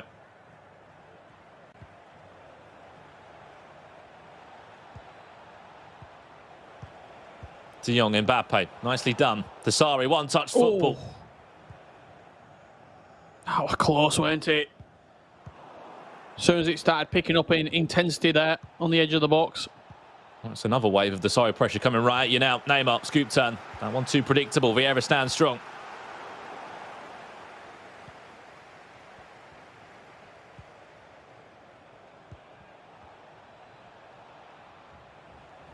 Final 4 minutes, Dasari. Building. Trying to create the perfect attack with all the right ingredients. Whether that's skill moves or that final finish, Mbappe can't find well, defended superbly well. We are 2 minutes away from extra time here.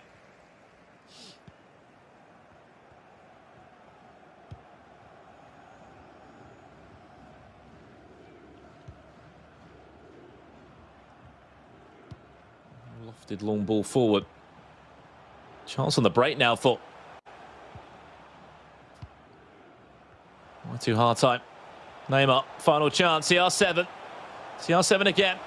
Does well. Neymar does well to cancel that original skill move that he was looking for, and that should do us for the 90-minute mark. 30 more minutes needed here for the first time on broadcast today between the top two players in this region right now, Richard. I mean, there was chances either side. The one-touch football was slick. It was classy. It was just matched up well because these two are at just such high level at the moment in their careers. You can see why these two are both 3-0, can't you? I mean, it's not really been anything to separate the two of them at all. As soon as one player has gone forward, the other one's answered back straight away. Couple of opportunities in the final 15 minutes there, but nothing really worthwhile shouting about. It was nice build-up play, but then nothing really coming of it in the final stages. 30 minutes additional time now before we go to penalty kicks to find out who will be the #1 seed going into tomorrow's quarter final. Question is Msdossary going to suffer a loss? I mean, I don't think anyone can really understand Msdossary at times. Even when he's losing the game, he still turns it back on his head. But, I mean, what we know, Rich, is no matter who loses or wins this, they're both through. No matter. Yes, there's a top seed spot for grabs. Msdossary or Y2 Hardside. Let us know in the chat right now, who do you think takes this game? Because whoever wins it is 4-0. Whoever loses it still is through, but we'll have a 1 next to name, and that'll be 1 defeat.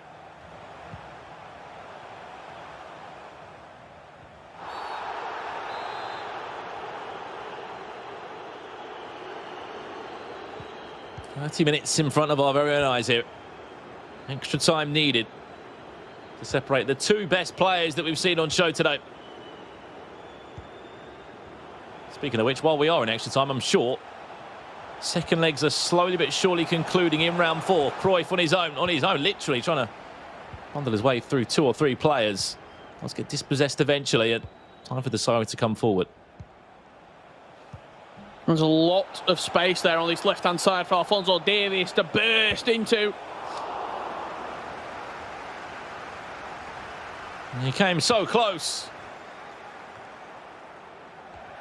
Right, then we've got a couple more full-time scores to talk about. Rakan of ASMR Esports takes down Juba. 6-4-2, 4 goals to 3. Abdullah Al-Arish wins 5-1 against Ziad. Another big result there. That's him through. 3 wins, 1 loss. Meshao, as we know, won 5 goals to 2. And also we saw Beast Bianchi win 3-2. He's in another game now where he's got a win. Charon Jot 5-1. That's the last we heard from leg 1. As soon as we get a leg 2 result there, we'll let you know. And also Kylan of MBC Esports was trailing 2-1 against Mojabri. When we find out an update on that, we will let you know. People are leaving the tournament. People are booking a spot in the final 8 for tomorrow. His name off for Msdossary. Reverse Elastico. Defended well by João Cancelo. Had a potential overload on there as well, Msdossary, down the left-hand side. Chance, back post. Bruno Fernandes! I mean, what a first touch. Chested it down and volleyed into the back of the net. No chance for Thibaut Courtois. What a counter-attack as well. It was Johan Cruyff, the player to get away. He whipped it in back post. Bruno Fernandes, 1 touch on the chest. Without the ball even touching the floor, he hit it on the volley into the left corner and levelled up this time. Sounds ridiculous. Sort of feels like Msdossary plays better when he's trailing a game. Because he knows he has to come out and score like that. Straight from kickoff. Msdossary not allowing Hartai to go into the break with a lead. Yusuf Atal, foot birthday Yusuf Atal, driving forward. He got past Frenkie de Jong, who sort of held up the ball long enough to allow Atal to go past him. Left-footed strike from the five-star man into the top right corner. What a game. We had 15 minutes. We saw 2 goals. We're still at a level playing field. You always have your favourite, Richard. You can have all the players in the world that are in front of your very eyes that you can put into your team, onto your subs bench. That was a player that was being used back, I don't know when. When was it? March? April? Yeah, when it was released, probably it's certainly in the springtime, sort of March, April, when Foot Birthday did come out. It's a pain on weekend league as well. He's still in the conversation for Msdossary. He's still a fan. I'm not surprised. He's one of those players that he's quick, he's strong, he's physical, and he's 5-star.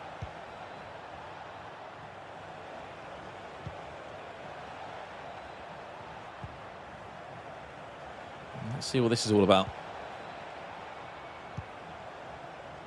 As we move forward. Final 10 minutes here. 4-4 the scoreline. These two literally cannot be separated other than a penalty shootout, which I can feel. He's slowly but surely becoming more of a reality. Frankie de Jong. Lovely pass, Mbappe. Here's Msdossary. Ronaldo, surely, bundles his man away. And gobbles up an easy finish. Very scrappy. Very, very scrappy indeed. It was Yusuf Hatal again winning the ball in the middle of the pitch. He played it into Mbappe. Mbappe with just the extra pass into CR7. Just watch the goal back there. And I don't know if it's me, but I expect the defender to deal with that. When he's sort of in front of him, he's jostling against Ronaldo. I think the only reason that Ronaldo got the better of the defender on that occasion, because the defender was João Cancelo, not the strongest.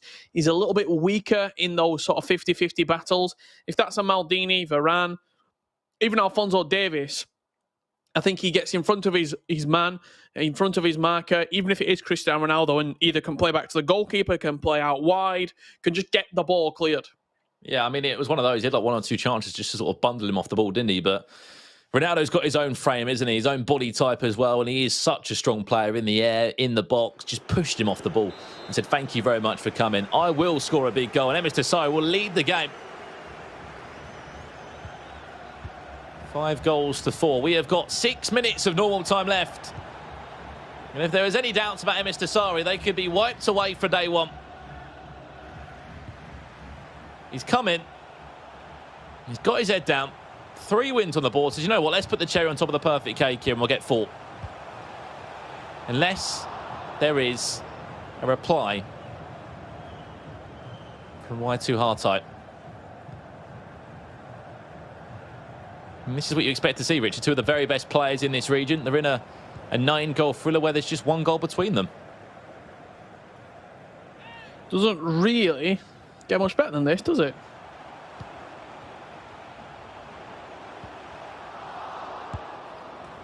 Chance. Oh, wow. Cruyff. Just gobbling up a volley. Striker instincts in the box. Forget about that bounce back, because that was a horrible deflection. Well, penalties. Looks like we're on the cards. I wouldn't expect anything else between these two. The bounce certainly favoured Johan Cruyff. And Harty, unless Msdossary can win the game right here, right now.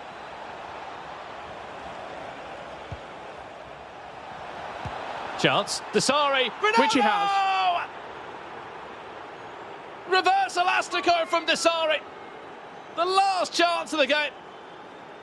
Msdossary, clinical as ever. And says, no, we're not going to penalties. I'm going 4-0. And I will see you again in tomorrow's bracket, maybe. Wow. I mean, if that's not the most Msdossary thing I've ever seen, I don't know what is. The game, back and forth all game. Msdossary has the last laugh. He has the last stamp of approval on the game. He put the exclamation mark on that unbelievable paragraph of a game.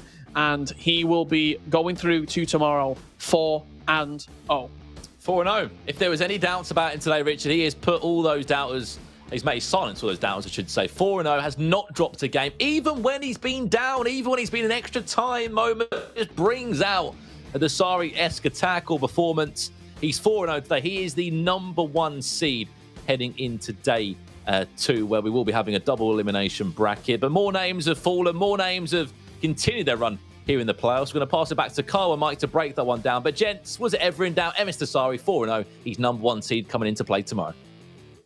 He is #1 seed indeed, Mike Lavelle. Let's break this down. Richard Buckley said that was the most Msdossary thing we've ever seen. If he was going to do it one way, there was no doubts at all. We all thought it possibly could have gone to penalties, but Msdossary said, whoa, I'm going to put a stop to any doubts that you do have. I'm going to get a last-minute winner. What a performance from both of those. This is why we love the competitive side of FIFA 21. And I would say there's plenty of doubt. What do you mean? We obviously go with Msdossary. He's the favorite of these matchups, but El Raish was ahead. He had to make that comeback. He had to forge that, and he made it happen. He put it together. He built the ship, and then he got on the ship. And this game was crazy. Between his teammate for E Nations with Harthy, back and forth. It always felt whoever scored last is going to win the game, and sure enough, that was exactly what happened. You have so much build-up. It was definitely not a low-scoring affair, which also makes me happy. You see the first-time finish there. You see the leak out. You can already tell the back post is open. What a ball from Johan Cruyff. The chest, the technique, the resurface, the recycle. It's beautiful, all in one motion. Extra time, was that going to be enough? We thought it might be. It could, but not quite. You see the tight work, or the tight rope with the footwork, the layoff, cross the body, instant rebuttal, the best type of rebuttal. Not done. Here we go again, into the middle. You've got options, overlap, double tap. I didn't mean to rhyme, but I could do that from time to time. You're welcome. That's wordplay. Now we see Ruud Hullet. How many times did you think the game was done? It falls to Harthy, right place, right time. And you said, surely that's got to be it. No, 120th. And this is where Rich starts talking about it's the most Msdossary win ever. You see the cancellations, the resurface again. 360s. Give me a little bit of that Elastico lovin'. Finishes on the near post. 6-5. Were you not entertained? Both of these guys are qualified for tomorrow, and they look like the top two players going into tomorrow as well. They do indeed. As you can see, Tundra Msdossary does get the win in the final few seconds of the game, beating ASMR's Y2 Harthy 6-5, and he goes into day number 2 as the top seed. However, Y2 Harthy, he has already secured that spot in day number 2, and I'm sure he will be looking to ensure he can get through to Championship Sunday, possibly serving up some revenge as Msdossary beats him in this matchup right here. Mike, when you're looking at Msdossary, I posed the question to Richard before. I said, if he goes into day number 2 without a loss, top seed right there, can you see anybody beating him? It's hard to say, because if anyone had a chance to beat him, I felt like it was going to be today. I have a feeling he's going to build into the tournament. He's just going to get better. He's going to be even more Msdossary-esque, and he's going to be able to handle the business. Now, could I be wrong? Sure. But it's hard to bet against Msdossary. You shouldn't do it. We've learned this together. He finds margins that aren't there. We knew he was going to win that game somehow, even versus Alvaro Raish, where the commentators said, okay, this could be it. We might have made a good prediction here from Richards, and he said, Alvaro Raish looks great. It's true.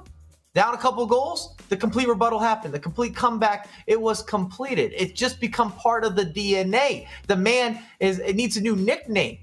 He's got ice in the veins. He's confident as ever. He's got that clutch factor. You can't teach that. You can't teach it indeed, and he does go through. Msdossary as the top seed into day number 2, which makes it extremely exciting. There's been plenty of FIFA 21 action that's been happening at the same time. Hopefully, we will be able to get some of those results very, very shortly. I'll be able to see who will be going through, and after that, we'll be able to find our schedule going into the Swiss round number 5, and who'll be going head-to-head in our next matchup. Mike, the Swiss round is something that we are reintroducing into the FIFA Global Series for FIFA 21. We've had double elimination, but this is why we love the Swiss format, because it throws up these exciting matchups. It's part of that FIFA goodness, and it's hard to argue against. When you're looking at FIFA in particular, then it removes a lot of chance, and you're always playing somebody that's either in form, maybe not as in form, but equal to you. And I remember when we first kickstarted with the competitive scene, there used to be more of the random aspect where you draw into groups, and then it was a matter of who's in your group. And that played a big factor as to your likeliness or lack thereof to progress. Whereas with the Swiss format, that's non-existent. You're going to just keep playing as people are aligned with you until you've got whatever the necessary amount of wins are or the necessary amount of losses. In this case, 3 wins, 3 losses, ups, downs. You get the idea. It's pretty self-explanatory. Now we're into the make it or break it. The 2-2, this is where it all comes in line. That means you won a couple, you lost a couple, and you're playing for all the marbles. Half of those will be going through, half of them will be going home, turning off those consoles. This is why it is so exciting, and make sure you stick around for the Swiss round number 5. That's coming up very shortly here at the West Asia Playoffs. We'll see you after this short break. Earn 8 new swap tokens by watching the final events of the FIFA 21 Global Series and redeem them for untradeable pack rewards. Simply link your Twitch and EA accounts. Watch at least 1 hour of any of these events and claim your FGS Player Token with the new Twitch Drops campaign system. There are some great repeatable pack rewards up for grabs. Don't miss out. Link your accounts, watch the FIFA 21 Global Series, and start redeeming your rewards.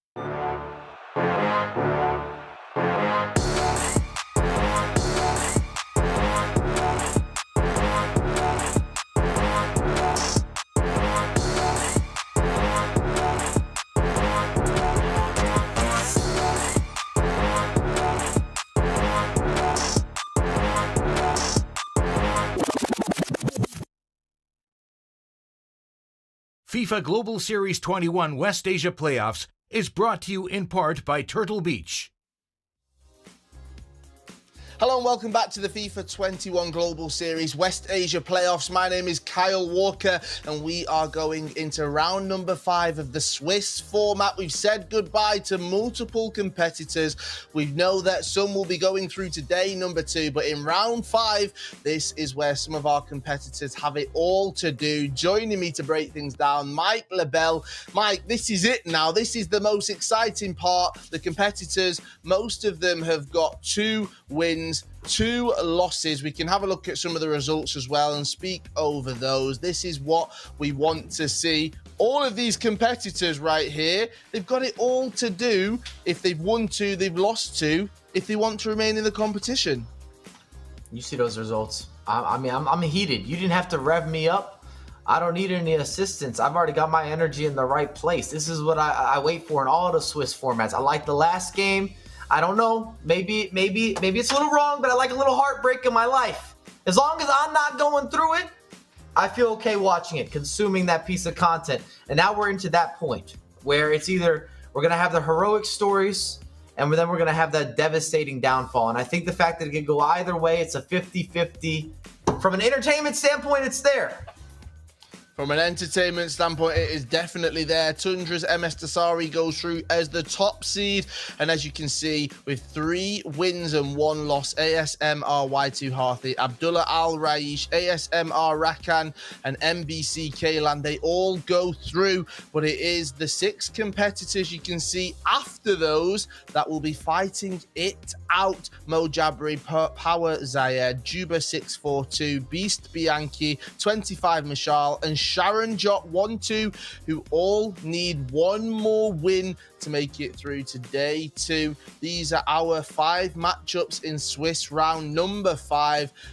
And Mike, when you're looking at these, I mean, it's a lot of pressure. You're in the playoffs. If you want to keep that dream alive of making it to the FIFAe World Cup, now is the time to turn up. No doubt about it. This is going to be that defining moment.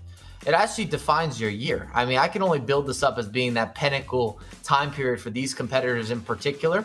I'm not going to help them with nerves, but it is true. This is the decider. This will say if you had a make or break. And I like that Brandon brought up something that I think is very important. If you're able to qualify for a FIFAe World Cup, and I know we're not there yet, you basically guarantee yourself another great contract year. Whether it's with the club that you're currently matched up with or sponsored or partnered with, or you're going to take that to the marketplace. You're going to leverage that. But I would agree with what Brandon's saying. If you get yourself into that final top 16, those final positions, you win your region, you guarantee yourself another year as a full-time competitive or pro player, because nothing's guaranteed. I want to be very clear. We see guys go up and down. We see stories made. We see stories broken. We see the climb and we see the fall. I can keep going all day. If you let me talk, I don't know what's coming out next. But we have this matchup. Juba, Nishal, I can't wait. It's going to run it up. You see it on screen. I wish they were facing each other. I want that Al Rashish effect, but we'll take this. We will take it indeed. Those two going head-to-head. 25 Mashal taking on Juba in that next matchup, going head-to-head in the Swiss round number 5. Now, not only will we keep you entertained with some competitive FIFA 21 action, you'll also get rewarded for it. Yes, if you watch an hour plus of FIFA 21 competitive action over the next 3 days and you've linked your EA and Twitch accounts, you watch the stream, as I said, for at least 60 minutes, and you can claim that reward on Twitch. You'll receive an FGS Player Token in your FIFA Ultimate Team account, and once you've collected at least 1 token, you'll be able to redeem them for FIFA Ultimate Team rewards in a game. So make sure you link those accounts and you can get yourself a Paddy Kirk player reward in your FIFA Ultimate Team. Now, as well as that, we've got something extra for you. I always like to spoil the viewers. We have a Tundra Esports, yes, the esports organization who represent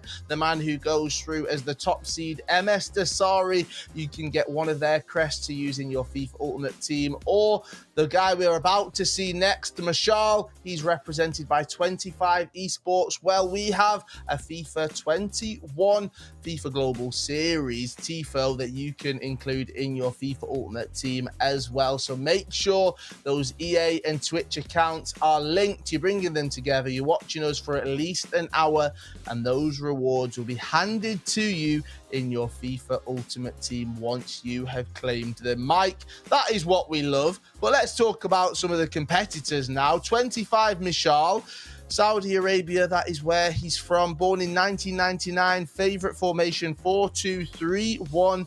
Favorite club FC Barcelona. First FIFA title FIFA 11, but he plays for 25 Esports, an organization that seems to be making waves in West Asia. Yeah, no doubt about it. It's someone that we've seen on broadcast. Already won an event this year. I'd say cooled off a little bit. So this is kind of his reintroduction to everyone. And then you see Juba again. A lot of the favorite formations recently has been that 4-1-2-1-2, which is a classic. Real Madrid versus Barcelona, a little El Clasico. And you also see the 2002, so a little bit younger. But Juba's a guy that has a lot of room to grow, is what, not even just based on age, but just in terms of competitive experience and seeing somebody be able to potentially reach a final or potentially now get into the final stage of playoffs as well would be massive. It will be absolutely huge for him. Can he do it? Well, he has to turn up in this next matchup right now. Both of these competitors have 2 wins, 2 losses, which means the winner goes through. Simple as that. The loser does not make it through to day number 2, I should say. So, Mike, that adds a little bit extra, and the nerves will be going, the butterflies will be going. But if you want to be at the FIFAe World Cup, you have to show up and you have to prove you can do it when your back's against the ropes. I'm going to say a lot of extra. This is that extra, read all about it. Make a phone call, put out a newspaper, put the man on a magazine. This is that moment. I said it beforehand. I'm saying it again. I'm going to re-up. I'm going to double down. This is the time for these guys. This will decide if you had a good year or not so much, at least when you walk away. We'll be able to see if they can do this when it matters most. We're going into the last round of matches today. Then we've got a marathon of a day tomorrow. And then it's all eyes on Championship Sunday, where our 2 competitors from this region will secure their spots at the FIFAe World Cup. Right, ahead of this match, let's hopefully, can we chat to Richard and Brandon? I want to bring them in. I want to actually have a bit of a conversation. I don't want to rush into the predictions or anything. So Richard, Brandon, if you're nearly there, they're ready. That's what we love to see. Richard, last round of the day. What have you made of day number 1 so far? It's been very entertaining. I think it's been a little bit more tense, a little bit slower paced than East Asia. I think that's certainly acceptable to say, but we've still had the high intensity sort of finishes. We've still had the drama, it's safe to say. But I think on the goal scoring front, it has been a little bit more blunt. A few games sort of going, sort of petering out a little bit in the closing stages. But I expect that to be sharpened for tomorrow. Well, we'll be able to see. I mean, Brandon, what a day it's been. At the very beginning of it, we had a hype video. Sharon Jot said he can promise us lots of goals, a goal fest. Do you think that day number 1 has lived up to what you thought was going to happen? Yeah, I did see that video. I was thinking, Sharon Jot, have you seen East Asia? Because there was goals last weekend in East Asia. But to be fair to him, he might not have been on the stream, Sharon Jot, and he's still in an elimination game. Now, he's been putting away the goals. He scored 9 in his last game. But you're absolutely right. There's been so many different games. I think one thing that I can say about this region quite confidently, I think if there was a script to follow, I think it's followed it in some ways in terms of the players that you thought would play well and the players that have won tournaments before, won qualifiers, may have had success in leagues outside of this region, have played well and they have qualified themselves into the knockout rounds tomorrow. I think we've literally got to just find out who's leaving. I think we've got 2 people that are left to leave the tournament maybe. Other than that, we're all into the final 8 and we're looking forward to day 2. We will be seeing what happens with that one. I'm definitely looking forward to it. And Mike, last week, there was plenty of goals in East Asia. It is interesting how the gameplay, how the meta seems to change from region to region. I don't know that the meta changes, but the way that players approach the game shifts. Sometimes even with personnel, formations. I'm telling you right now, East Asia, they must have some sort of group chat that they've agreed on that they don't play defense. Because the way they go forward and the lack of focus on closing out games, it's unbelievable. And you're not going to see that in most regions. You're going to see a lot more tactical adjustment. Those guys bomb forward all game long, and it led to some score lines that almost look like it's a mistake. There's a typo. We saw 10-9s, 11-8s. I think we saw it in 11-10, 21 goals in one matchup. That was record-setting. I don't think you could expect the other regions to at least live up to that level of goal consumption or goal conceding. We see a lot more possession play in particular in this region as well. So, Richard, when it comes to West Asia, obviously we've seen the likes of Y2 Harthi, which we saw before, also Msdossary. It seems like there is a bigger range of players, that it isn't just all-out attack. There's a different style of play in this region. No, I certainly think that can be the case as well. I also think when you see Msdossary, for example, playing a specific style, you almost feel like that's the way to play. And it's like, well, if Msdossary's doing that, I need to do that. And I think you saw a little bit of that in East Asia with the exclusion of R9. It sort of caught fire, and then everybody were taking R9 out of the team. But certainly I think in regions where you've got stars who are superstars, who are legends of the game, people look to them and say, what are they doing? how are they having success? How can I have that success as well? And I think the 4-4-2, the offside trap, the way that Msdossary plays has had a trickle-down effect. And for some players, they almost mimic their game off what Msdossary does. Brandon, do you agree with that? Do you think that some of the players are watching the streams, they're watching other tournaments, they're watching other competitors and saying, oh, I'm going to just take that and I'm going to put it into my ultimate team? Yeah, I think it's like many things in life, isn't it? You see someone else maybe achieving a lot or winning a lot, and you think, right, what are they doing? What's their sort of like formula to success? And you're like, okay, I'll take that and I'll put my own stamp on it. I think the best example today was when Abdullah Al-Raish played against Msdossary. Before that game, he played Zidane, Pele didn't start, Mbappe didn't get near the team. He played against Msdossary, he came out of a 5-back, went into a 4-back, completely changed his team all around. I think Rich was saying De Jong got dropped as well, and it was like Hullet and Vieira playing in the 2 midfield. So that just shows the impact that Msdossary has in a head-to-head match or in this region, is that when you play against him, you change around him. Mike LaBelle said it perfectly. You have a game plan. When you play Msdossary, you go into the game plan. I sort of hate to be like the Msdossary, the Texas, the Mo Albers, because when you play against anyone, they've already got an extra 10-15% in them that wants to beat you, because that's a storyline. I finished day one, I beat Msdossary. You know, that's a storyline that will take you through to give you confidence and maybe to take you through in the competition. Right, well, let's see what happens in the last round of gameplay. This day number 1, I should say, the FIFA Global Series. It is West Asia. It is the playoffs. We have one more match to go, and it'll be coming up after this short break.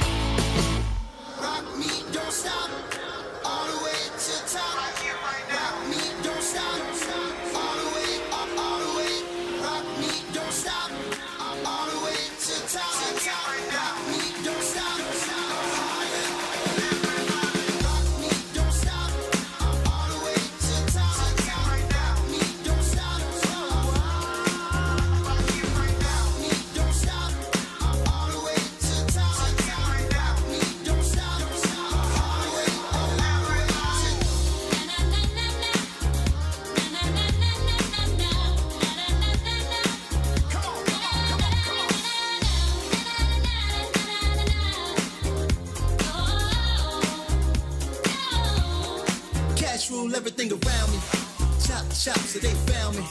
Too high, can't ground me. Purple haze surround me.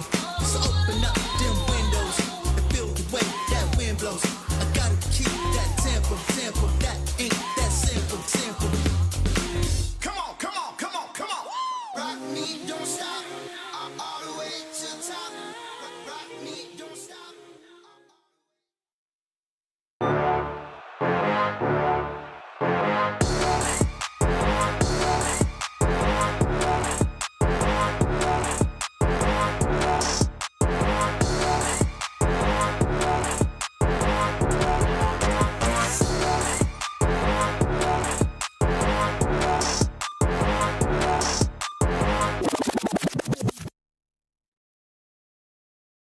FIFA Global Series 21 West Asia Playoffs is presented by PS4. Hello and welcome back to the FIFA 21 Global Series West Asia Playoffs. My name is Kyle Walker. We're heading into our fifth and final round of action on day number 1. Breaking things down with me, Mike LaBelle, all the way in New York City. And Mike, even though we're thousands of miles away, we're still connected by this epic FIFA 21 action on day number 1 here in West Asia. And surely it can only get better from here. I mean, we keep talking about it. I'm ready for it. I can't wait to run up the 2-2 matchups and kind of have our final stage set in terms of what's going to happen tomorrow, and then go from there, because that's when we really get into the money matches. At least that's what I feel. And it also gets to that point where players now can almost touch. They could smell. They see the flowers around the FIFAe World Cup. They say, I want to visit this garden. Right now, they're just hoping to get to the next step, the next stage. And hopefully they'll be able to do that with a win in this fifth round matchup in the Swiss format. If you are new to the Swiss format, from round number 1, if you were to win in the second game, you would face the opponent who has got the same victory as you. So if you're 1-0, you'll face someone who's 1-0. In the second round up, one of you will be 2-0 and one of you will be 1-1, and you'll continue to face people who have the same winning formula as you. All right, so Mike, when it comes to the Swiss format, it's a little bit different to what we've seen, because you need 3 losses now to go out, which we've seen with some of our competitors. Yeah, it's a race to 3 wins, 3 losses. Pretty straightforward. And as Kyle was saying, you play someone else who's been performing really well, maybe somewhere in between, or not so much. It's always going to be equal to where you're currently at in the tournament. Of course, with the 3 losses, you're going home early, you're staying home, you're shutting off the console, you're wrapping it up. So now we're into this final stage where everybody's had some success, maybe a little bit of a letdown in some other areas, and this decides if your season continues or if it's going to end abruptly. It does indeed. And coming up next, we have the matchup we will be watching here live on the stream to close out the day on day number 1. As you can see, we have Beast Bianchi taking on Power Ziad. We've switched that game up. We thought this will be a very exciting one, and that is what we will be watching. Mike, this is a great opportunity for both of these competitors to highlight and showcase why they are here at the playoffs and what they can do. And very even statistics. If you look at the shots per match, shots on target, even possession-wise, you can make a little bit of an argument. Beast Bianchi has a little more possession play, maybe in his gameplay with 56%. But either way, this is a huge, huge moment for both of these players, because it's not only great for your career path, but it keeps your hopes alive, your dreams alive in the FIFAe World Cup. It doesn't end early, and you're not guaranteed anything in the competitive world. In the competitive ecosystem, we keep talking about it, but like, this might be your only year. There's no FIFA 22 guarantee. You don't get a stamp of approval. You can't put it on a postcard. Who uses postcards? It's 2021. Send an email, send a WhatsApp, drop them a message or a DM. Nobody's sending postcards. Let's bring Richard Buckley and Brandon Smith into the conversation. Richard, you're an old-fashioned guy. You still send postcards, right? I'd like a postcard. Yeah, I mean, I'd send one. Okay, so I'm going to set Mike a challenge then. Mike LaBelle, you've walked into this. We all want postcards from New York City. Send us all them. Okay? I just said I don't send postcards, and I'm moved on. Well, I'll give you a virtual postcard. Will be on, Mike. It's cool. The South America broadcast, 2 weeks time. I'll be here, and I'll pull up a little postcard from New York City. Okay. Perfect. I'm hoping Wonderful. we get that sorted. All right, Mike, the pressure is on. Brandon, we're going into the 5th and final matchup of the day. I said this was a great chance to highlight and showcase the talent that they possess, why these competitors are here at the playoffs, and get some airtime on the Twitch channel. This is what it's about, building the brand, being there and showcasing to everyone what you can do. Especially for Beast Bianchi. As you said, yeah, a player we've not seen on the broadcast today, was one of the 3 South African players that did qualify for Goliath Game. And this man was back at the playoffs in FIFA 18 in Amsterdam, and he was putting out some big results, all right? And now he's still playing. He's still playing in FIFA 21, shows, you know, how serious this guy is, and he's in a great position now. Win, you're through. Lose, that's out of your playoffs, and there's no chance of you getting towards that FIFAe World Cup. So it should be a good one. Fingers crossed. Hopefully it will be. And Mike, we've talked about over the years how these players, they've built themselves up. We've seen Msdossary come through. West Asia is a huge region. We've included South Africa in this one for the playoffs right now. Again, it's just great to highlight another country, another region, and add a competitiveness to the world of FIFA 21. Yeah, you love to see it. Build the house there, come visit, put together a nice dinner. You're going to have some dinner guests. And I think this is huge. And I think that this is really, really, really big for both these competitors, because neither of them carry the same household name, or they don't have some of the previous accolades of other guys in this region. And if you're coming from a nation that's really not Saudi, you're putting the whole nation on your shoulder, on your back, saying like, this is it for us. I got to make this push. It's a huge opportunity for them. Let's get into it then. Richard Buckley, Brandon Smith. It's the 5th and final round of the day of the FIFA 21 West Asia playoffs. So over to you guys.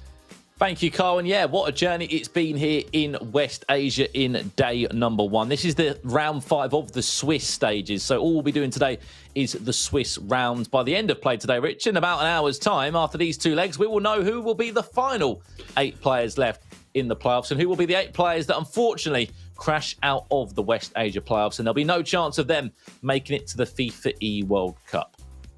We certainly will, and we're right into the action. Beast Bianchi kicking from left to right in the red strip. And it's going to be Power Ziad from right to left in the yellow.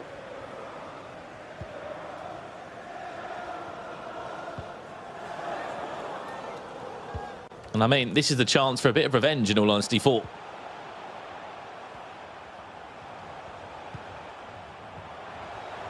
these 2 players. Because Ziad was 2-0 today. He's just lost his last 2 games.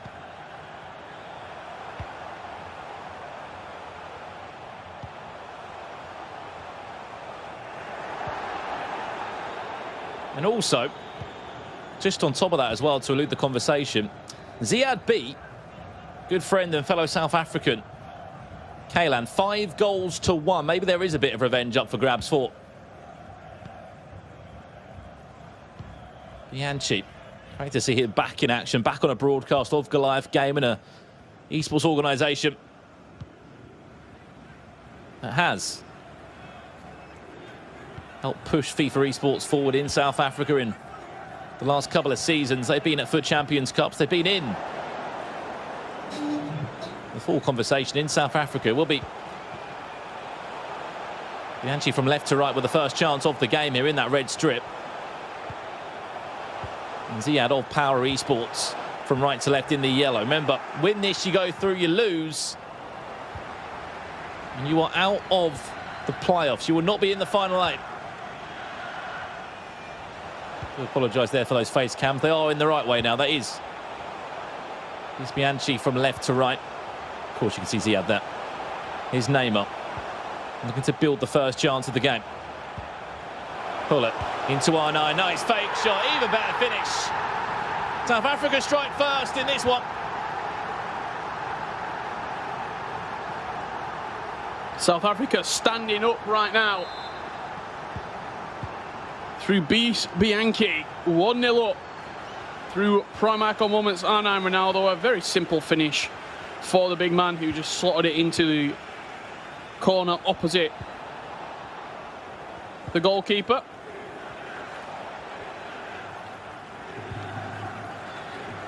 Finished 9th on the rankings, did Ziad. Took the last spot, one of the last spots.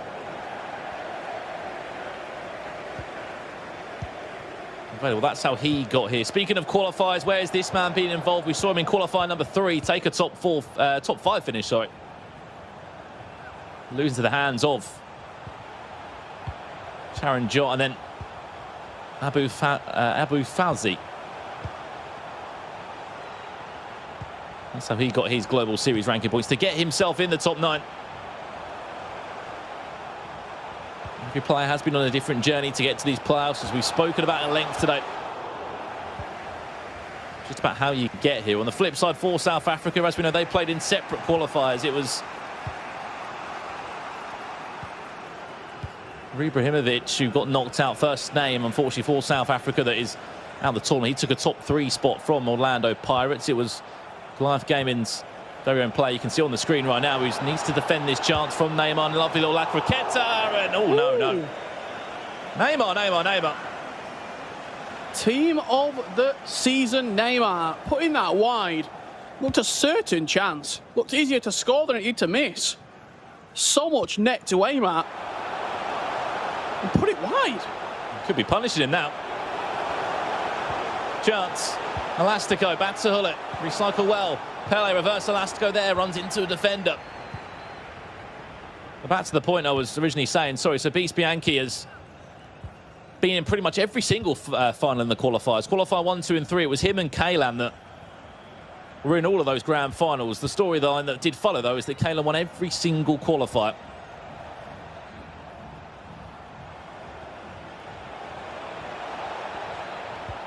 Of course, he's not yet done the job.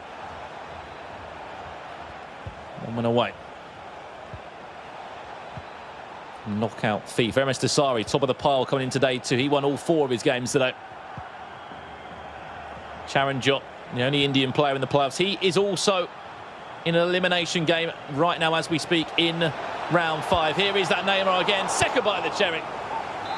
It's denied by the goalkeeper. Yeah, forcing a good save from the keeper as well. Tipping it over from the near post. Play lock to Ronaldo on the edge of the box. Hullet just flicks it away from him. But he's starting to build up now, is Ziad. Looks very dangerous on the counter-attack. Does Goliath Gaming's Beast Bianchi.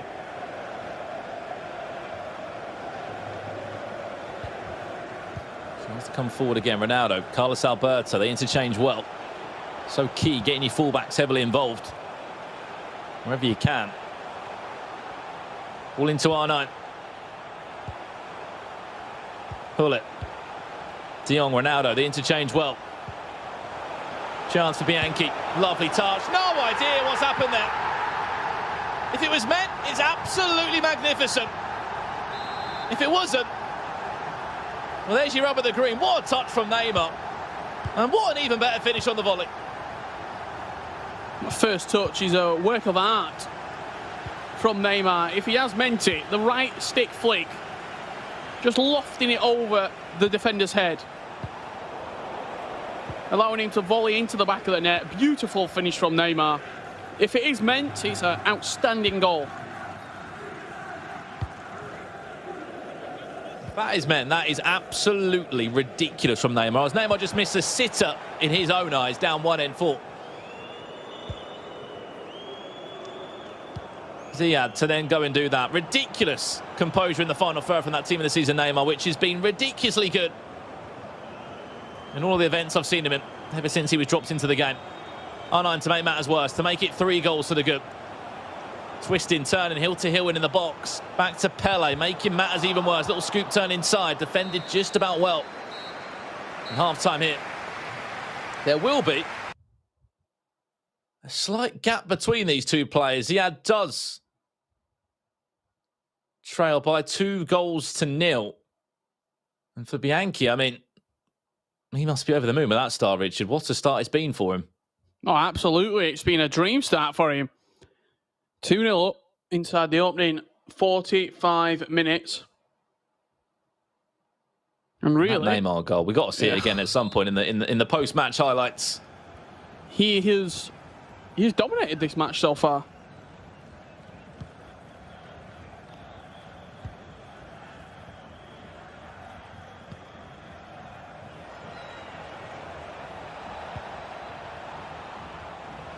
Back underway. This is only the first leg. We must remind you, Swiss rounds are near enough concluded for today.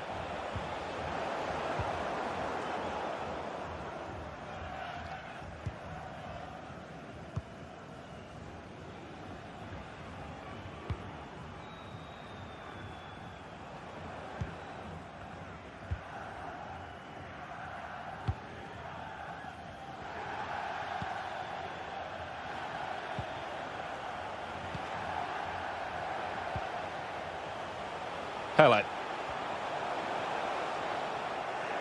Can't cut it back well.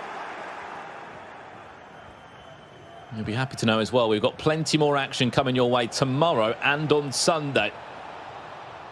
Lots of FIFA still to be played and still to unfold here.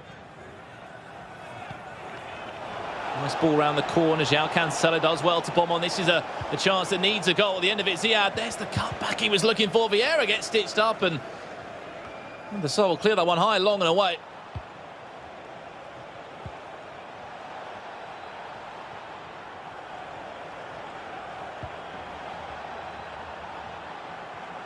CR7, good feet.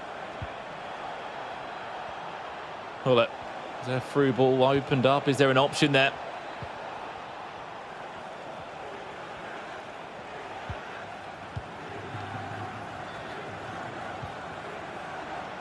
Zidane maybe needs something from him if he wants to try and fight his way back into this game. Neymar's not been the answer. R9's not been the answer. Maybe he can be now as he can pickpocket the defender. Neymar or R9. Cannot forget about the best chance he's had in the game, Rich. It was that Neymar finesse shot that just blazed wide. And it could be three.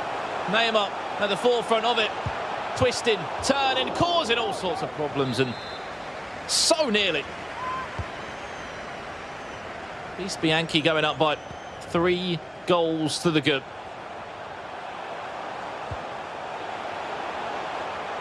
His control on the ball is phenomenal. Combinations have been on point. The skill cancels when he needs to use one. Also so deadly.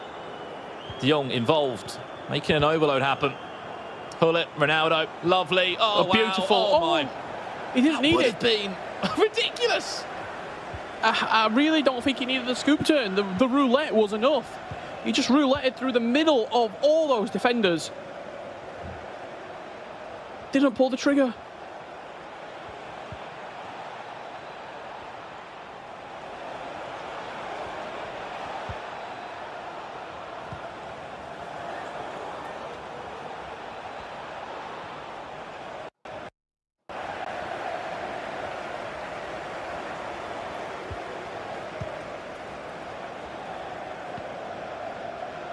Minutes away from the perfect first leg. Remember, this is elimination fee. If you lose, you're out of the tournament. If you win, you're in the final 8 knockout bracket. That's why it has been so emphasised that this is such a big game. Chance again. R9, nice touch, cuts back inside. Neymar on his own in a one-on-one. Well read by Maldini.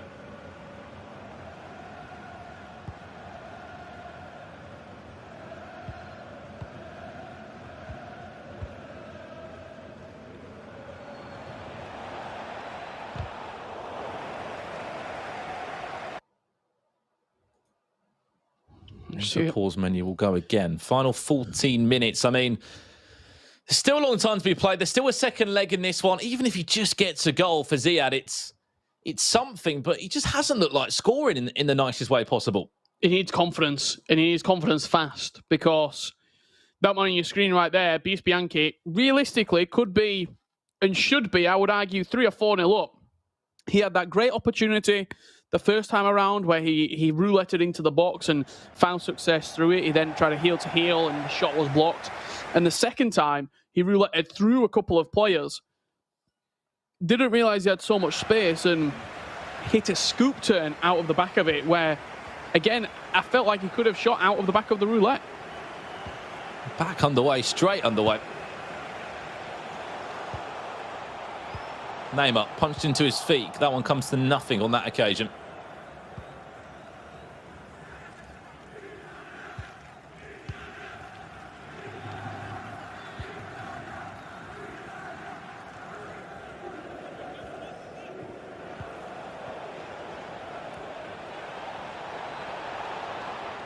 Final 9 minutes. Ziad needs a goal, needs a hero. It was Cristiano Ronaldo. Great block at the back again. Hoofed forward into Cristiano Ronaldo. He's just offside. Just too keen off the mark.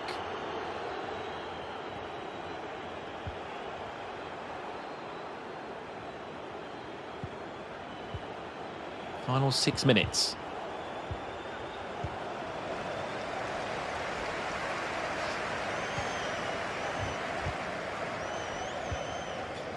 It's been very impressive, I've got to say, Beast Bianchi in this game.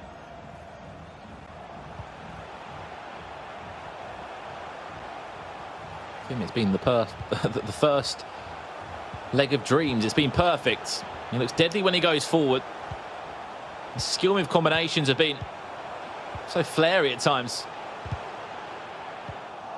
Unpredictable. I think more importantly as well, he's looked, other than the Neymar miss inside of the first 20 minutes, he's looked pretty sturdy at the back. He's looked resolute. There's not been much room for Ziad to sort of move in, try and manipulate the ball into. The final chance is going to fall to Ziad. Referee blows up half-time, as you could say, between the two legs, and that will do us for leg number 1 here. Beast Bianchi in cruise control as we go into leg 2, leading 2-0. Yeah, I mean, we'll have a look at the highlights from that game, Richard, because there were some brilliant goals. I mean, the second goal, we have to talk about the Neymar touch. That one was great. First time fake shot into R9. And this goal here from Neymar, you'll see it now, whether he meant it or not, was it a double touch? No, he flicked up once and then just somehow got round Maldini. It was like a sort of flick up, chest down, then left foot volley into the back of the net. It was a nod of approval, so... Maybe so. Maybe he did mean it, yeah.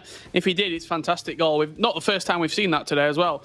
The goal earlier on from Abdullah Al-Rashish when he got the ball, played through, flicked it over the goalkeeper's head with the right flick of the right stick, and Team of the Year CR7 slotted it into the back of the net. I am trying to frantically find some up-to-date results for the first leg of all these games. I believe we are just waiting for those results to be passed through to us until we wait for that. Second leg of action going to come very shortly indeed. Winner of this goes through to tomorrow, the loser, where their season will be over. I had a question for you as well, Richard. Ziad went 2-0, so he was 1 win away in round 3. He lost both of his last 2 games, round 3 and 4. On the flip side for Bianchi, he's won a game, lost a game, won a game, lost a game. How do you think that is there a difference in mentality there, that you've just lost 2 games back to back and you feel like, oh, this is not really my day, is it? This isn't going to plan, after being at such a high, winning those first 2 games and being, I'm so close to knock out FIFA. Yeah, certainly. I think if you're coming off the back of 2 losses, you are just going to be in a more negative place. I mean, we've all played weekend league as well, haven't we? The game after a loss, unless it's a very easy victory, it's never an easy game. It's always a hard game. You start overthinking, you start overcomplicating what you're trying to do, how you're trying to play, and nothing really seems to be clicking. Whereas if you're coming off the back of a win, you're confident, you've got momentum going with you, you feel as though you are playing good FIFA, and half the battle is the mental battle. If you feel like you're playing good FIFA, typically you are playing good and you will win games. Whenever players are sort of high on confidence and they're playing with not a care in the world, that's when they play their best FIFA. It's when people start overthinking, overanalyzing, where you start to see mistakes creep in and self-doubt creep into their offensive game especially. I mean, that's why they say that mental side of the game is absolutely huge and a really, really important part of competitive FIFA at such high level. As we jump back into this one for the second leg now. Who will go into the knockout rounds and who will be leaving the playoffs?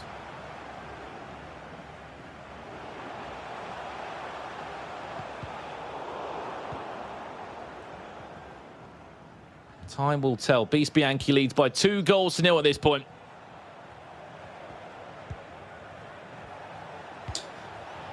Pele just knocking that ball down the line for Neymar. The 2 Brazilians linking up quite nicely. Pele now inside the box, just looking to create something to give Bianchi that extra cushion here. Cristiano Ronaldo, directional nutmeg into the space. His shot is blocked. Nothing comes of it there. In the end, if you are just joining us here for this West Asia playoff, $100,000 prize pool. The winner will get $40,000. Second place, $20,000. Third, $10K. Fourth, $7.5. The top two, they will guarantee themselves a place at the FIFAe World Cup Grand Finals later in the summer, August 6th through 8th to be precise. Ziad building, ball roll scoop turn, looking for that pass into R9, but as he always seems to do, Rafael Varane standing strong at the back, making sure he's in the way of the interception and proving his price tag. Very, very high line from Ziad as well. Just having a quick glance at it there. He had to pull his players back manually to defend.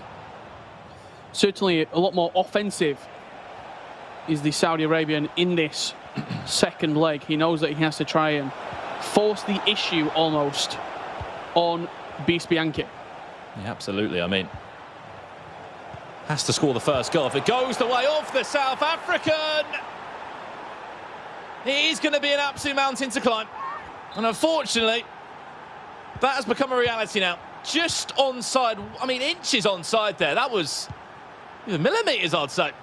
Beast Bianchi leads by 3-0. And we said it perfectly before. Swiss rounds work in different ways. If you start well and then you lose games back to back, you come into round 5 just not feeling good. And I think that does play a big part in this game. The mental side for Howard Ziad. He was 2-0. He was 1 game away from qualification and lost round 3 and round 4 in the Swiss rounds. A 2-0 defeat in leg 1 has just led to him just not feeling good in his FIFA ability. And I mean, you can back this up now with how good this man has been of Goliath Gaming. Leads by 3-0 now.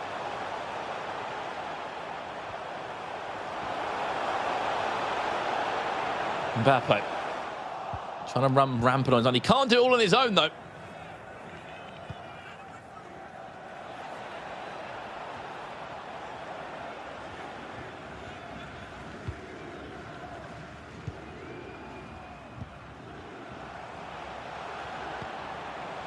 Ronaldo. So it goes. Not on that occasion, unfortunately.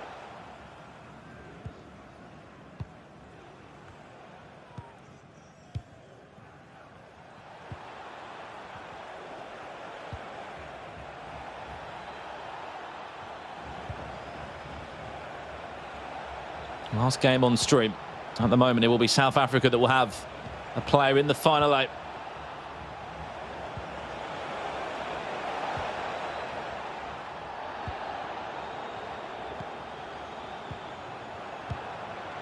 Ronaldo, Carlos Alberto offering an overlap.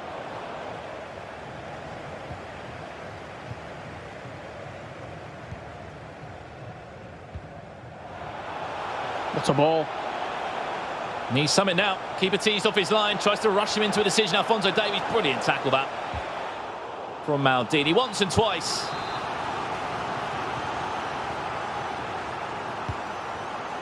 Wins the ball well.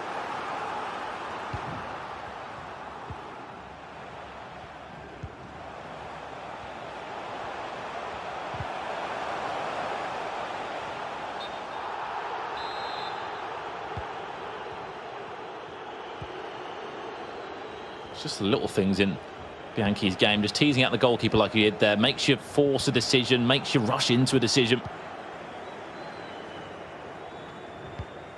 He forces the issue, and that's only really sort of acceptable to be able to play like that, forcing the goalkeeper and pulling players out of position, because he's leading 3-0, because he feels like he is the dominant player in this tie.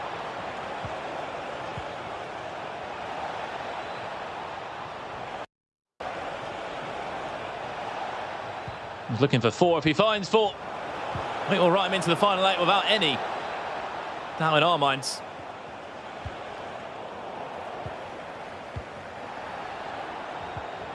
Ronaldo. into CR7. And Salah has to come across and defends well. Final 5 minutes of the first half of the second leg.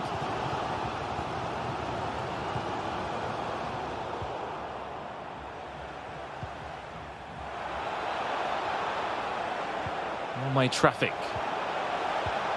Missed traffic from South Africa here. What a touch through the legs. Pele. R9. Which way will he go? Scoop turn. Brilliant save again. How many times, though, was he had to be saved? Because he's just having to defend and defend and defend. Keeps on getting bailed out. The fourth goal is the nail in the coffin.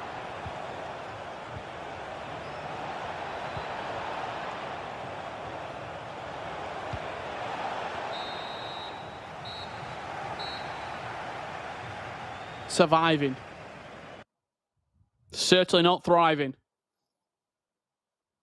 Is Power Ziad. Yeah, certainly not having the best start here. That man, though. Honestly, I think it might even go as far to say this is the best leg we've seen in terms of the best matchup we've seen across the two legs from him, Rich. He's just been really impressive. Look across the other rounds that he's played. He's played in a 6-5 in round 4 before this. His game before that was a 2-1 defeat. He had to play against his fellow South African in Kaylan, which is never nice to do, I can assure you on that. Then played another difficult time. Just that one. He did 3 goals to 1. So the fact he's kept a clean sheet to this point is pretty remarkable. He's saving his best FIFA until the end, where maybe he knows that this is elimination FIFA. He has to be at his best. There isn't a second chance.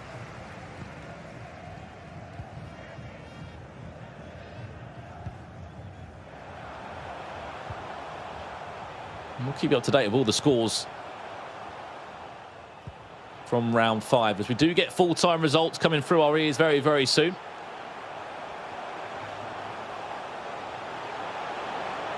The biggest storylines for today, though, is the Msdossary. 4 wins to his name. Mo Jabri is through. Abdullah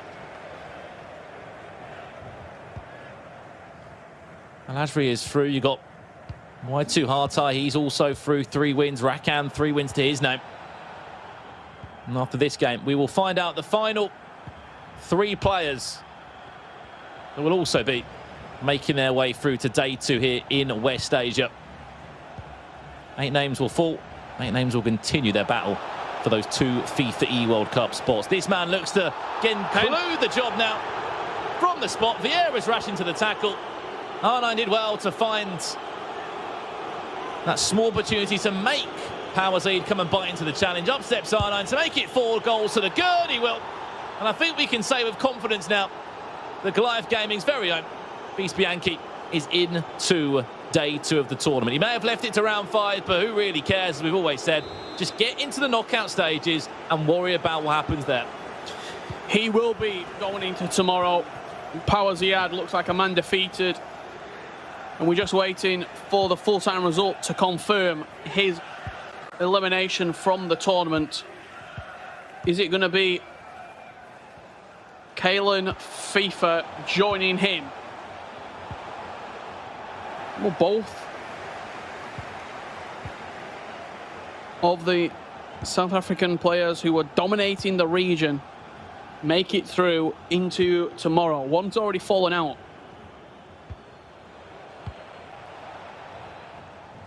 But 2 out of 3 is not a bad little return.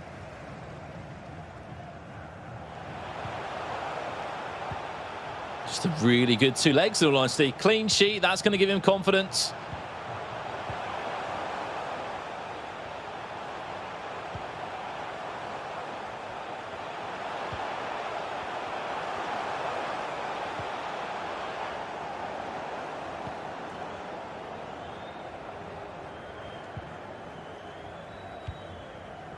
And the goals that he scored as well have been even better. Fortunately for Power Zaid, this is the heartbreak stories that sometimes Swiss gives you. This man was 2-0 earlier today. He would have been on top of the world after round 2, thinking, I'm going to make it through to the knockouts. Fortunately, lost round 3, round 4, and he's 20 minutes away from losing round 5, and that'll be the end of his FIFA 21 season.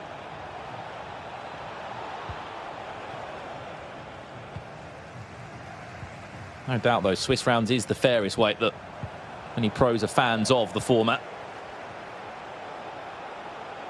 Gives you enough chances to get a second chance. Chance for 5, back post, Neymar, easy as you like.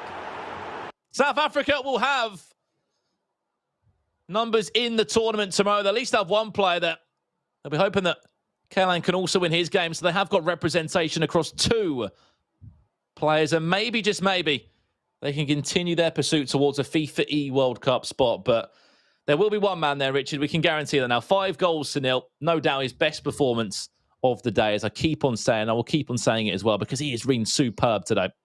And no, he certainly has been. It's been a topsy-turvy performance, but he saves his best outing until this final matchup. 5-0 up with 20 minutes left to play. Dreamland for Beast Bianchi.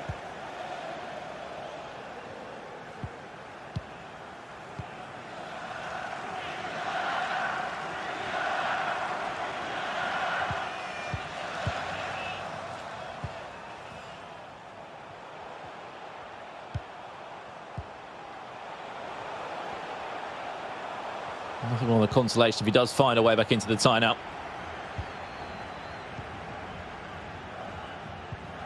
For those that may be wondering, there was an incorrect score in one of the matches in round 4, so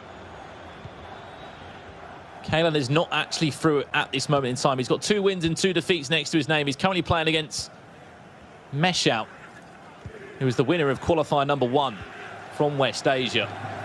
The winner of that game will go through.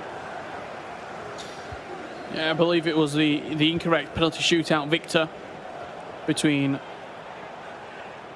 Kaelan, FIFA, and Rakan, Mo Jabri in round 4.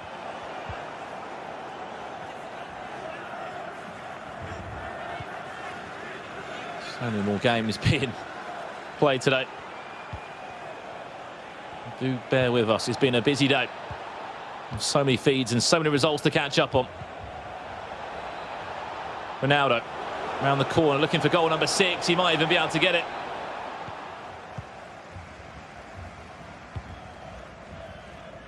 Final 5 minutes, Rich, and we will have 8 players left here in West Asia. The topsy-turvy day, upsets have been apparent, goals have been flying in. I'm looking forward to tomorrow when it's a double elimination scenario.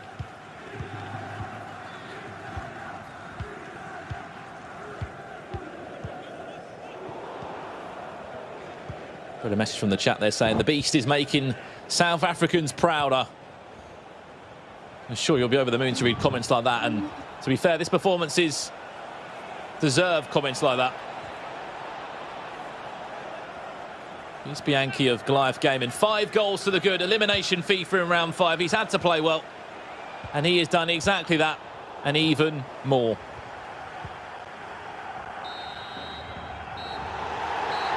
There we have it.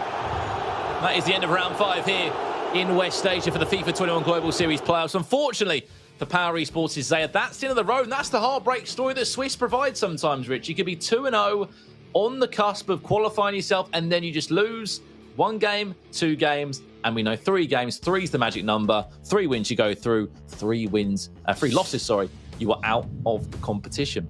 Yeah, it's a tough format, certainly, when the ball starts rolling against you and it starts snowballing. 1 defeat becomes 2. Then you find yourself in these real tight predicaments where you're facing someone who is full of confidence. You're down on confidence. There's only going to be 1 victor, and that is going to be the person coming up from the depth.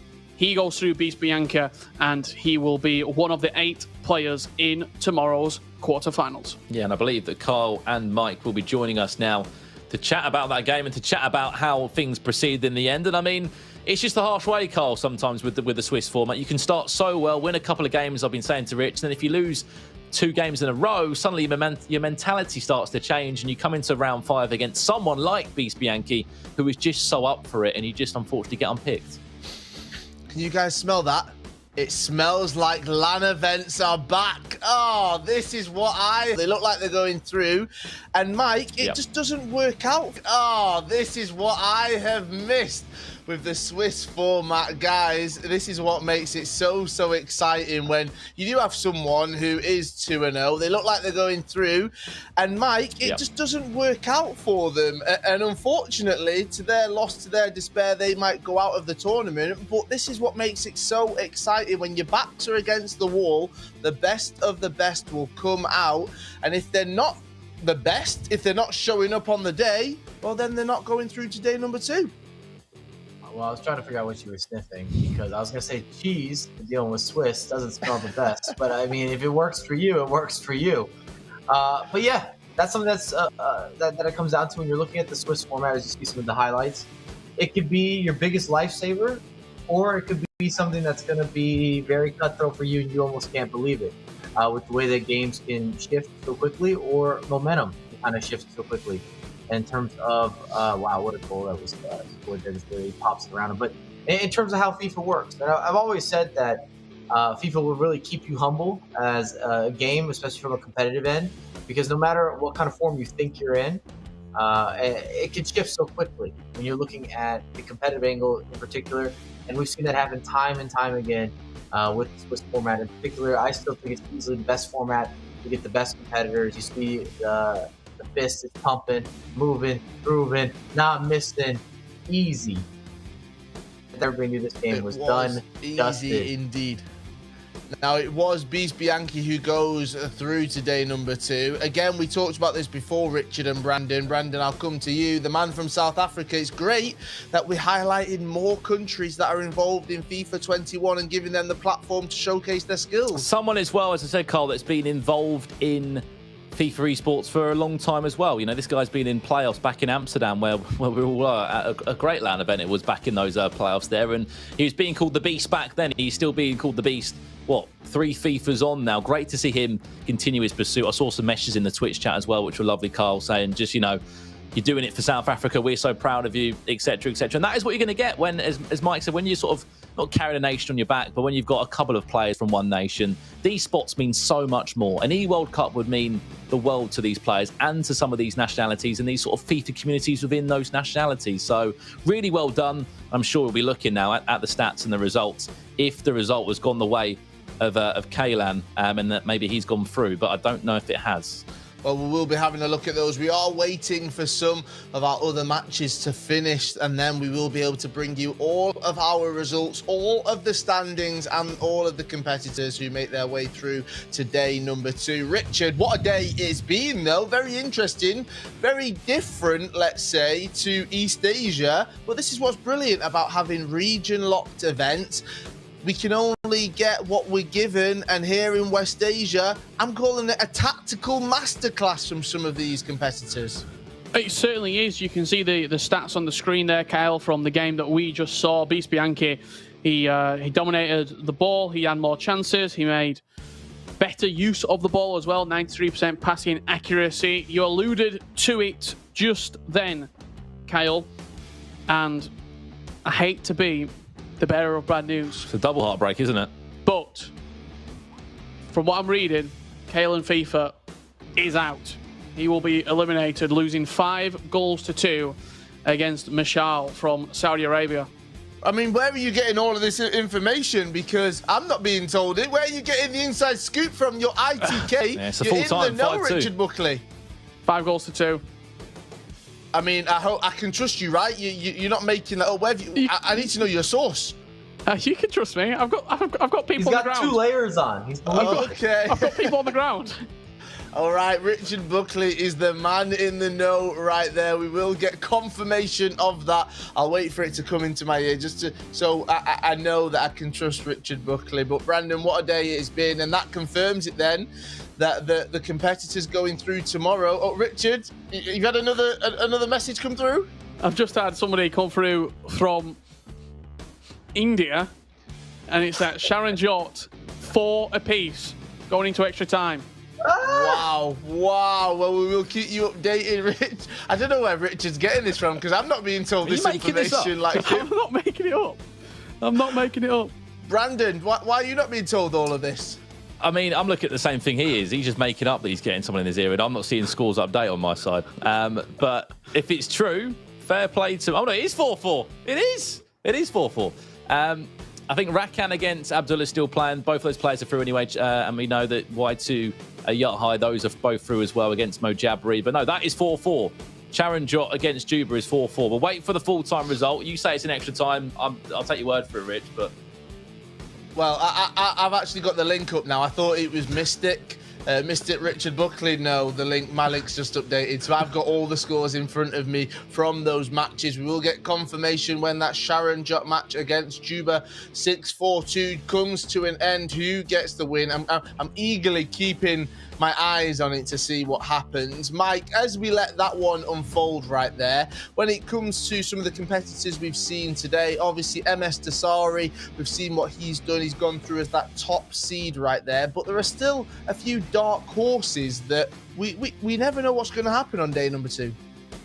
That's correct, but I still think what Brandon Richard stressed on earlier, where we saw a lot of names that we expected to see have stamped their ticket into tomorrow. They're continuing the weekend.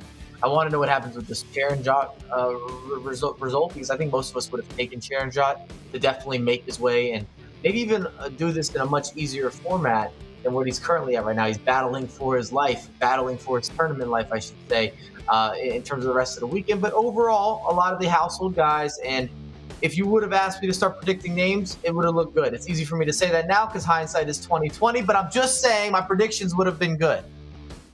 Well, we will be keeping you up to date with all of this. The predictions, we forget about them because you guys are so bad at the predictions.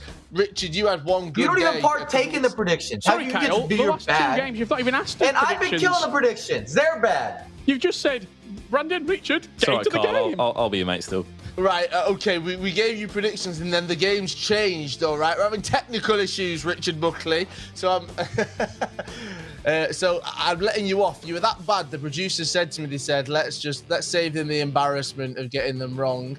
So we didn't do any of those predictions. I don't partake in them because I've got to be neutral. I'm not lying. Can we get you in predictions tomorrow, Carl, please? I'm not.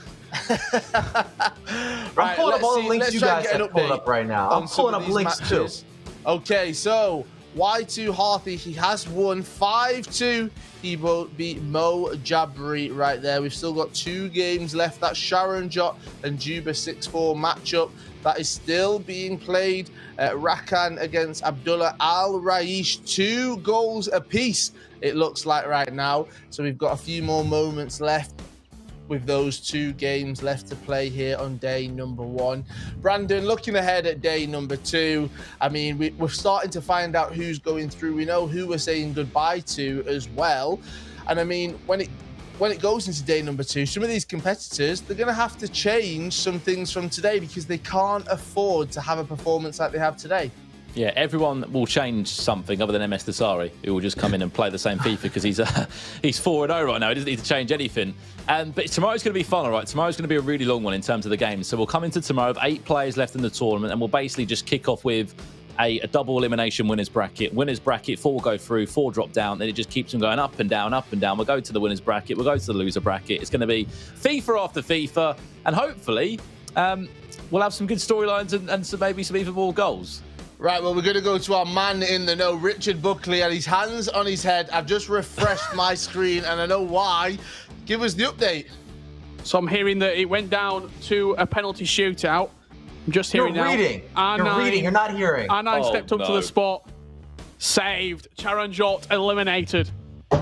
Wow, Charanjot eliminated here on day number 1. We've still got one more matchup that is being played. Rakan taking on Abdullah Al Raish.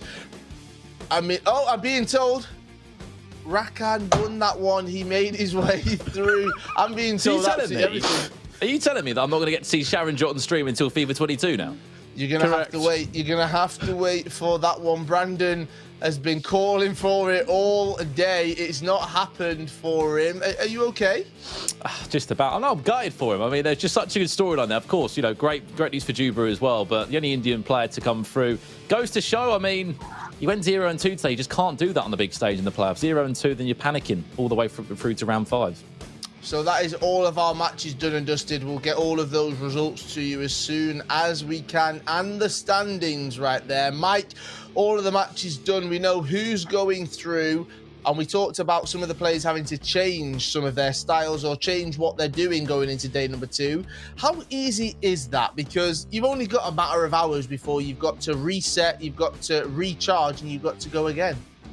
It's not easy at all. And I think where most competitors struggle, even at the pro level, unless you're one of those top tier pros that's always winning events, even if you've had a lot of success, is with consistency and continuity, and then being able to make adjustments and pivot while still staying consistent, because that's very difficult. If I change formations, for example, the way that I play FIFA shifts to a certain degree. And sometimes you don't need to make those changes. Sometimes the next day, that good hour of sleep, by hour, I mean good 8 hours of sleep, that rest period that you had was enough of a refresher, or going for a walk or talking to a coach. And sometimes it's not. And if you make a mistake the following day, then you start blaming, I shouldn't have done this, I shouldn't have done that, I overthought here, I made a mistake, I made an error, and there's no way of really being able to say this would have gone better or that would have done worse. I'm giving you a very long, drawn-out answer in regards. It's really difficult to say exactly what you need to do in terms of those shifts, but definitely be fresh. I always tried to eat very healthy when I was competing, just so I felt like I was light, I was in the zone, I was dialed. And then listen to the coaches. You've been working with the same coaching staff for months now, maybe for the entire year, maybe for years with some of these guys. If it's worked for you in the past, keep that going. Well, maybe some of our competitors going through today, number 2, will be able to watch the stream back and watch some of the breakdowns. And Mike, you're going to give us another one because it's time for our game analysis presented by PlayStation. And it only makes sense that we give some more love to Msdossary because he's undefeated. He went out and he did what he was supposed to do, and he did it in Msdossary fashion. And I really enjoy this sequence, not only because it's the 120th minute, it's the last touch of the ball, but it just shows you once again how well Msdossary reads games. Look how he's going to evade this pressure. I call it the Msdossary special because he's multitasking. He's letting players make sure they're on side. He's looking for the resurface, the recycle, the reposition. And in order to do that, he's got to be able to have the close control dribbling. You see that little outside of the foot elastico too. It's just that added oomph, that little extra sauce. You wanted the condiments, he gave you the condiments, and you're able to convert. But these fine details that are part of the Msdossary painting that we have to give him such credit for, and that's what he was able to accomplish today. He stayed undefeated, but it wasn't dominant Msdossary. But he had those small lines in order to get these competitive advantages time and time again. A dab of the Dossary sauce right there, just adding it on top of a great day for Msdossary. Can he do it in day number 2? We will find out tomorrow. Let's have a look though at all of our results from the last round of the Swiss matches. As you can see, as Richard Buckley brought to you some of those big headlines right there, Sharon Jot is out. Unfortunately, he loses to Juba 6-4-2. ASMR Rakan, he gets the win over Abdullah Al Raish. ASMR Y2 Harthi, he wins, gets another W to his name, 5-2 over Mo Jabri. Looking at the other side, it is 25 Michal who gets a win, and then it's Beast Bianchi, as we watched, who beat Powers at 5-0 right there, and that concludes all of our action. However, what a day it's been. Sharon Jot is unfortunately out, but at the start of the day, he promised us a goal fest. We've somehow managed to whittle it down to 5. So let's have a look at our top 5 goals of the day.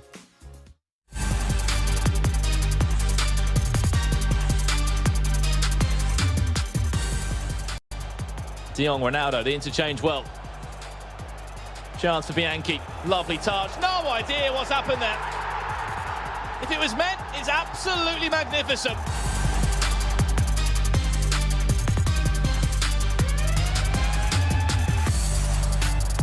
Chance, back post. Bruno Fernandes!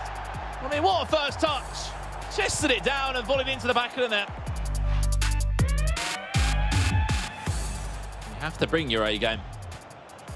You're a star game when you're playing against Msdossary, because it's going to be a long old road. Fights back and strikes back into the tie with Cristiano Ronaldo.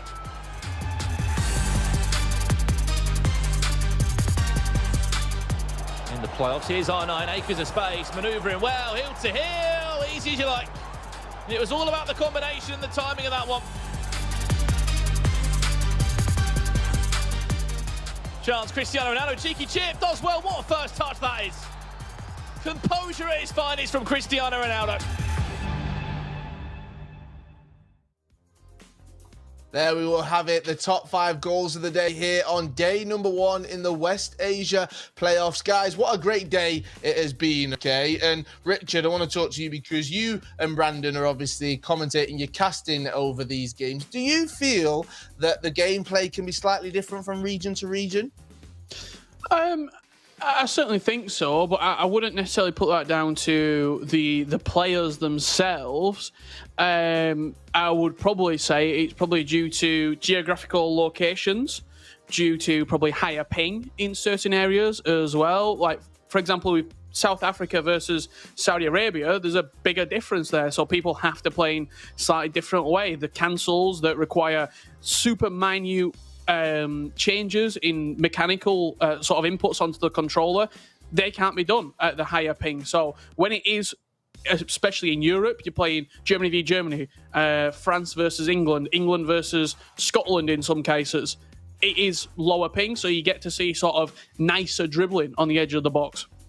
Right, we can see our standings. The players on the right in grey, unfortunately, they had 3 losses to their name, so we do say goodbye to those. But the players on the left, they go through Juba 642, Abdullah Al Raish, Mo Jabri 25, Mishal and Beast Bianchi.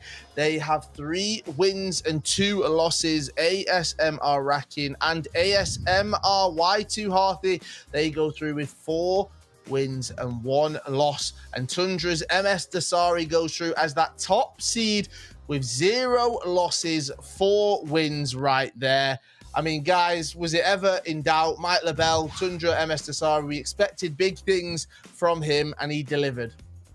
No doubt about it, but at the same time, they weren't easy wins, and that's kind of been an agenda that I'm pressing. These are like the finest of details. Msdossary had to make a tactical masterclass to make a comeback against Al Raish, and he was able to adjust and really forge that comeback in the second leg. Congratulations. And then it took him to the 120th versus his E-Nations teammate, where, I mean, it was back and forth. I thought we were going to see penalty kicks. I was in the chat, said PKs are incoming. I was happy to be wrong, but I think if we learned anything, Msdossary still has it. He has not lost it whatsoever. Not that that was really something that people were starting to spread around the community, but if you've got the ability to close out games, to see out matches, to make those comebacks, it's so important at the competitive level. And I'd still say he's easily a favorite to get one of those FIFAe World Cup spots over the course of this weekend. He definitely is a favourite. He's put himself in pole position, as we said. We can have a look at the bracket, how things currently stand with those 8 competitors that are left. Brandon, all 8 of them start in that winner's side of the competition in those quarterfinals, and tomorrow on day 2 we jump into double elimination. Yeah, if I'm Beast Bianchi right now, I'm just coming through the hardest round 5 of my life in terms of going through 5 rounds of Swiss. I've just looked at the bracket and refreshed my phone and gone, oh great, Msdossary, first game of play tomorrow. However, he has got a double elimination bracket. It is a double elimination format tomorrow, so if you do lose, you will get a second chance. But no, that's your final 8 there. And I think coming into today, I think I was a little bit skeptical myself of what sort of Msdossary we would see. You know, I haven't seen much of him this year because I've not covered this region sort of qualifier to qualifier. But he came in flying as he does, 4-0, and I honestly think it could be Msdossary plus someone that goes through to that FIFAe World Cup. That's already going to be my mindset coming into tomorrow, which, I mean, you can't always have that mindset, but I just think Msdossary looks like a different FIFA player right now, and I just think he's at a different level.